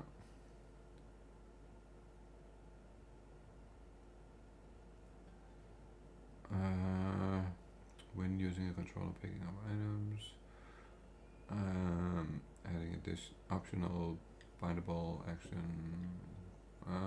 Okay.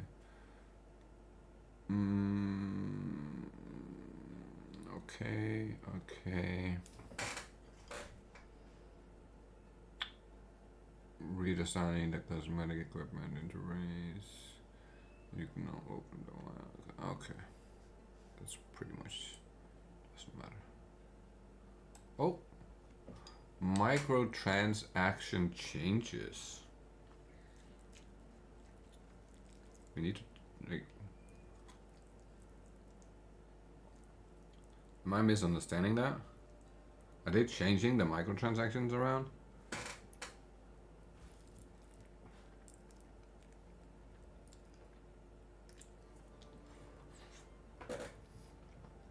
Enable the following existing armor microtransactions in Path of Exile 2. Deep water armor set, mystery, armor set, mystery, helmet attachment, pandemonium armor. Enable the following existing finisher effects.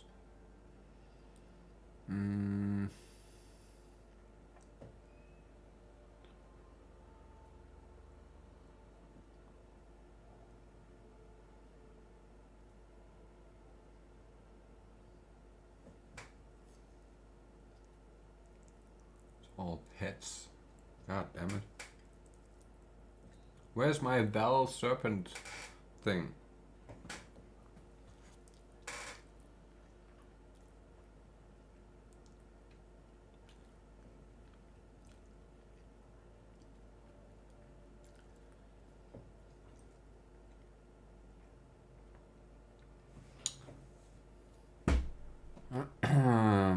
I don't.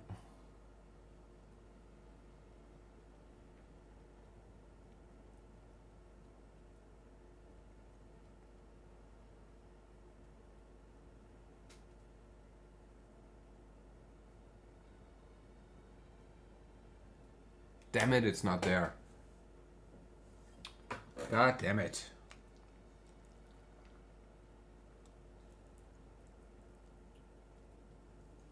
It's the previous supporter pack. How can they not put that in super fast, man? That's fucked up.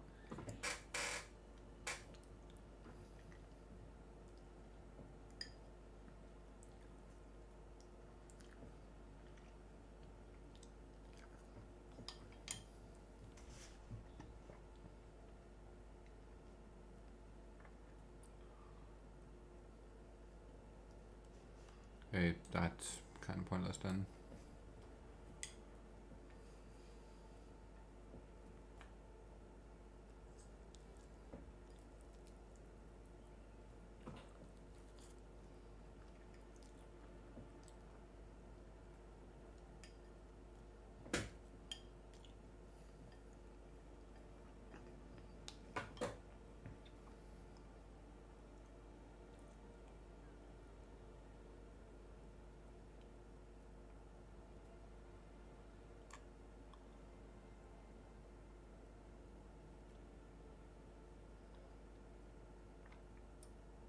That's a bunch of bug fixes that it's not really super necessary to go over at the moment. It's just good they're fixing. Holy fuck, they're fixing a lot.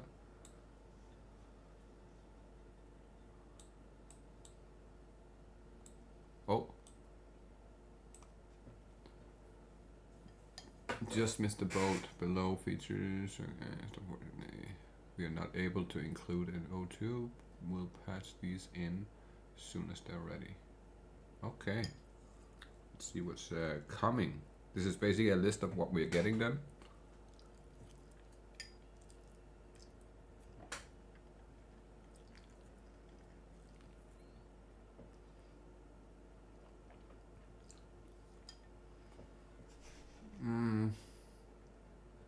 Overcharge support now, increased magnitude of shock.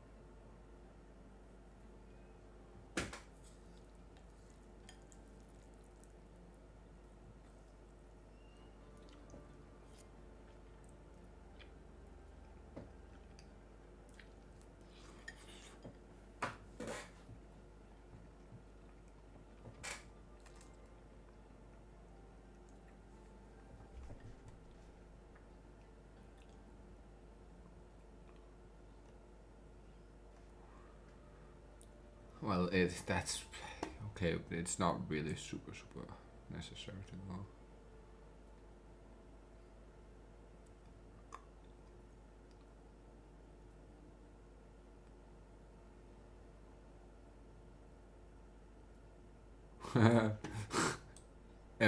It's a guarantee every time. Poor Rue, man. He's getting it. He's literally getting it every fucking time. Wait a second, you sent me something else, Nine, if I remember correctly. Yeah.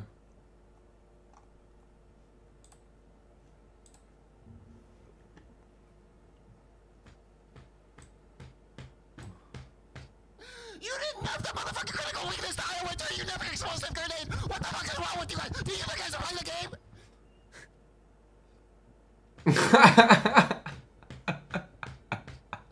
You didn't have the motherfucking critical weakness to Iowa until you never explosive grenade! What the fuck is wrong with you guys? Do you think you guys are playing the game? Oh shit. Bro, I'm literally choking. What the fuck? Oh. Oh. Oh. Jesus Christ. I almost died on that one. Bro. I shouldn't have been eating while I watched that. Bro, I nearly choked. Oh my god. Oh my fucking god. I got tears coming out of my eyes and shit. What the fuck? Oh. Whew. Oh, that was bad. Yo. What the fuck? I need water.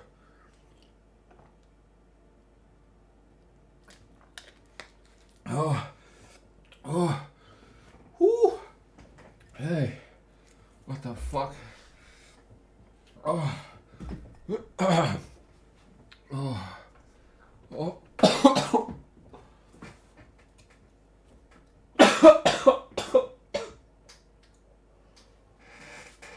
Wow.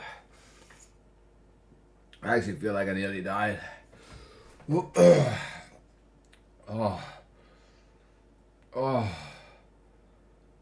Whew. He embraced it. He turned into Eminem for a second. He really fucking did. He went rap god. For real, for real. And I almost died from it. I was not ready for that. Jesus Christ.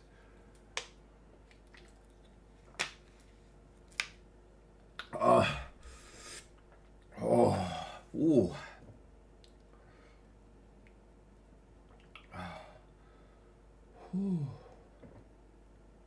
Also notice his camera has 2 cats.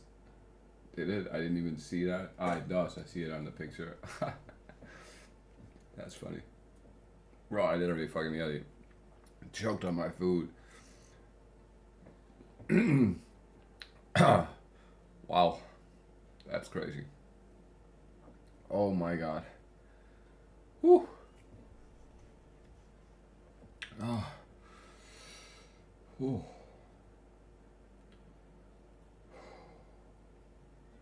God, holy shit.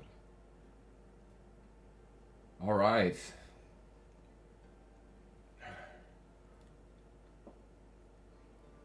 Well, that's wild.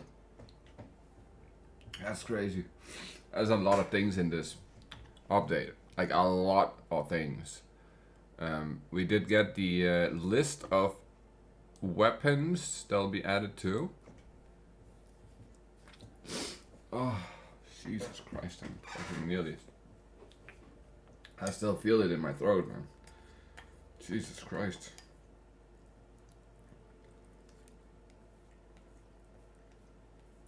But yeah, we got a list of the new weapons added. We don't know what they do, we just got a list of the names and what they are. So I'll have a bunch of spears and a bunch of bugglers, and then we get 1 wand, 4 new rings, 4 new amulets, 4 essences and fracturing orb. We're getting some socketables here. We're getting talismans. I don't know what that entails. It's like, that sounds interesting. Ruse talisman here.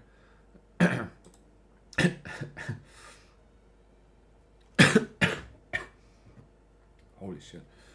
And yeah, all the runes. And we're getting the keys. And we're getting 4 new omens. Whatever that entails. And then a list of fucking things they renamed. Like a bunch of existing items are getting renamed.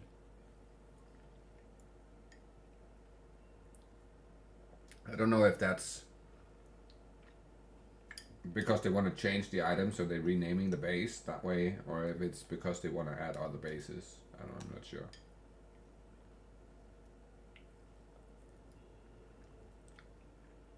But the fact you can get Temporalis from the reliquary key, like a reliquary key from Sekiro, and then get Temporalis that way without having to do the no-hit run, that's gonna be the new way to go to get it. Unless it's just hyper hard to get.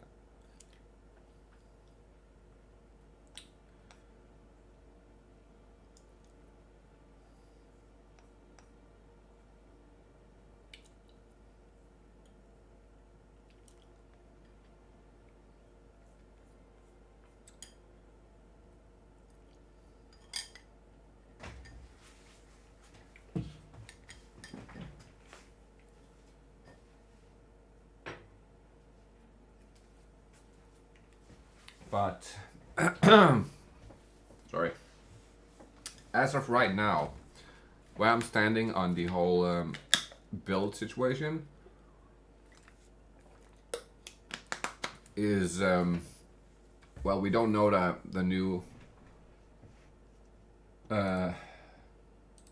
support gems yet, but even without knowing them. There's only one build that I feel like is safe to go with right now without knowing them, to be fair. So if I think I'll be doing this build, to be honest. It seems like it's the only build that's unaffected by all this shit. Really. So I'm guessing I'll just be a warrior this time. Even though I didn't really want to, but... I guess we are back on the good old shout board. It's the only thing that's really not affected by any of these updates.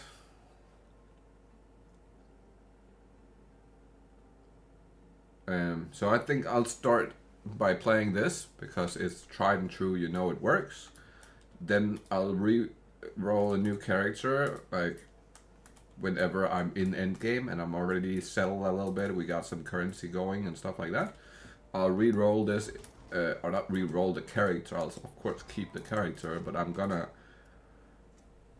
roll up a couple of huntresses and one of each and the other ascends, you know what I mean? Like the tactician, the smith, and the leech. But I'm gonna start out with 2 huntresses. You'll roll up the Amazon.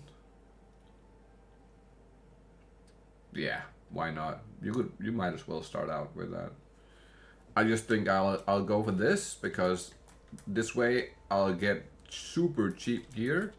The gear won't cost me a dime. I'll be able to do T15 maps easy. No problem. I'll be able to do breaches, rituals.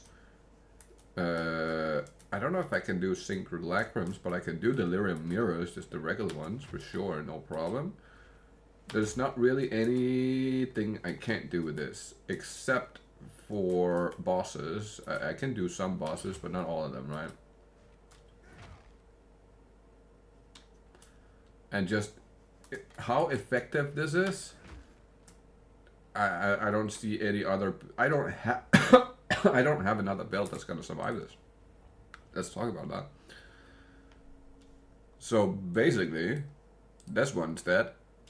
Stat stacking Gemin Legionnaire, dead. Invoker Monk, dead. This one is dead. That one is dead. That one is dead. Oh, she's probably not gonna be good. This one, I'm gonna test her out and see if she's good or not. Well, I don't think she's gonna be good. Since the changes go across standard and leagues, my plan is to jump on each one of these characters once the update is out. Right? When the update is out, I'll jump on each one of them. I'll just quickly jump in and see how it feels, to determine if it's dead or not. But yeah, I don't think that there's gonna be a lot left here. Well, she'll survive. She'll still be good. He'll survive. He'll still be good.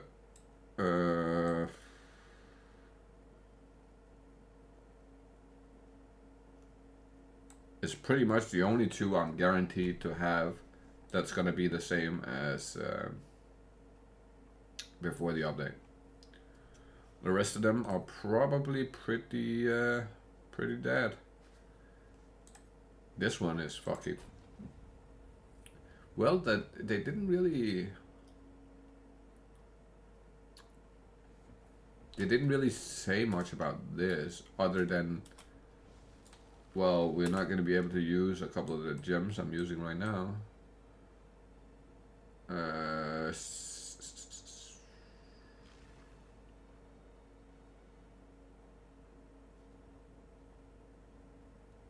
No, I'm not using spell echo.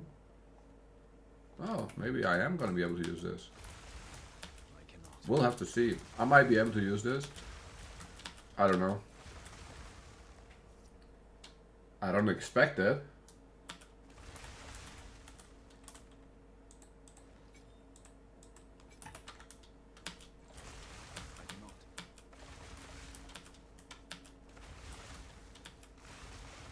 It's so annoying. It bugs out like crazy.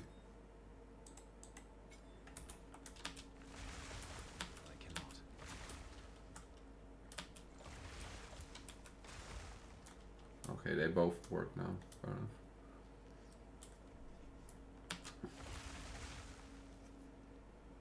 I might be able to use this because it doesn't use temporalis, right? Like it doesn't actually need temporalis. I cannot.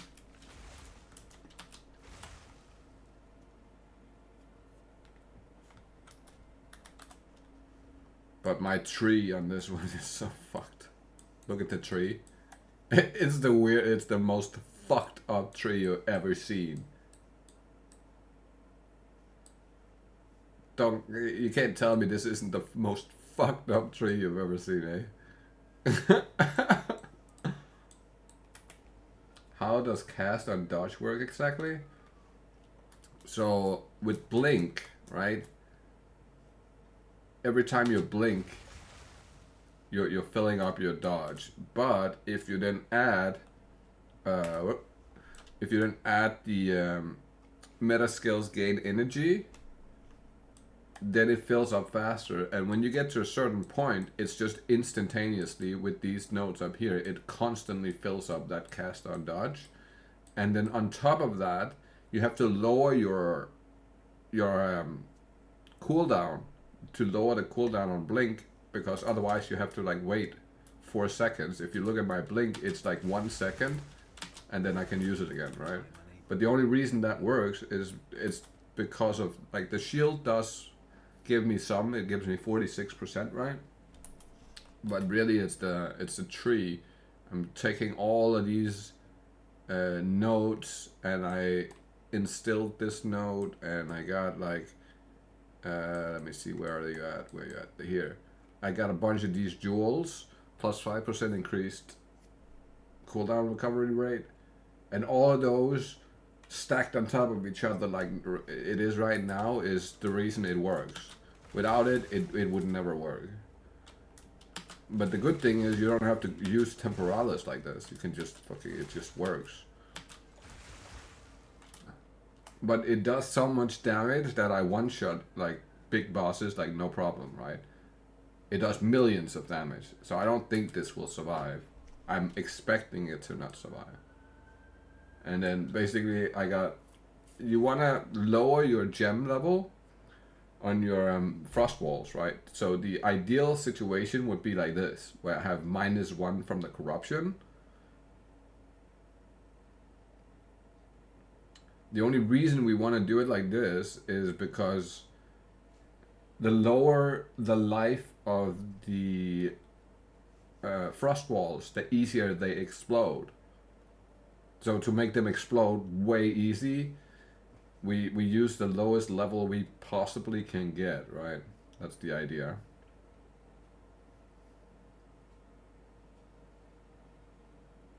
And yeah, that's basically it.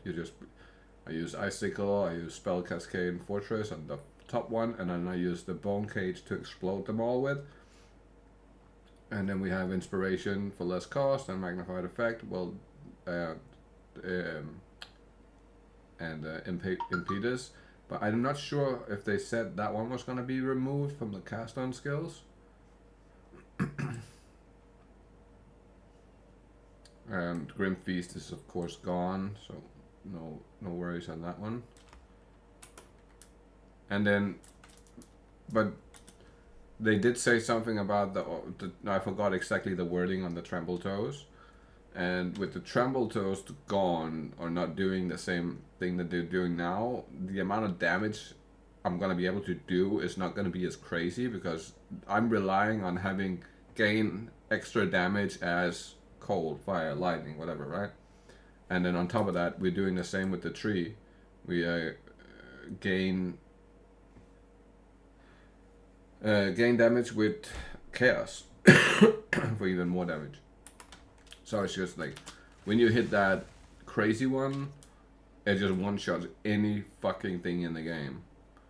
But it is annoying that you don't know if this is going to be viable. I'll have to try it out when the new league comes out, basically. There's nothing else to do.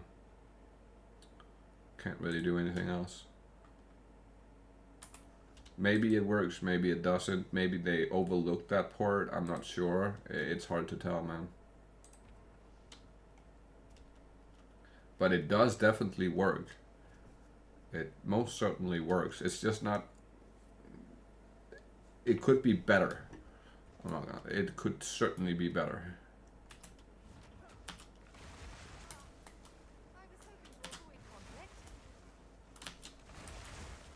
But it's not bad, right? Like, it does crazy fucking damage.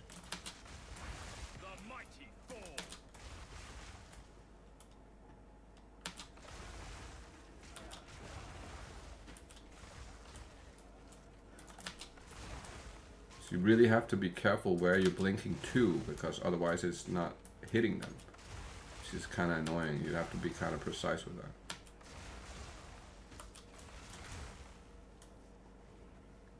But it does have really good AoE when you hit it right. But if you hit it wrong, it's fucked. It's so annoying.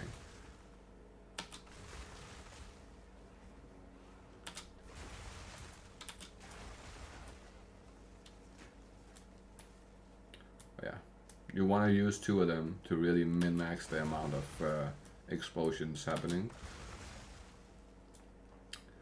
It's just my blood mage, but upgrade like with a different setup, right? Because I was kind of playing around with the blood mage and being like, oh, this build is fucking insane, you know what I mean? And then I started to think about, like, what if we could do cast on dodge without temporalis, because I know, like, every single person who does the cast on dodge, they all do it with temporalis, right? Because you have infinite blinks. And if you had this, if there was no cooldown on this, it would be stupid. But I can live with 1 second cooldown. It's just, if we're looking at the defenses here, there's literally no defense. So you're relying on being able to kill everything before it even gets near you and starts hitting you, because otherwise there's no chance of this functioning, because you're just getting one shot by everything. You're literally dying to the smallest enemy ever.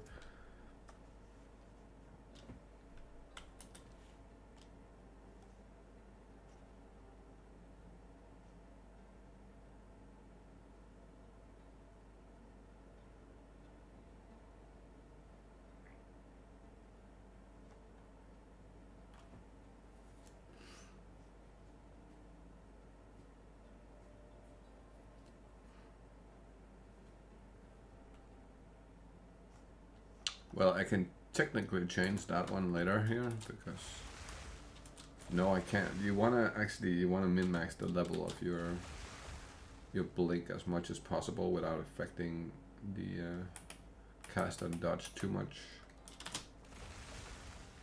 It's not bad though. It's not bad.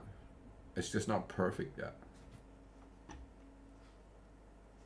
So this one could technically survive. There's a chance. I don't think so, but there is a chance.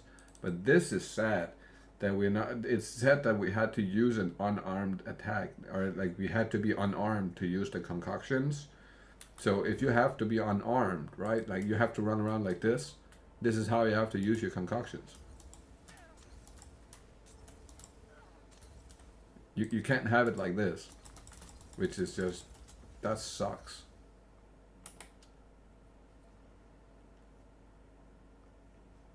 That really fucking sucks.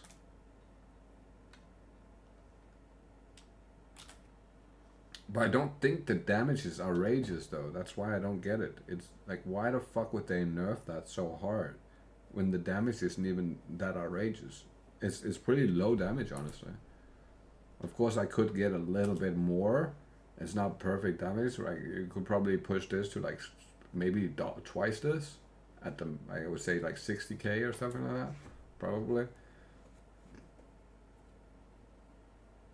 But that's still not outrageous though, right? At least I don't think it is. It's not good enough to do a ritual. So if it's not good enough to do a mechanic in the game, that's like a regular map mechanic in the game, like I can't see why they would nerf it. That makes no sense.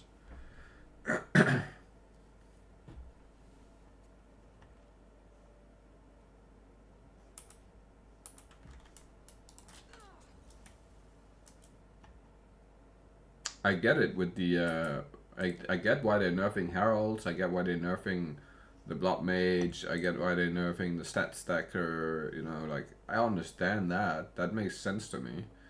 But there was a couple of nerfs in there that made zero sense because it's not broken, so why the fuck are we nerfing it? The same with the minion build. Why are we nerfing the minions? Because they aren't like broken. At least I don't think so. Maybe I'm like completely wrong here, but I don't feel like the minions are that crazy. Like, they're good, don't get me wrong, once you get gear and stuff, but it's by no means insane.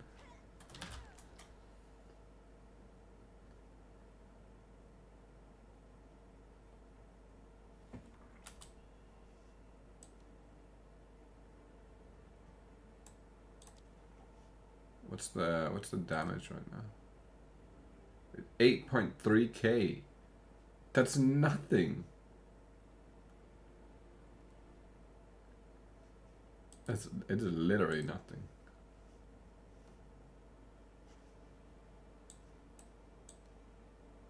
There will be no killing Aubinder with this build. Guaranteed. I can't kill Aubinder with this build.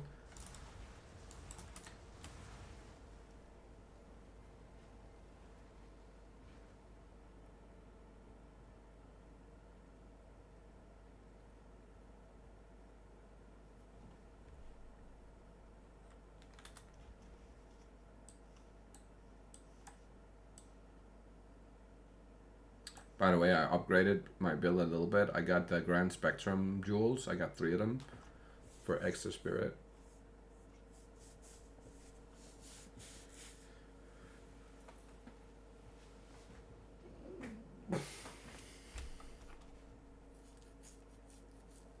It is tanky, but it's not even that crazy tanky, honestly. It's okay. But if you think about my gear is pretty insane.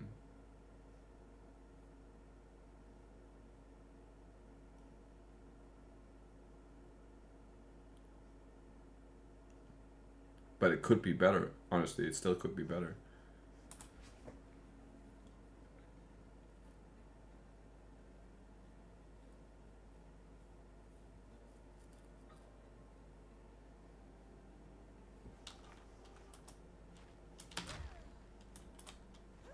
And not only that, it's very slow. Like, moving around, it's fairly slow. The only thing I have to rely on is my leap slam. That's the only way I can move fast.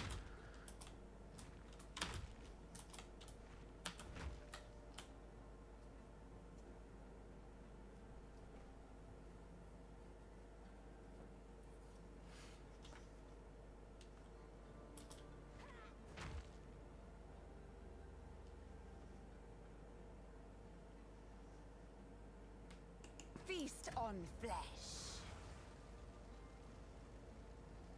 Okay, they haven't fixed that either. I need more time.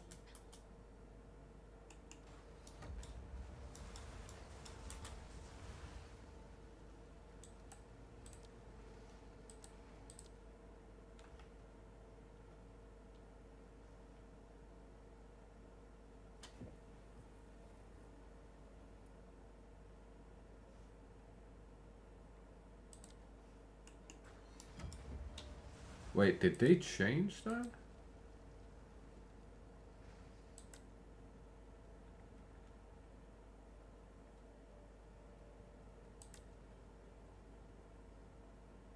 They fucking changed the Sigil of Power. It doesn't affect them anymore. What?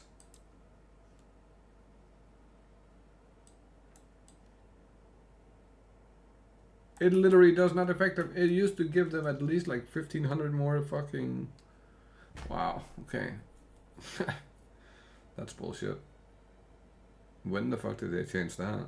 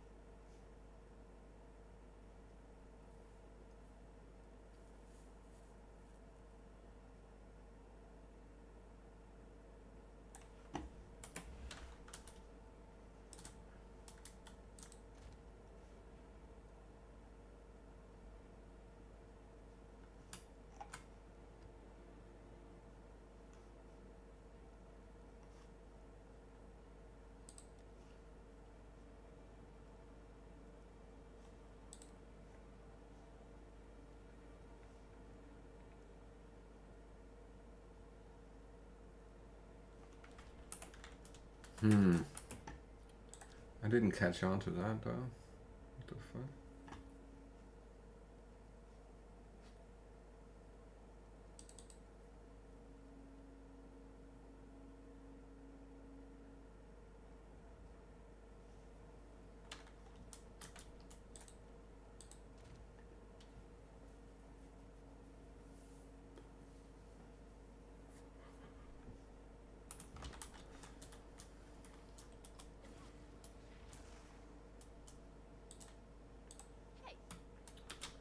Should I gamble? Should we gamble the ingenuity?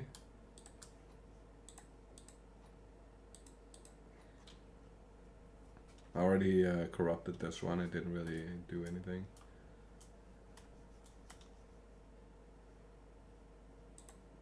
Hello there.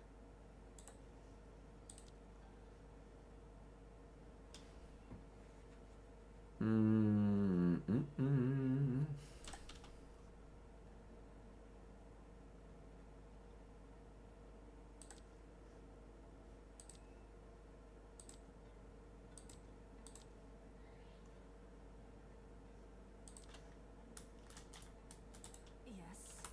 How can I help?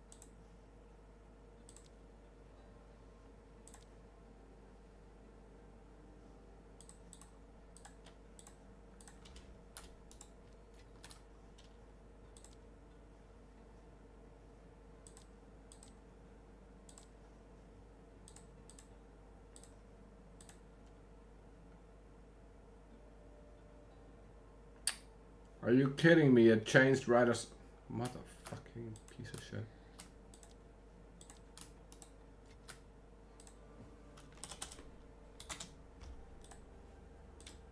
I hate when that happens at the same time you press the fucking button.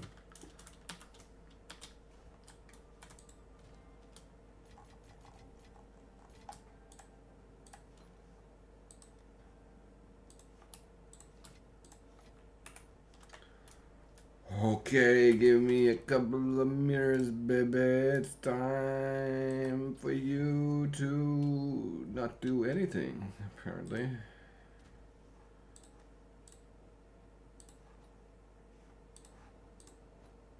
Well, that was nothing.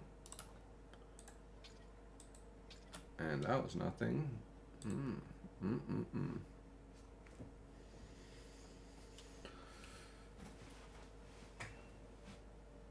Motherfuckers.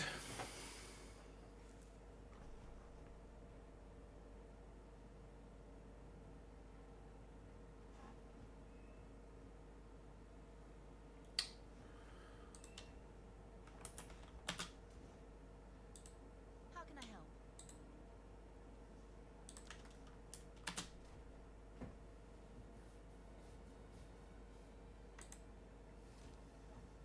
Guild stash is looking good now too. We're going to have double quartz and a currency tab.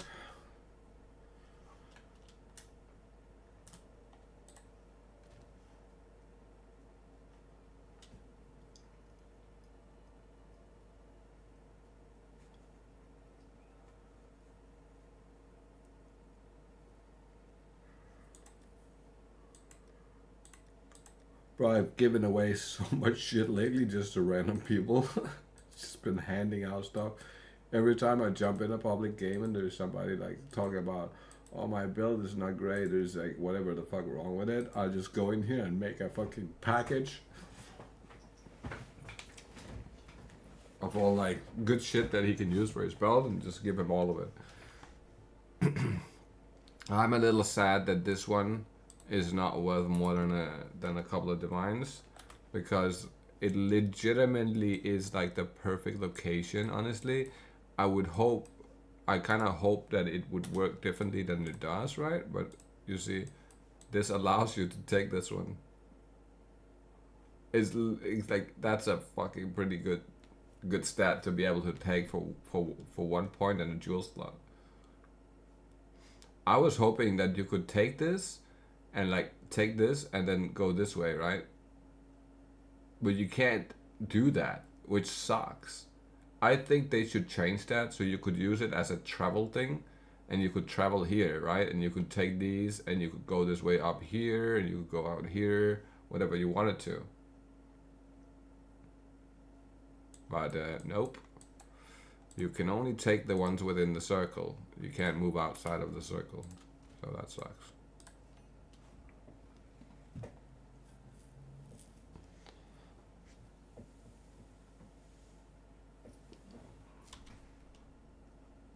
Definitely gonna hold on to these as well now because the greater lightning bolt is gonna be gone. So we'll hold on to those for now. I need more time.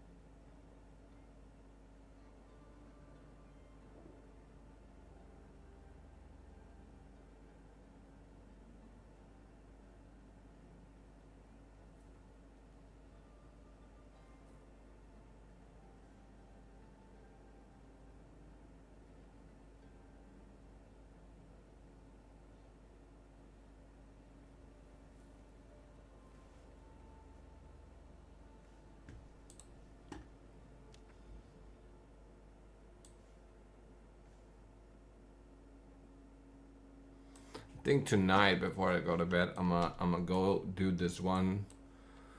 I'm gonna buy a couple of. I'm gonna buy a couple of them. Didn't I have a handful? No, I don't. I only have a couple. Okay, fair enough.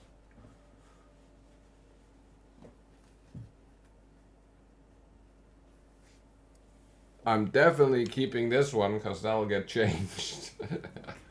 So I'm not getting rid of this one. Even though it's only 2 sockets, I'll save that for sure.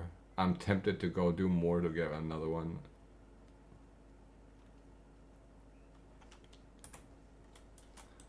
But this, the rolls on it is pretty good. 608 is fucking, that's fine.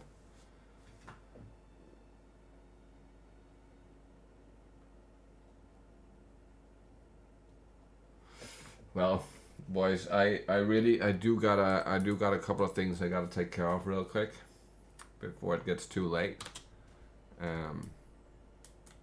But anywho, we are definitely back on tomorrow, right? Tomorrow is the day. So I'll go to bed so late that it's not even fun. I'll try to go to bed as late as I physically can, and then from there, we'll just have to see if I can make it right. I'll fit it in so I can like do a full 24-hour stream or some shit like that.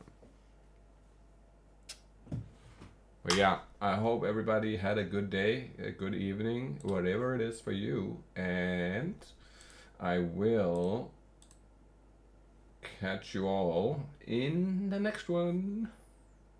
Have a good day, man.